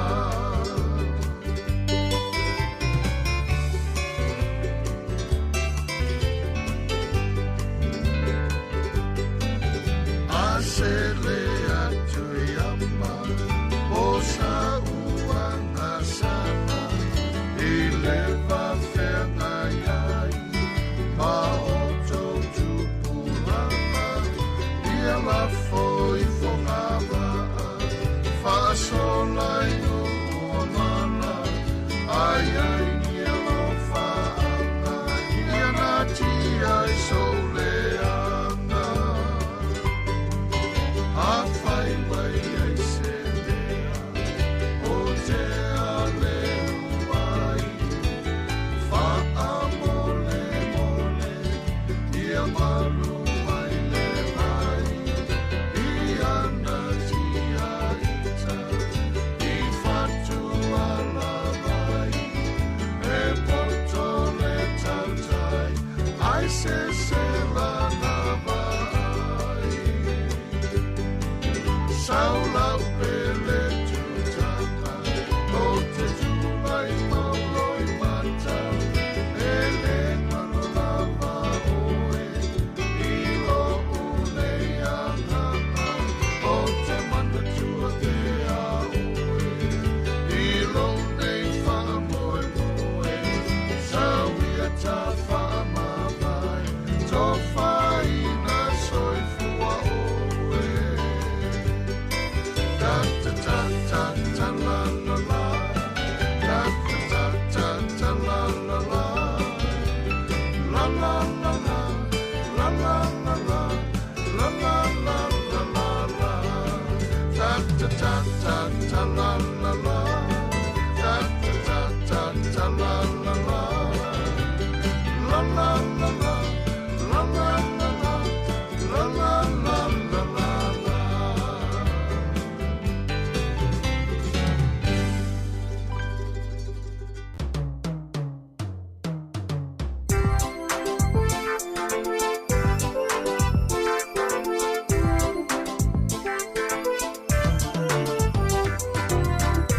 Imalanga mai, mana tua ia lava se tu leo ai lo pao. Vai le lava, não se pia indo lo fale kala pole umale manao. Sauta la molo pasese, be malia ai lo loto. Da ola pasila tu mai aloane, ele ai la so elo fuma. Atu le maketi, fa atau ai ngata ili matala ile pelai. Ai sa fa mai, ma vale mai pa o le su ai le fai mai. Sorry, kau ai mau ka bai. Sauta la molo pasese, be malia ai lo loto. Da ola pasila tu mai aloane, ele ai la so elo fuma.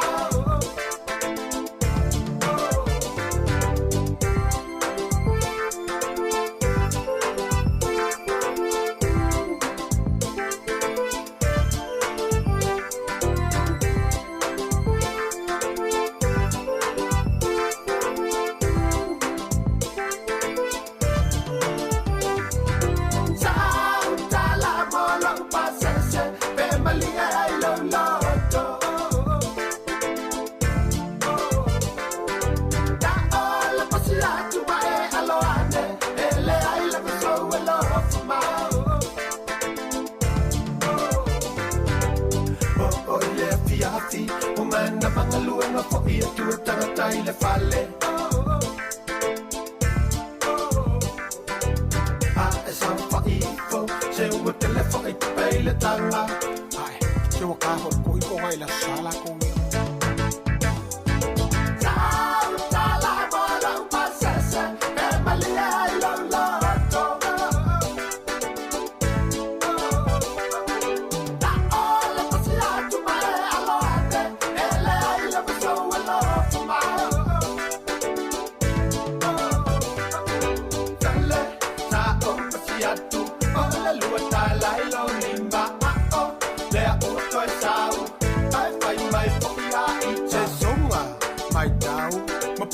Mai o folinga I te I foi ua o toi sau Ai e toi fai mai foia Se songa mai tau Ma punga punga mai o folinga I te I foi ua o toi sau Ai e toi fai mai foia Ita Tau tala mola upa sesa E malia I lau loto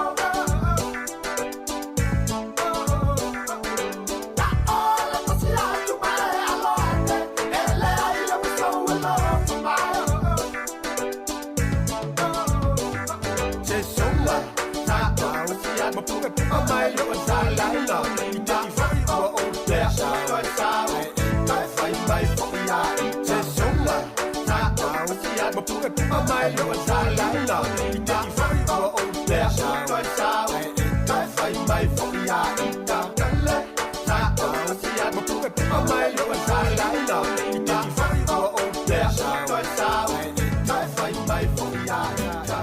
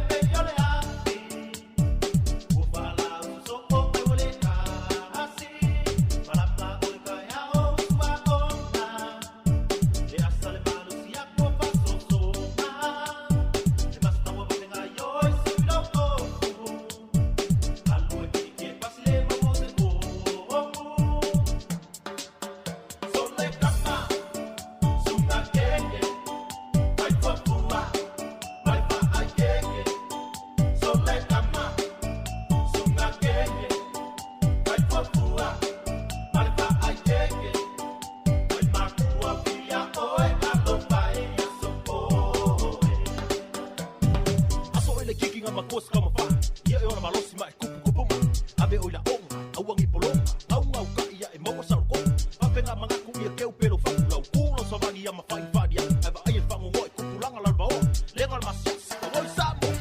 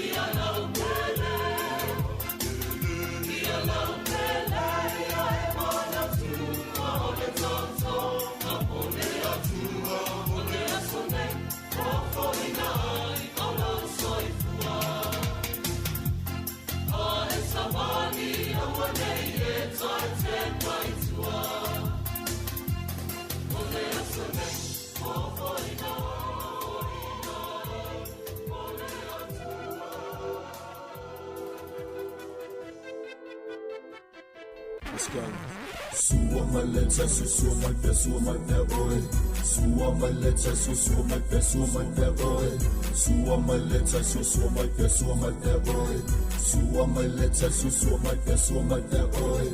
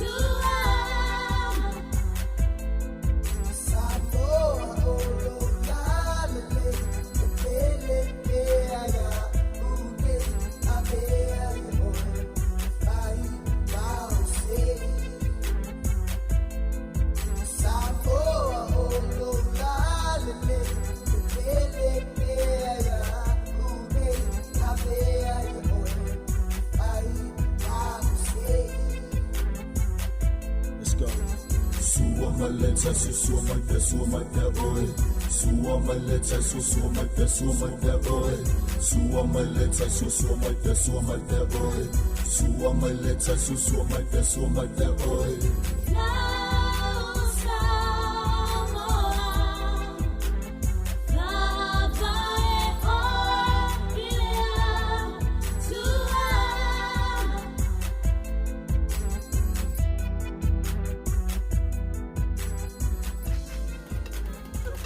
No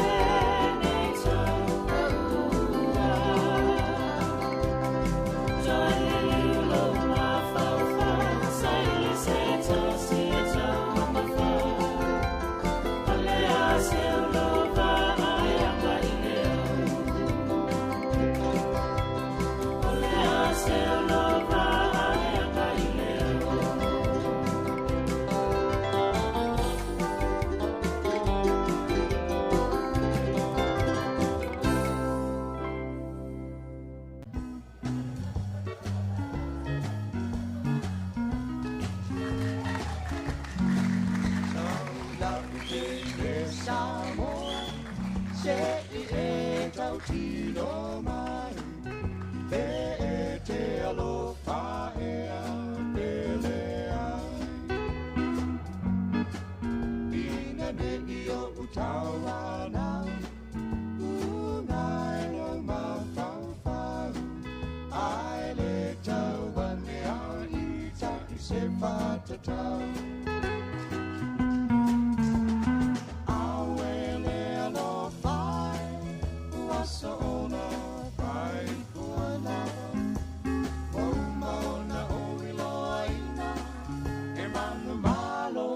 to see tangata ai leo te tui tui atu ngai ole fai toto a tonu e te talai Whawhiwhianga ni waenga la wauli toi whaminu te tali tu lai spululua. Tā spululua I ol whapoponga o tātou talafou malo lava le whafonga mai malo fo I tātou au whafonga ngā lulue.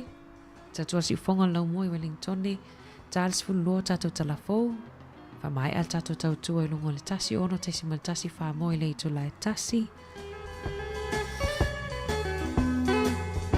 Ona toi wha awaulo leo tātou tautua I lungo tātou pengo so ta inga se ia pa ia le itu lai lua. Nongo le tātou Sāmoa Capital Radio app, luas fulwhai tu la fitu a solo vai aso te wha whonga ai musika sui whiwhiloi, a whapea fo I lewa misi a oile por kalami o ana leila tai au male a so I mwhaiona e toi whafonga I lungo le tātou Sāmoa Capital Radio app I le fiafia nā nei.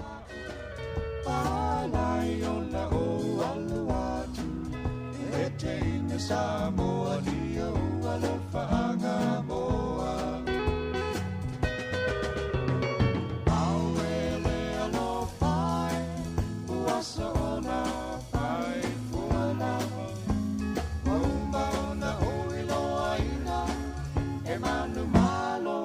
to see tangata ai wi leo te tui tui atu ngai ole fai toto a tonu e te talaina mai dia I so alofa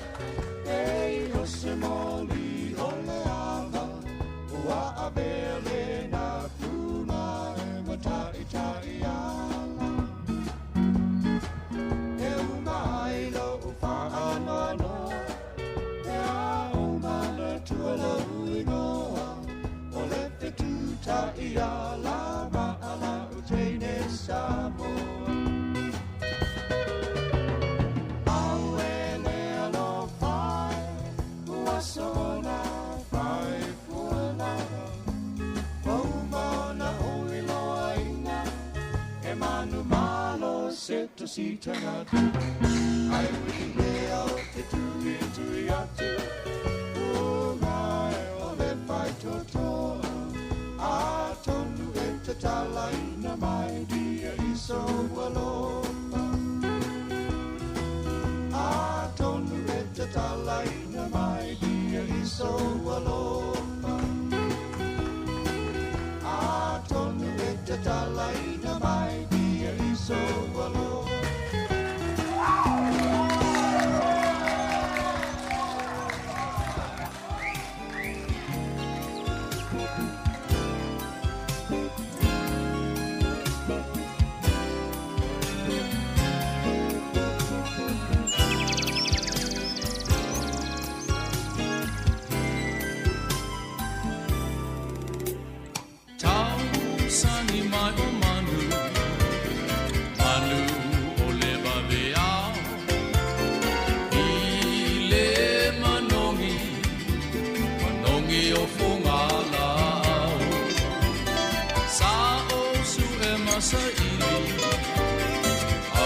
sapayola umiti mo maleanga Baia oele suiti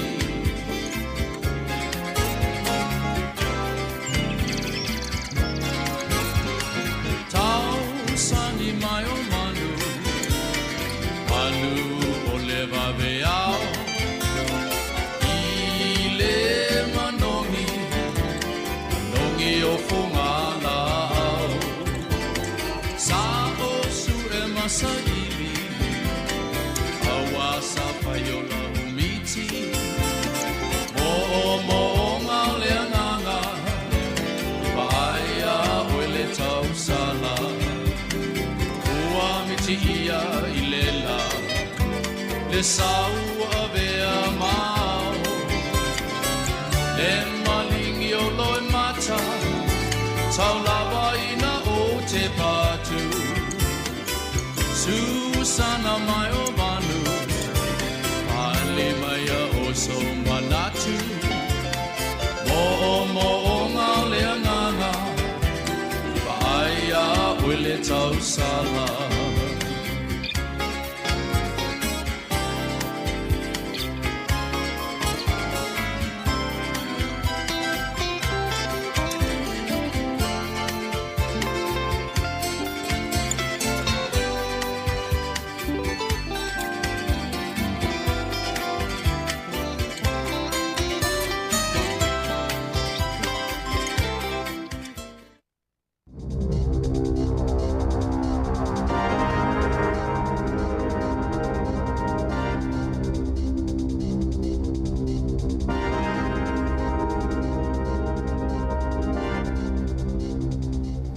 Te whaatalo whaatolo whaapoponga o talafo malisi u whonga le lau mua mō le nei vaenga o le awa uli. O le etalia ina le minister Chris Pink le talo sanga isu ia le ngō le nu o pitone i le pito one. Na tu ina atu le talo sanga i le ngā pō tau naha o Aotearoa New Zealand Geographic Board. E le whaala potopotonga le Wellington 10th Trust ma le Palmerston North Maori Reserve Trust. O le whai ungal tau sanga talwaina palo tai le pule ngā nuu e lango i le suinga o le ingoa. Masafa an leo fo i le lango isi whaala potopotonga o iwi mai isi to malo. Sa iloiloina le minister mo whaamatalaga taui ele Chris Pink hia talo sanga. Masafa o ngā ilo na malo si anga tuto tasi o le e whaia le whai unga muli ma le italiaina i le talo sanga mo le suinga o le ngō pitone i le pito one. Ai o suia nei le ngō le National Park i le o ngā tutono le moto i mātu i le ngō le Waimarino le ngō Māori na amata mai ai lea a ai. Na matamaili i tula e valu le tae ona le la, ona le toi whaatanga ina ni afi ona toi tutu i fafo i le vai tau e tutupuai mō i wairu rapa atoa se ia iei se isi whaalinga na whaalia Fiol Soul o le Wellington District Community Risk Manager. E ui lava i nei ti monga iana palasi talua i nei beitai o lo uvavi lava le mango o wairu rapa e le o te le se suinga e maua mai ti monga ma e vave tele mawhai ngofiona a matani mō i tu ai ngā tau whapenei. Vavi fo e ona solo atu i afi ma whainga tau na tape. O talo sanga fo i soli tangata ina ia manatua o taimi e mango ma mātutu awane i whaiaini ngā yoinga e whaatupu ina ili vivela pe ono whaingo fi fo na amata ni afi. Awane i moa ina le vau pe whaonga fo ini ta avale lungo ni vau ma mango e maiselawa i taimi pito vivela o le aso. E mawhai ona mawafautuanga mo le saunga le mo i le www.checkitsallright.nz. Olo i la pata ingo ti monga mamafa mo Kispen malito i mātua Hawke's Bay o lo wha amalo sia nei. Sato inato le Met Service ni la pata inga i le ono ia yu ti monga mamafa i le isi lua solo mana i nei ai mai se lawa i le tu malo o Wairoa. Lea fo ina lolo vai e nisi o fale ulo i le asoa na nafi. I o atu i le valu se fulu milimita o le swati mo na pa u i le tu malo o Wairoa i le pola songa fua mai taane le tolu le vaveao o lolo vai e le tele o vaenga o le anuu. I ono toi mamafa ti munga whaatasi mawhaititili le tae au le asotofi. Ma whaititia malanga le New Zealand mai o Kilani ma Wellington i le tae au ana le ila mo New Plymouth. Wasai fo i malanga na whaatuwai ma le whaataunu uina i lea malai wa alele.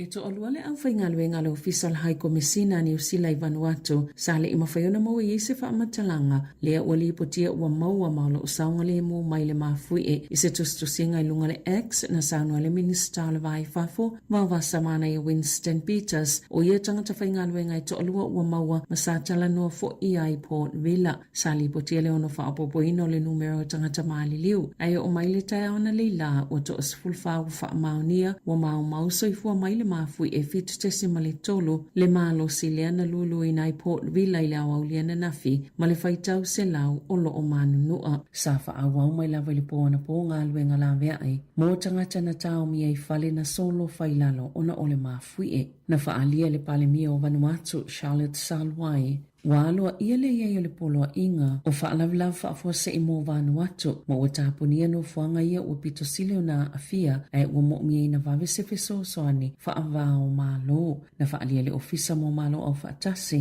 o le Coordination of Humanitarian Affairs pe amale to se laus fulu no awhi tangata nā awhia i le mafui e o lo lulu pea ni mafui e la itipo aftershocks talo mai le mafui e fitu tesi ma le tolu na lulu ina i le atunu i le awauli o le asolua pea na lipotia le ABC na whaatanuina tangata ino no fui no whanga tūla lata i le sami ina ia ngai ini no whanga mawalulunga au whaanga soloi ngā luenga la vea i mai loilonga i tūlanga o mea ua whaaleanga ina mai le mafui e i li poti na whaao o ane i le leitio New Sila i le asoana nafi sa ta ua inisio fale na male pelepe masolo whailalo e au fie mani fale na matua wha mafolafola i le mafui e le nei e le manato sa i lava tangata i tutonu o le tele lava o fasota inga mo Vanuatu ua moto sia e 5 kilomita le loloto na lulu ai le mafui e masafa amatalaina e whapeana malo si maumi sale ia i se lapata inga mo se tsunami mo New Sila peona ta wele nima sale ia i fo ini nganu mawalulunga na afua mayai o le official high commissioner New Sila i Port Villa se tase o fale na matua aunga mea na whaaleanga ina mai le mafui e pe ona liputia ai e iei whaatasi mo official amepasa Amerika falani ma Peritania e to fast fulu 5 tangata New Sila o lo le stala e whaapea o lo i Vanuatu le taimi nei pe ona whaalia le matanga luenga o le vai fafo o lo iei fo i le telefoni ala konisula o lo mawhaiana whaafsootai e i la tauia pe amo o mia se fesoa soani sa whailo fo i le poana pole no fo sauni uni o le militeli ma le puipui ngā New Sila na whaalia le pāle mia Christopher Luxon whaapea ma le minister o le vai fafo vawa samana i Winston Peters o sauni New Sila e fesoa soani pe a whai e mana o mia na ta uele kolu se momo matua tele lava tūlanga no o iei na whaaleanga ina i Port Villa mai si vaenga o le atunuu na whailo le ofisa lampasa le United States of America e ui i le te leo le vaenga o le whale o whaaleanga ina peitai e le se soifua na whaina i o le au whai ngā luenga sa lipotia fo ili te leo se vaenga o ele na solo le na polo kai ni mga hala sa toi whaale au ngā ina le ofisa ale United States mo la pata ingo tsunami le ia yo se tsunami mai Vanuatu momo atu na valo ia ile o atu le tasi le mita le maululunga o ngalo inisi vaenga o le talafata i o Vanuatu na valo ia fo ile iau ni ngalu eila loi foltolu se fulu sentimeter mo atu moto le Pasifika ya ofia Fiti, Kiribati, New Caledonia, le ato Solomona matuvalo. Ai 5 le malo se samafui elena lulu inai Wellington e malavaenga pito lunga o le motu i saute i le afia nafi. Na whaalia se tangata Vanuatu e whaingaluenga whaavaitai mi New Sila, lona popole mo lona ainga o lo nonofo i se tasi o motu i Vanuatu, ona ole mafui e malo se fitu tesimali tolu lea na lulu i le awaulia na nafi, na ta ua lea tamai le leite o New Sila, i le mana oi whailoa o ia, ai e to a whala na whanau mo lona to olua, o lo o whaatali mai Vanuatu, na sao lato whiangai fo imani a wha se lua i le tausanga taluai. Sa mawhaiona lafo i tangata whaingaluenga whaavaitai mi New Sila, ni pusa uloa sa iei fisosoani mō lātou ainga ina ua mai aia whaalavlawe ti tele whaale nātura na whaalia i li poti na whaao o atu i le leite o New Sila Pasifika ulo whaanga solo tala noanga ina ia mawhaiona whaise fuafuanga whaapea mō Vanuatu ona ole mafui e. E tasi tesi malilima paseno la si itiaili tutongi amata pole minimum wage. I tutono New Zealand e luas fultolu tala limas fulsene ma ile aso mo aperila pio na faasilsila ile malo ile aso lua. O se si itanga pitosili leo na mawalalo talu maile lua afis fultolu o le pasene pitosili fo iona la ititili si itanga talu maile vaitau le afeivsela uivas fulo. E lua pasene na si itiaile maasina o aperila ile tausanga nei na si itiai mali luas fululu tala fitus fulsene ile luas fultolu tala se fululima sene le tola o le sitanga faule amata ile asomo aperila e luas fultolu tala limas fulsene o tutongi mo ilato ia o onga la sitiele sfulu valu tala valus fulsene na saunolo fa atonu sili o polisi ale NCTU Craig Crenny e matuala ititi lava le nei sitanga o ta ua e te tauna fa apopo le isi lima se fulusene ile sitanga ili tausanga ilua afilua ono ine ia o atu ile luas fulfai tula e fa afitau yeile tula ngolea o yeile tau le soifuanga sa fa alia i fa amaumaunga le ofisa fo inumera fa amaumawina New Zealand e o maya se e tolu te simalevalu pasene na si itiai tutongi o malava.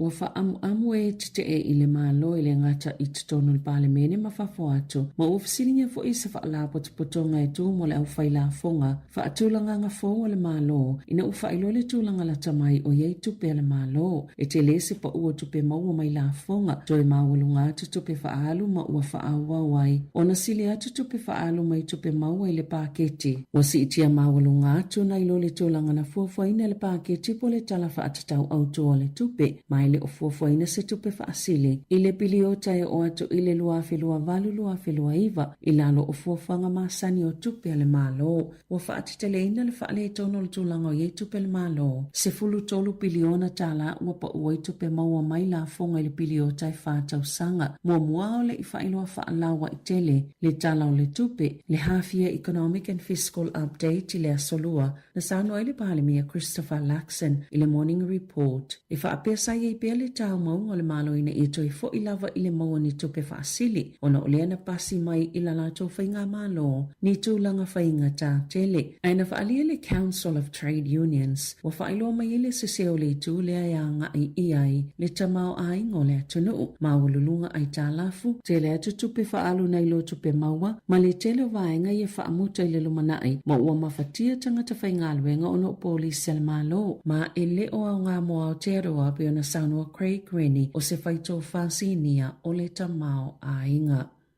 Ua pasia le whaitonga whaatolo po le whaitonga mule mule o le pili i le pāle mene le whaana tina tieni polo ke tia le malo o le ato la fono le ana tele ai le ngulu mai lawa i le taimina ulua i fola si ai ua wha moe moe wha vave vave ai pe mita mo ngā luenga titele o whale maa tina ai le whaitia ina le tua ngai ni polo ke tisa se lau whaase fuluiva o au fia i le apili wha pe ma le malo si angai sui ai pui pui nga mole si o manga wha pe ma le whea ngai waitangi na wha alia le minister o le Resource Management Act Reform o Chris Bishop o le nei pili o la afsosani Italia i whaafitauli o lo opoloka pe whaavaitu i eili o lol tamau ainga le ana manino i le li potel tulanga o tupe male tamau ainga i le asoana nafi o nisi o whaasea o na ufina ngalo whaalia na fola sia le pili po submissions na whaatapula ai ala i le whainga o se pālota sa ese fo i fina ngalo le fonga fitalai ma le Clark i le lisa polo ke te fia whaanatina te whaapea i le ini whaamnia ngai mawai ma o se la asanga e se ase au na whai e se fofonga fetalai. Na whaalia ele leipa, o nisi polo ke te mtoa whaina i lava le sio sio manga na fola ele Greens, e na te whaalea o ngaina ni malienga mo kampani e lea mana ia ina pui puinga le sio sio manga pe atoi foi i le whainga malo.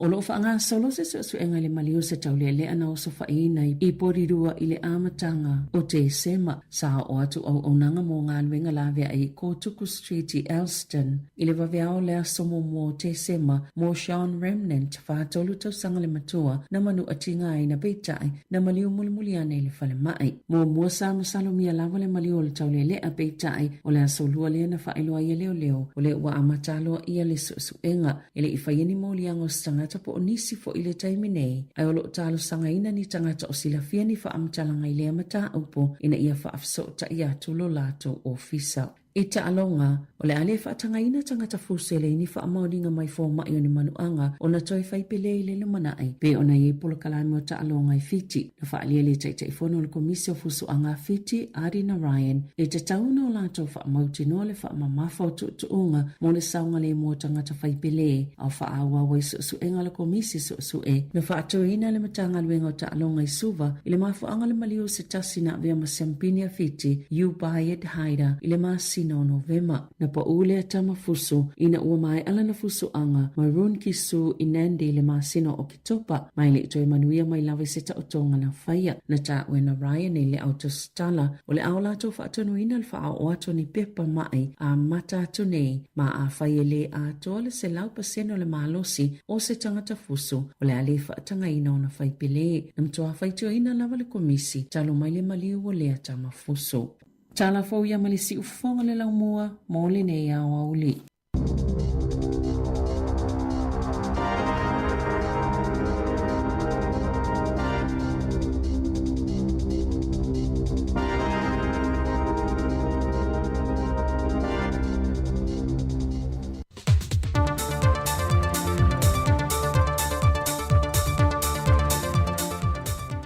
Whaatala whātu telefon mai Sāmoa lo le whao poponga ili o ngā tatono le wa yaso o se mai el whaafonga.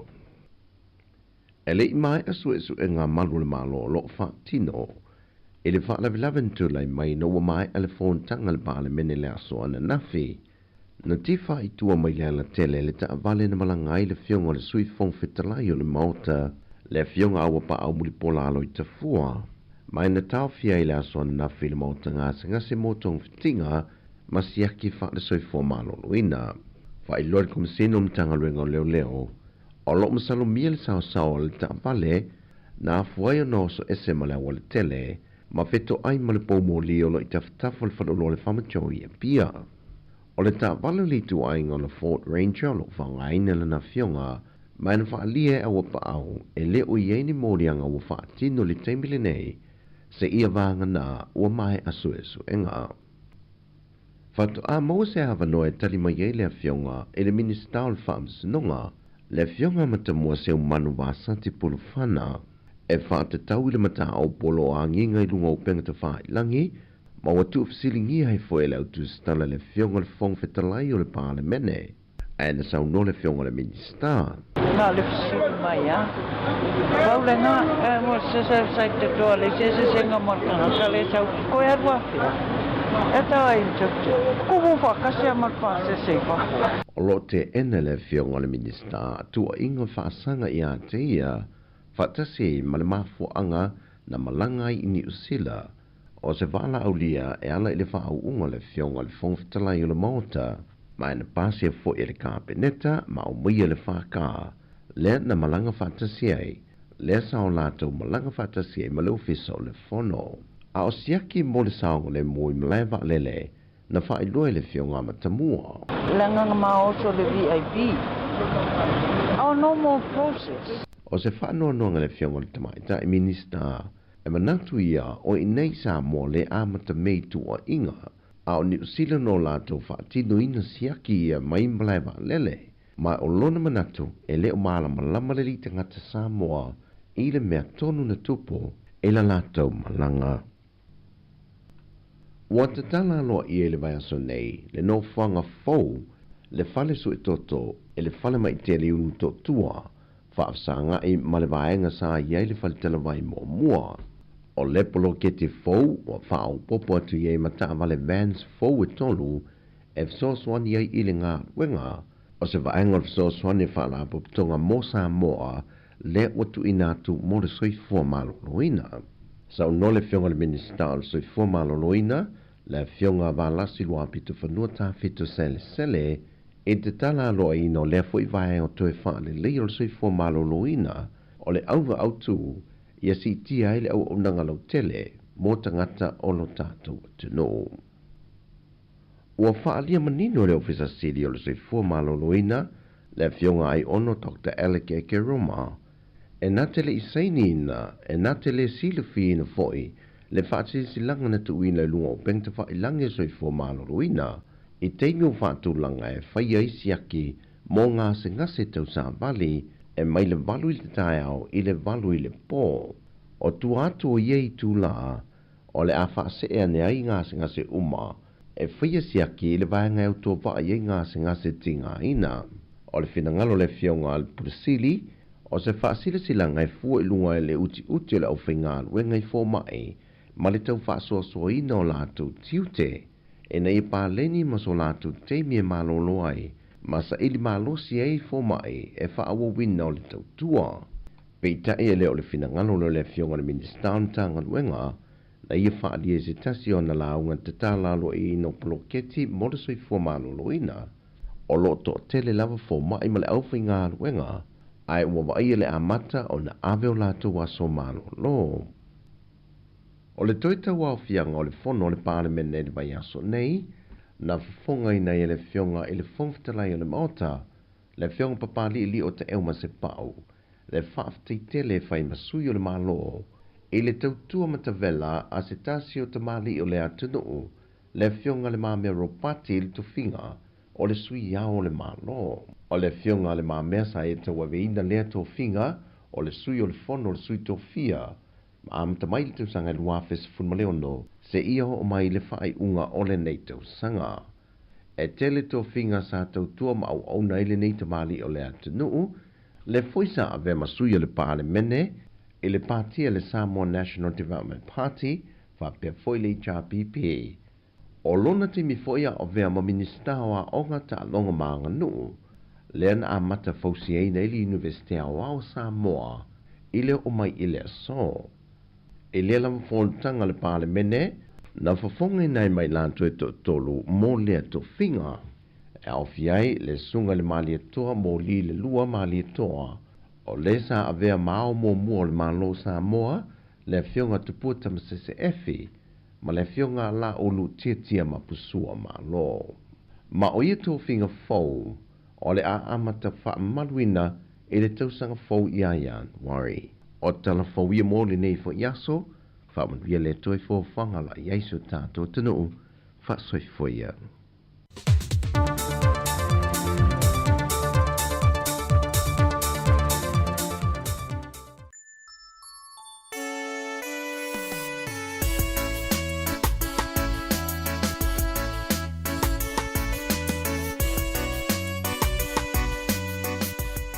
Na mai at fa poponga lona tolo tato telefon mai Sāmoa ma New Zealand nei. Na le awina atu fa fifianga Kirisimasi pe ona vili mai foi se tasi o tina fia fa fonga lava i musika su fe filo Kirisimasi manuia tele ia tamaftanga o le auli.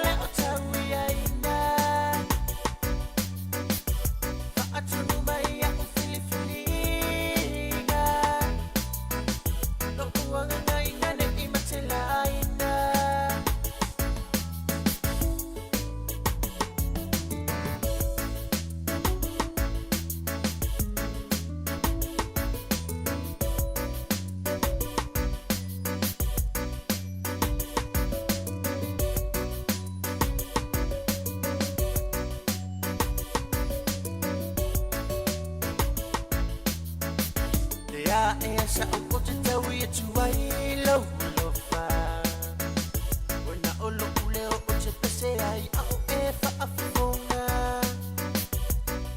Tali e mai la ua fo O te foa i mahi le loto Fia ma futu pea ma o e yesu whai so o Lea ta o le whaala tanga ua malama lama Na e foa foa e toe maliu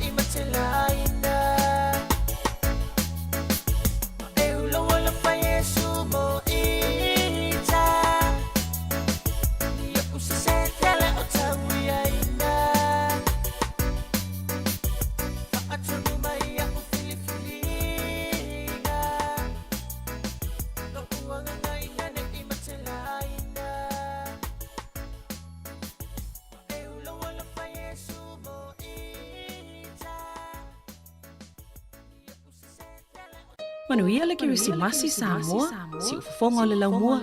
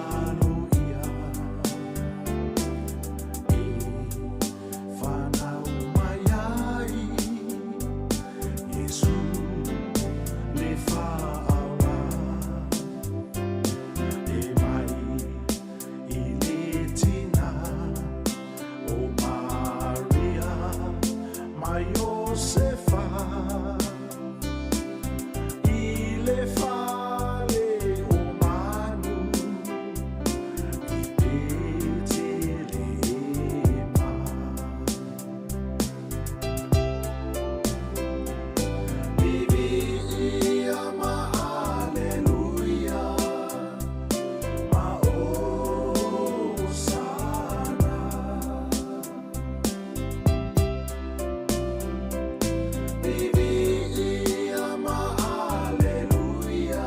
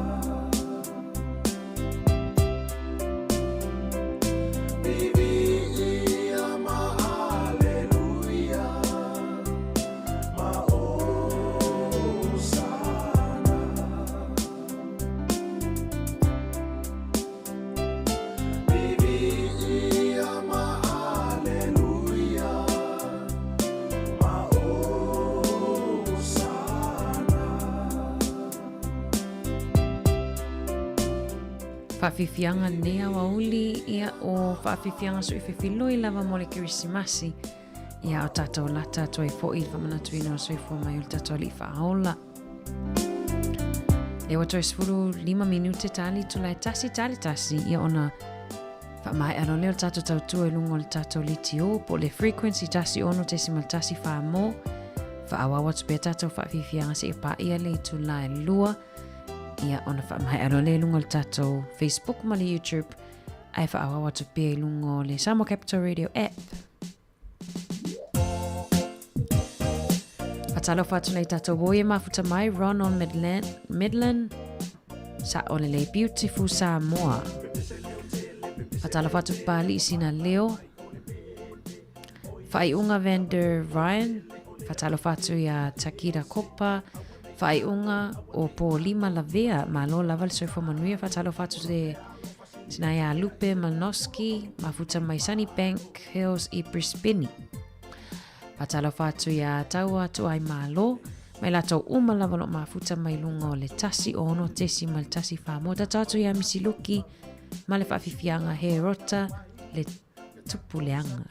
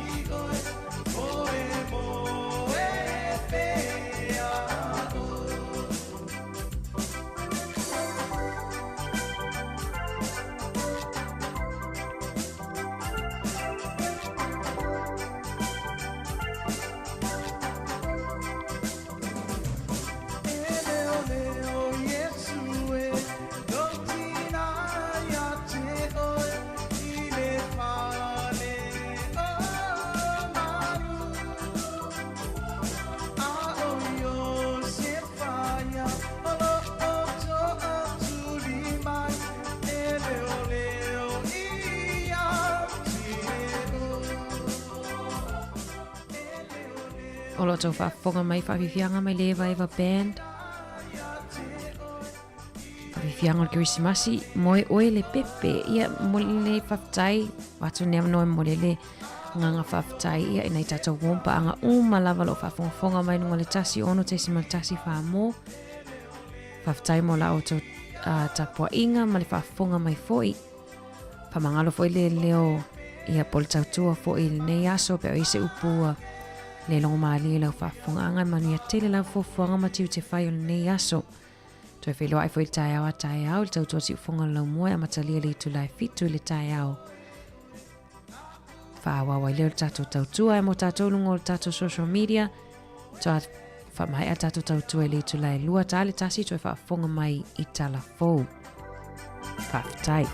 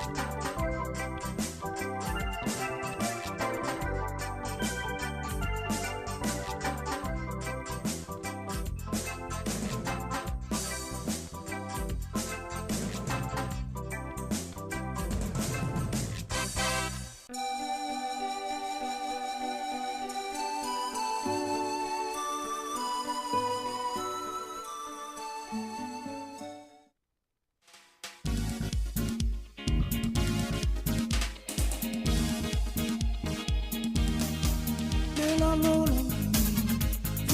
via, tato pesima alegria Whanangau Yesu Ile tau o Maria Le whaaola o tangata Tutongia tatonga ngasala Kirisimasi Fia fia And happy new year Sha-la-la-la-la Pa'amanuia le Kirisimasi Ua o fio mai o le tupu o le rangi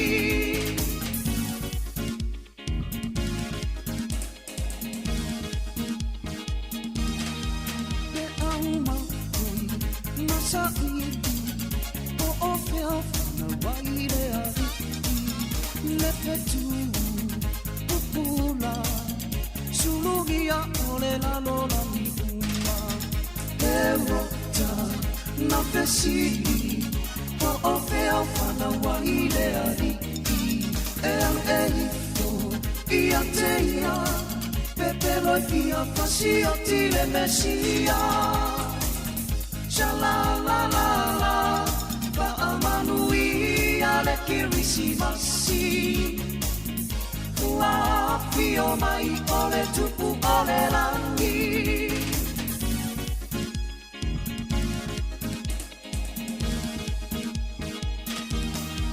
Le fale povi, le whanauai Yesu o lo tato matani Le ala lea o le loto mawalalo Ua ia whaata ita irai O lea e asileana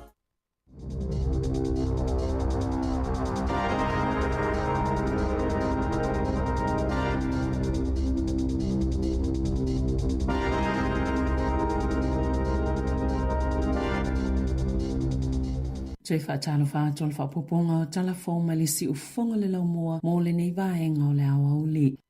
O le etalia ina le minister Chris Pink le talo sanga isu ia le ngole nu o pitone i le pito one. Na tu ina atu le talo sanga i le ngā pou tau naha o Aotearoa New Zealand Geographic Board. E le whaala potopotonga le Wellington 10th Trust ma le Palmerston North Maori Reserve Trust. O le whai ungal tau sanga talwaina palo tai le pule ngā nuu e lango i le swingo le ngoa. Ma sa wha leo fo i le lango isi whaala potopotonga o iwi mai isi to malo. Sa iloiloina le minister mo whaamatalaga tawi ele Chris Pink hia talo sanga. Masafa o ngā ilo na malo si anga tuto tasi o le e whaia le whai unga muli ma le italiaina le talo sanga mo le swing o le ngō pitone i le pito one. Ai o suia nei le ngō le National Park i le o ngā tutono le moto i mātu i le ngō le Waimarino le ngō Māori na amata mai ai lea a ai.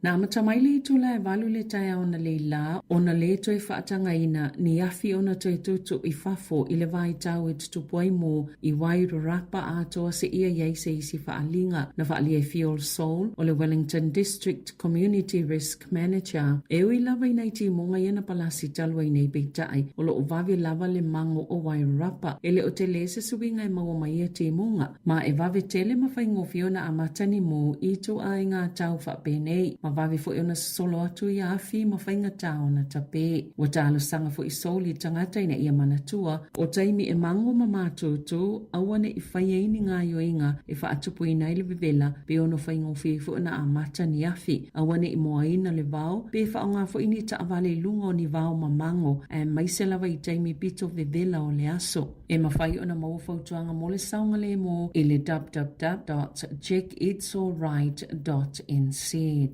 Olo i lapata ingo ti monga mamafa mo Kispen malitu i mātua Hawke's Bay olo ufa amalo sia nei. Sato inato le Met Service ni lapata inga i leono iayo ti monga mamafa i le isi lua solo mana inei ai maiselawa i le itu malo o Wairoa. Lea fo ina lolo vaieni seo fale ulo i le asoa na nafi. I o atu i le valu se fulu milimita o le swati mo na pau i le itu malo o Wairoa i le pola asonga fua mai taane le tolu i le vaveao o lolo vai le tele o vaenga o le anuu. I ono toi mamafa ti munga whaatasi mawhaititili le tai au le asotofi. Ma whaititia malanga le New Zealand mai o Kilani ma Wellingtone i le tai au ana le ila mo New Plymouth. Wasai i fo i malanga na whaatuwai ma le whaataunu uina i lea malaiva alele.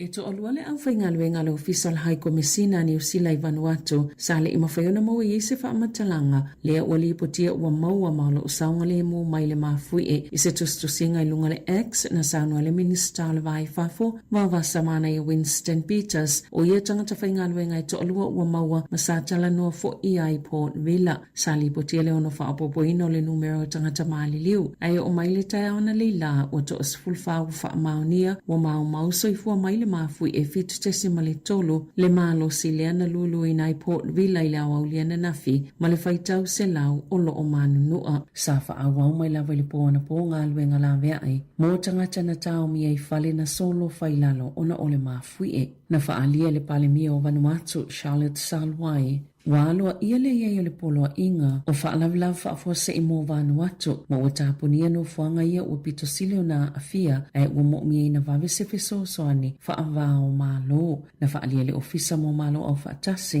o le Coordination of Humanitarian Affairs. Pea mali to se laus fulo no awhi tangata nā awhia i le mafui e o lo lulu pea ni mafui e la tipo aftershocks. Talo mai le mafui e fitu tesi mali tolu. No lulu i nai le atunu i le awaulio le solua pea na lipotia le ABC na whaatonuina tangata ino no fui no whanga i tūla lata i le sami ina ia ngai ini no whanga mawalulunga au whaanga soloi ngā luenga la vea i mai loilonga i tūlanga o mea ua whaaleanga ina mai le mafui e i le poti na whaao o ane i le leitio New Zealand i le asoana nafi sa ta wai nisio fale na male pelepe masolo whailalo e au fie mani fale na matua wha mafolofola i le mafui e le na i le manato sa i lava tangata i tutonu o le tele lava o fasota inga mō Vanuatu ua moto sia e 5 kilomita le loloto na lulu le mafui e musafa amatalaina e whaapiana malosi maumi sale ia i se la pata inga mo se tsunami mo New Zealand peo na ta wele nima sale ia i fo ini nganu maululunga na afua mai ai o le official high commissioner New Zealand Port Villa se tase o fale na matua aunga mea na whaaleanga ina mai le mafui e pe ona liputia ai e iei whaatasi mo official amepasa Amerika falani ma Peritania i to fast fulu 5 tangata New Zealand o lo le stala e whaapea o lo i Vanuatu le taimi nei pe ona whaalia le matanga alwenga o le vai fafo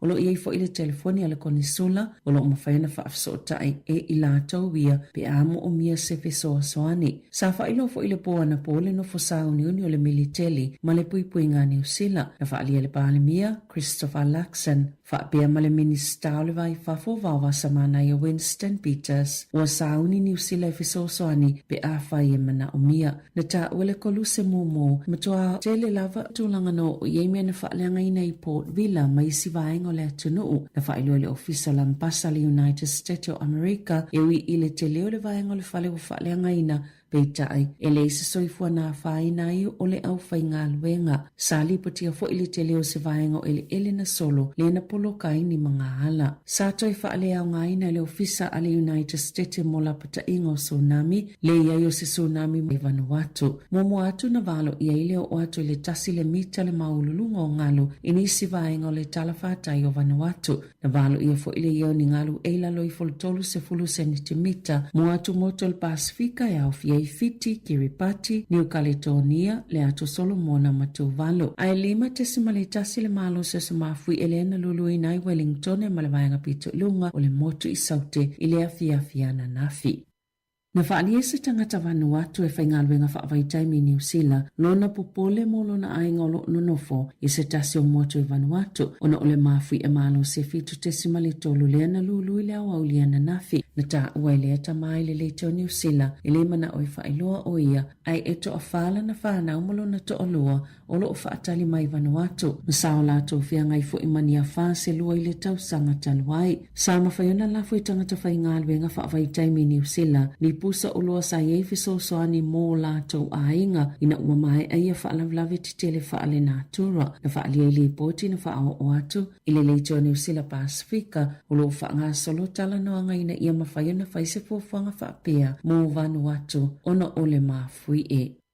E tasi te si malilima paseno la si itia ili tutongi amata po le minimum wage. E tutono ni usila e luas fultolu tala limas fulsene ma ile aso mua aperila pio na faasilisila ile malo ile aso lua. O se si itanga pitosili leo na maawalalo talu maile lua afis fultolu. O le pasene pitosili fo iona la ititi ile si itanga talu maile vaitau le afeivsela uivas fulo. E lua pasene na si itia ile maasina o aperila ile tausanga nei na si itia imali luas fululua tala fitus fulsene ile luas fultolu tala se fululima sene le ito la. O le si itanga faule amata ile asomomo aperila e luas fultolu tala limas fulsene. O tutongi mo ilato ia awa onga le asiti ele sifulu valu tala valu sifulu sene. Na saunola fa atonu sili o polisi ale NCTU Craig Rennie e matuala ititi lava le neisi itanga o ta ua. E te tauna fa apopo le isi lima sifulu sene ile si itanga ili tausanga ilua afi lua ono. Ine ia o atu ile lua sifulu fai tu la e fa afitau yeile tu langa le au o yeile tau le soifuanga. Sa fa alia i fa amaumaunga le ofisa o numera fa amaumawina ni usila e o maya se tema e tolu te sima le valu pasene na si itia i tutongi o malava.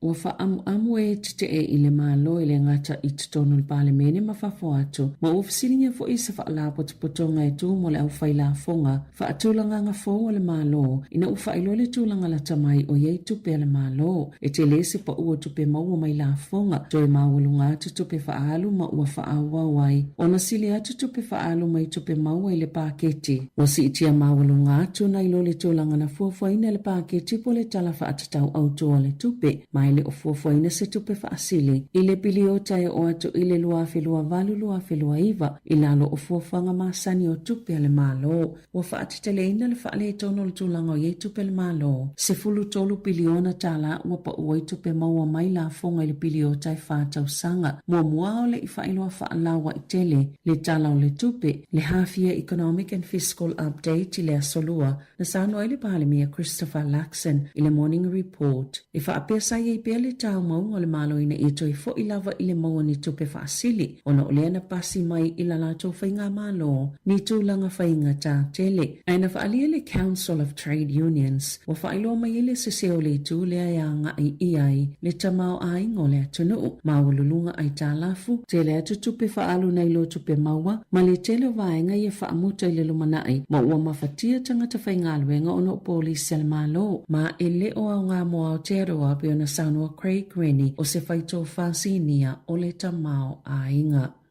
Ua pasia le faitonga faatolo po le faitonga mule o le pili i le pale mene. E faana tina tieni polo ke tia le malo. O le ato la fono le ana tele aile ngulu mai lava ili taimina ulua i fola siai. Ua faa moe faa vave eipe mita mo ngalwenga titele. O fale maati nae. E faitia ina le ito ngaini polo ke tisa se lau fase fuluiva. O au fia i le pili. Faa peima le malo si angai suia i pui nga mole si omanga. Faa peima le fea ngai waitangi. Na faa lia le minister. O le Resource Management Act Reform o Chris Bishop. O le nei pili o la afsosani Italia i faafitauli. O lo opoloka pe faavaitu i eili o lol tamao ainga. Le ana manino i le lipote o tulanga o tupe male tamao ainga i le asoana nafi. O nisi o faasea o na ufina ngalo faalia na fola sia le pili po submissions. Na faatapula ayala i le faingo se palota. Sa ese fo i fina ngalo le fonga fitalai male Clark. I le lisa polo ke te fia faanatina te faapea. I le ini faamnianga i mawai ma o se la sanga e se ase ona fai se fofonga fetalai na faali ele leipa o nisi polo kete mtoa faina i lava le sio manga na fola ele Greens e na te faale au ngaina ni malienga mo kampani elea mana ia ina puipuinga le sio manga pe atoi foi ile fainga malo.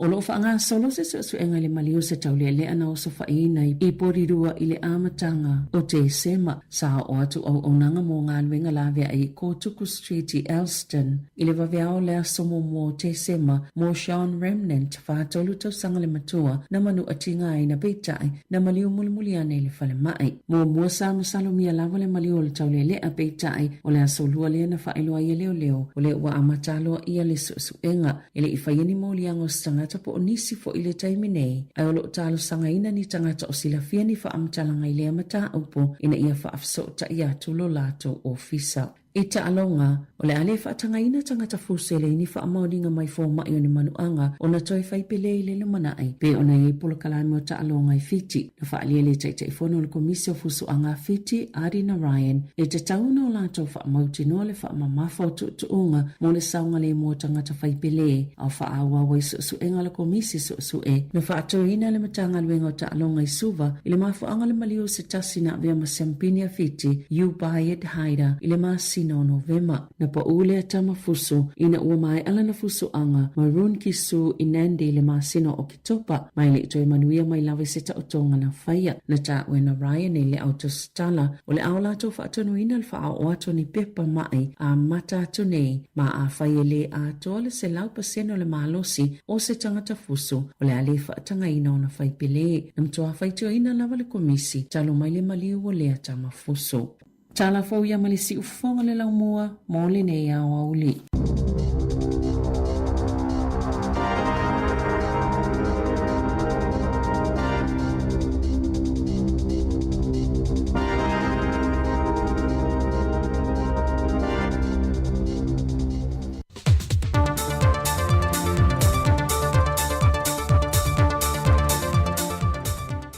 Tala fatu telefon mai Sāmoa lo le whao poponga ili o ngā tatono le newa yaso o se mai el wha fonga.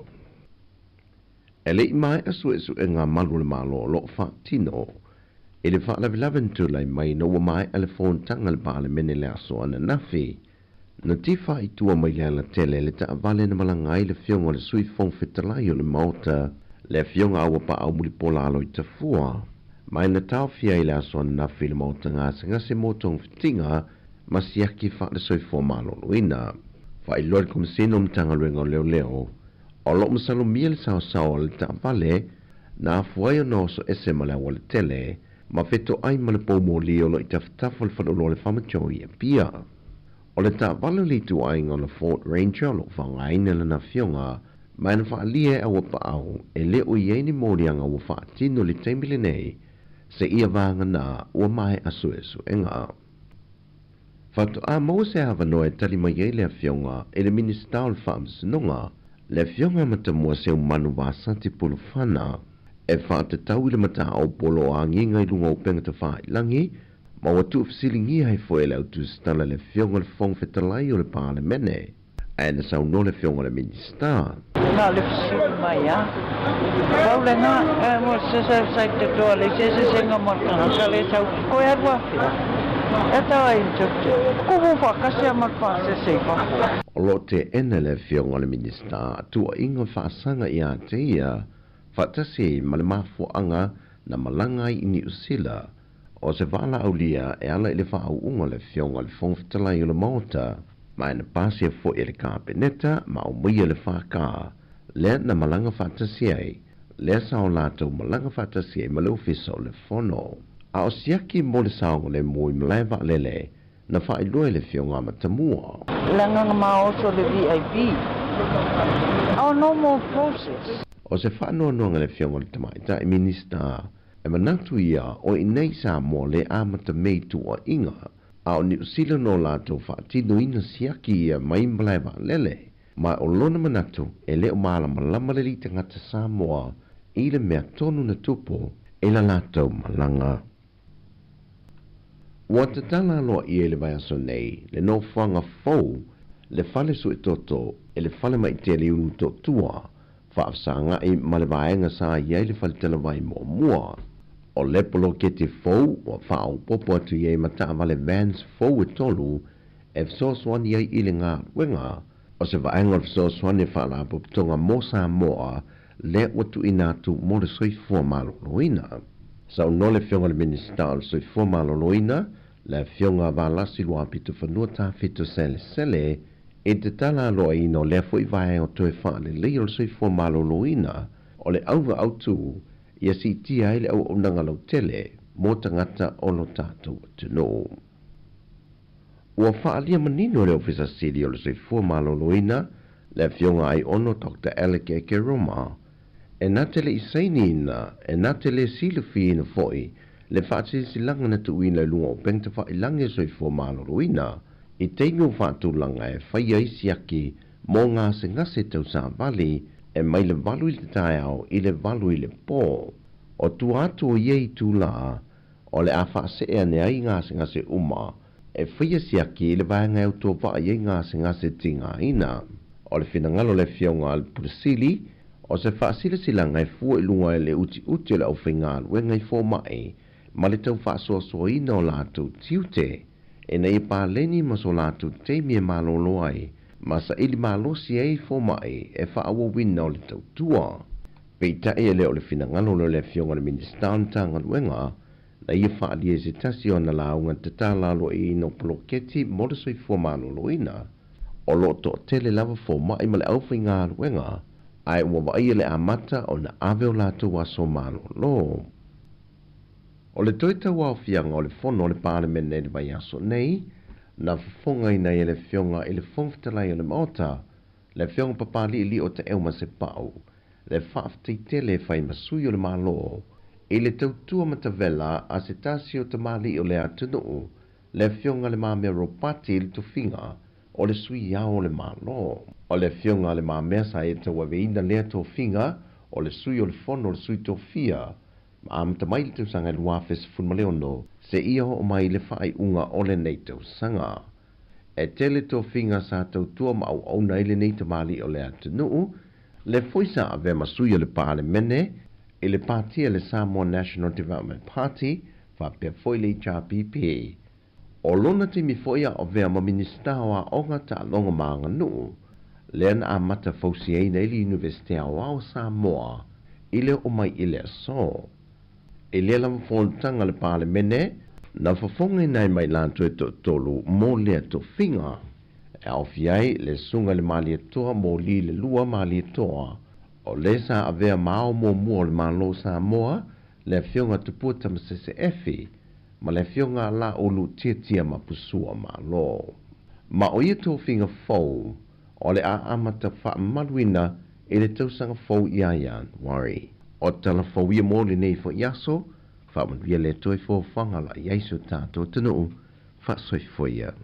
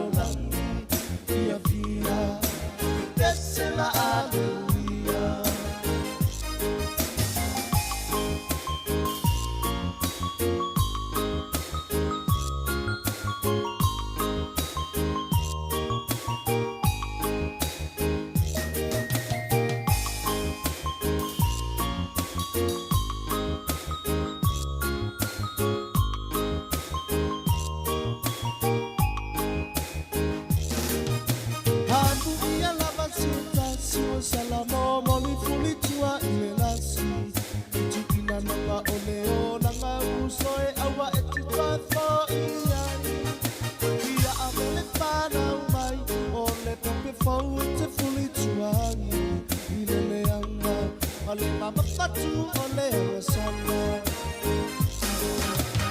Sema ia maka apeta ya lona lofa Urata chowa ulia leli tamsana Anu ia likirisi nasi Sāmoa uma ole lalo langi Ia fia Pesima aleluia Fia fia Pesima aleluia Fia fia Pesima aleluia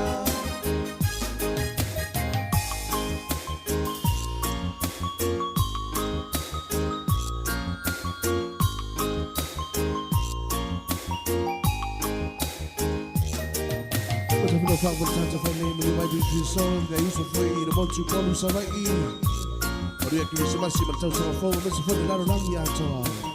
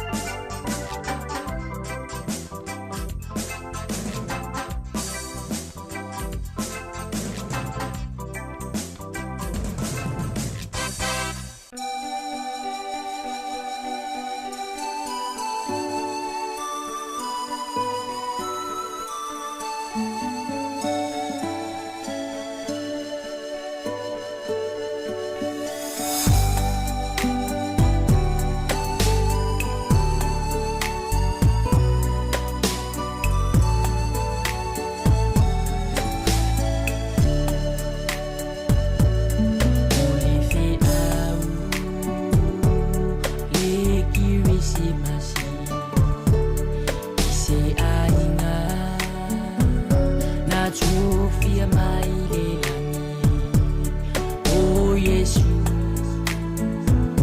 Josefa Maria, Ose Ainga, Wofa Apaya, Ulefe Au, Le Kirisi Masi, Ise Ainga, Na Sofia Mailelani, oh Yesu, Josefa Maria, Ose Ainga, Wofa Apaya, Irisi Masi, Male Ainga Paya, Maria Josefa, Wafana Maye Mesia, Natsefa Olaina, Leila Lolani, Avese le Falumaina, Malemasi Asi, Avese le Falumaina, Malemasi Asi.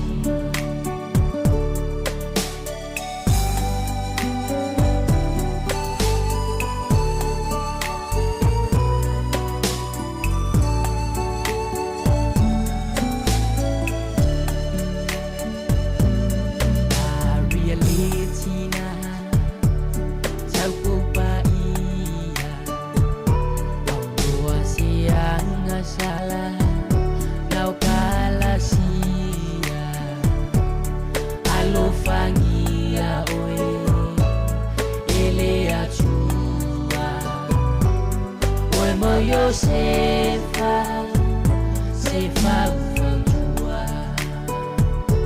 Sāmoana, se malama ia, ia Yesu. Josefa Maria, Ose Ainga, Na Sofia Mailunga, Oli Mau Mai Ai, Etusisa,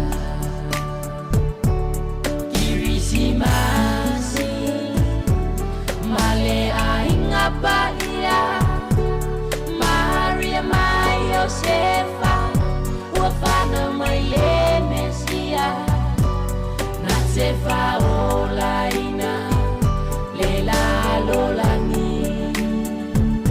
Avese le Falumaina, Malemasi Asi, Avese le Falumaina, Malemasi Asi.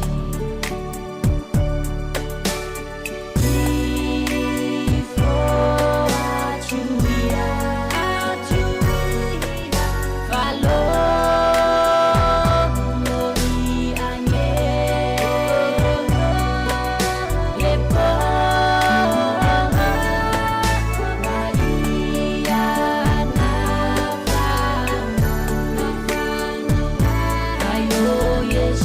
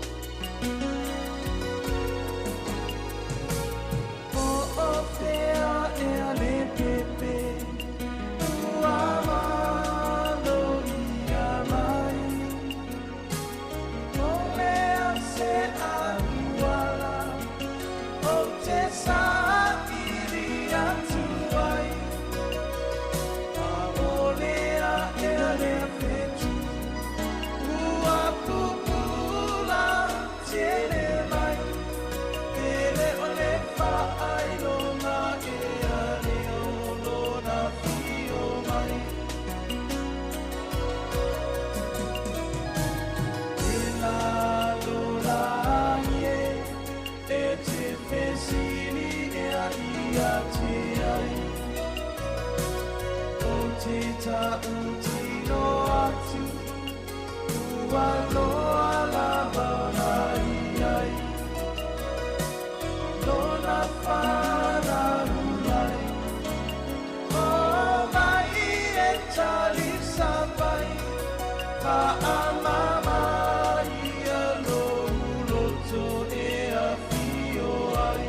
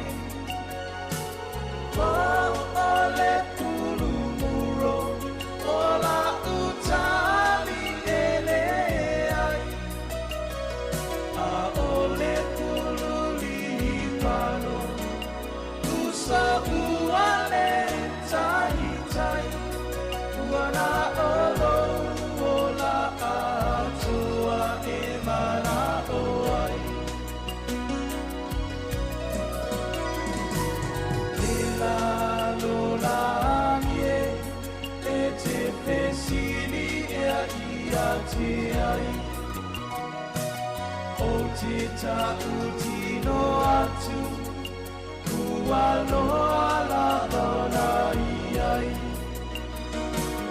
lona whana mai o mai e tali sapai pa anama ia lo loto e a fio ai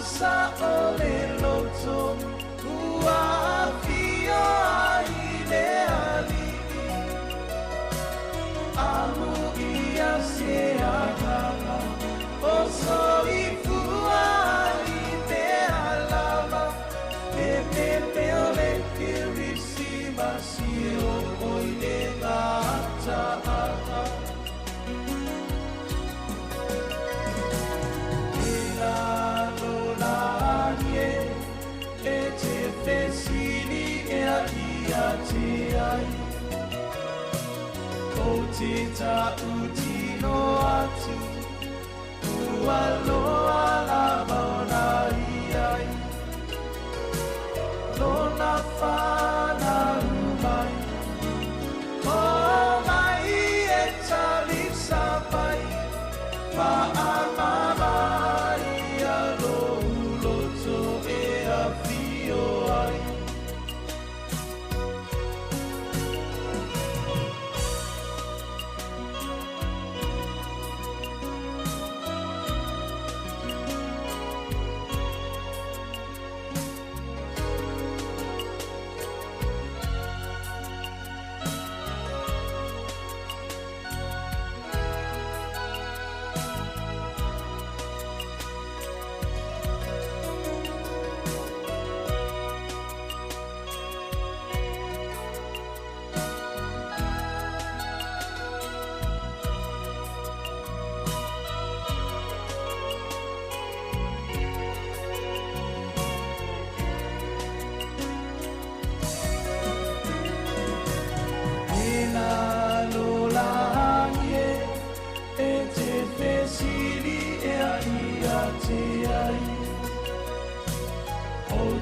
tautino atu ua loa lava ai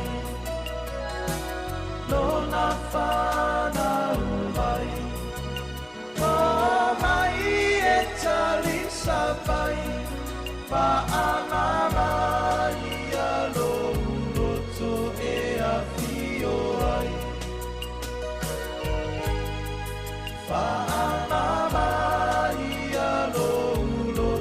e a fio ai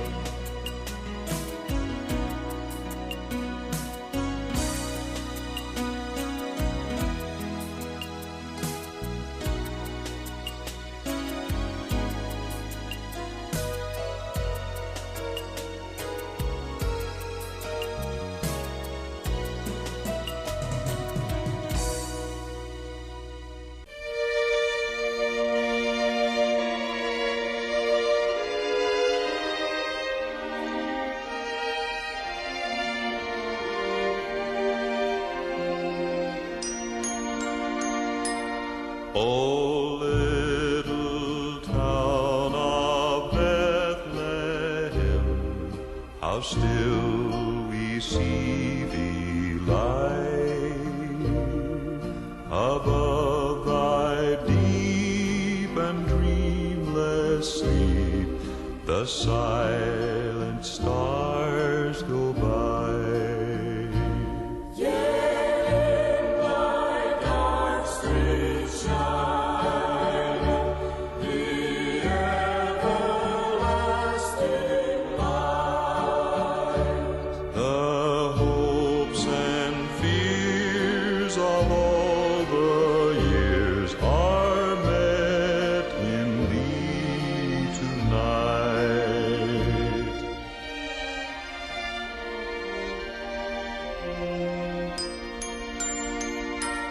O holy child of Bethlehem, descend to us, we pray.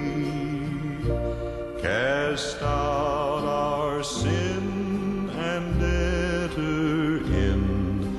Be born in us today.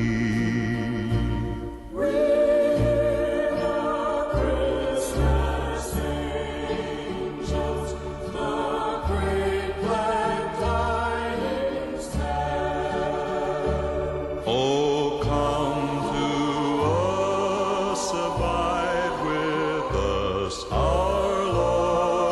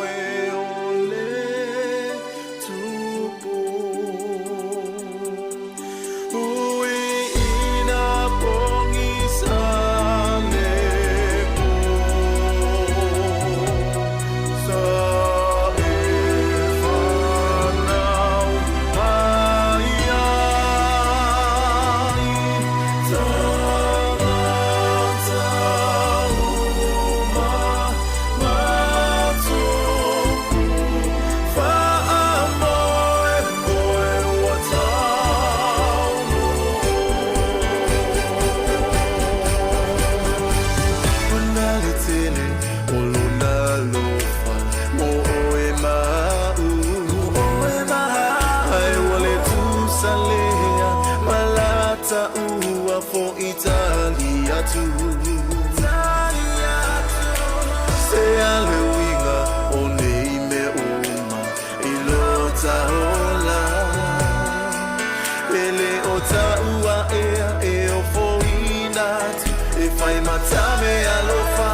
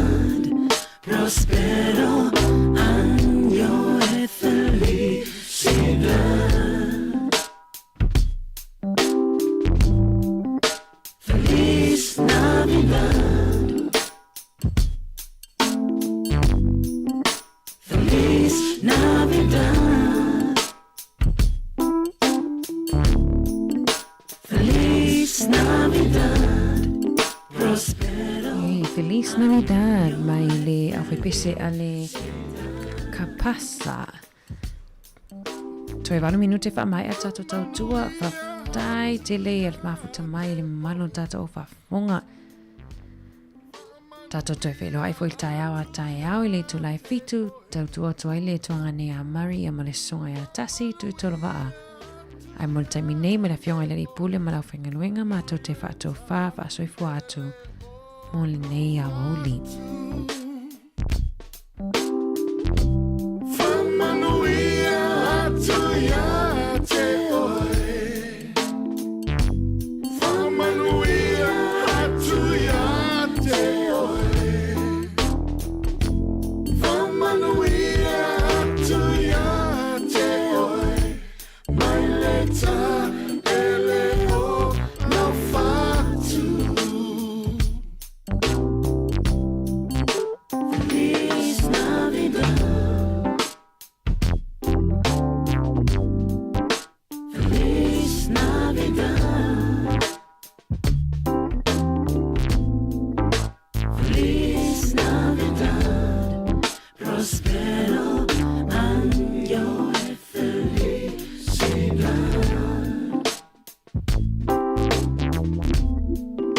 Feliz Navidad Feliz Navidad Feliz Navidad Prospero año de felicidad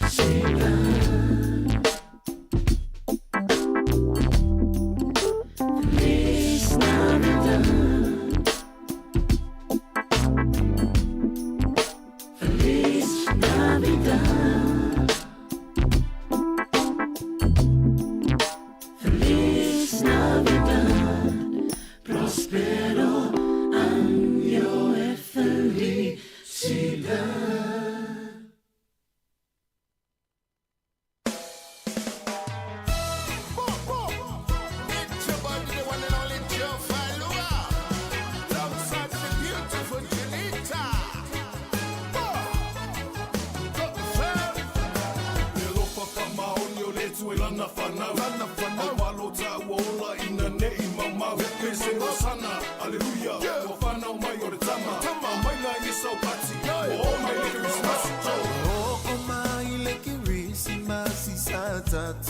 Atali Euina ese langona o tangata uma ole lalolangi Ai o te pi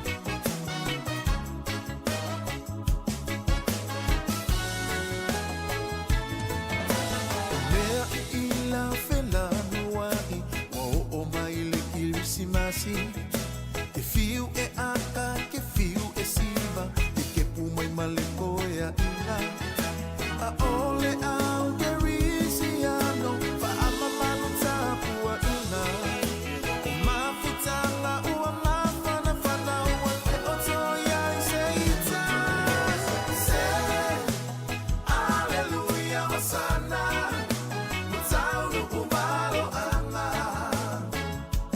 se malingi ai lai mata nena fuana fa atawa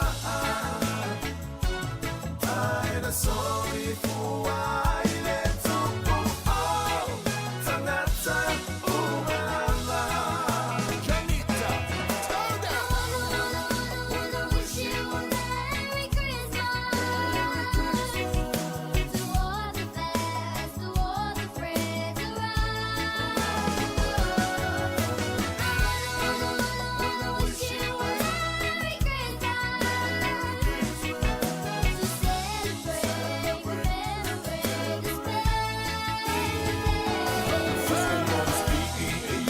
for time of the year, Island Christmas, lots of good cheer. All of the children opening their presents, Mama and Papa sharing a kiss. A bottle of a lima will never be amiss. Everyone dancing and singing. All of my people from up here to Auckland, North and the South, they're singing aloud. I wanna.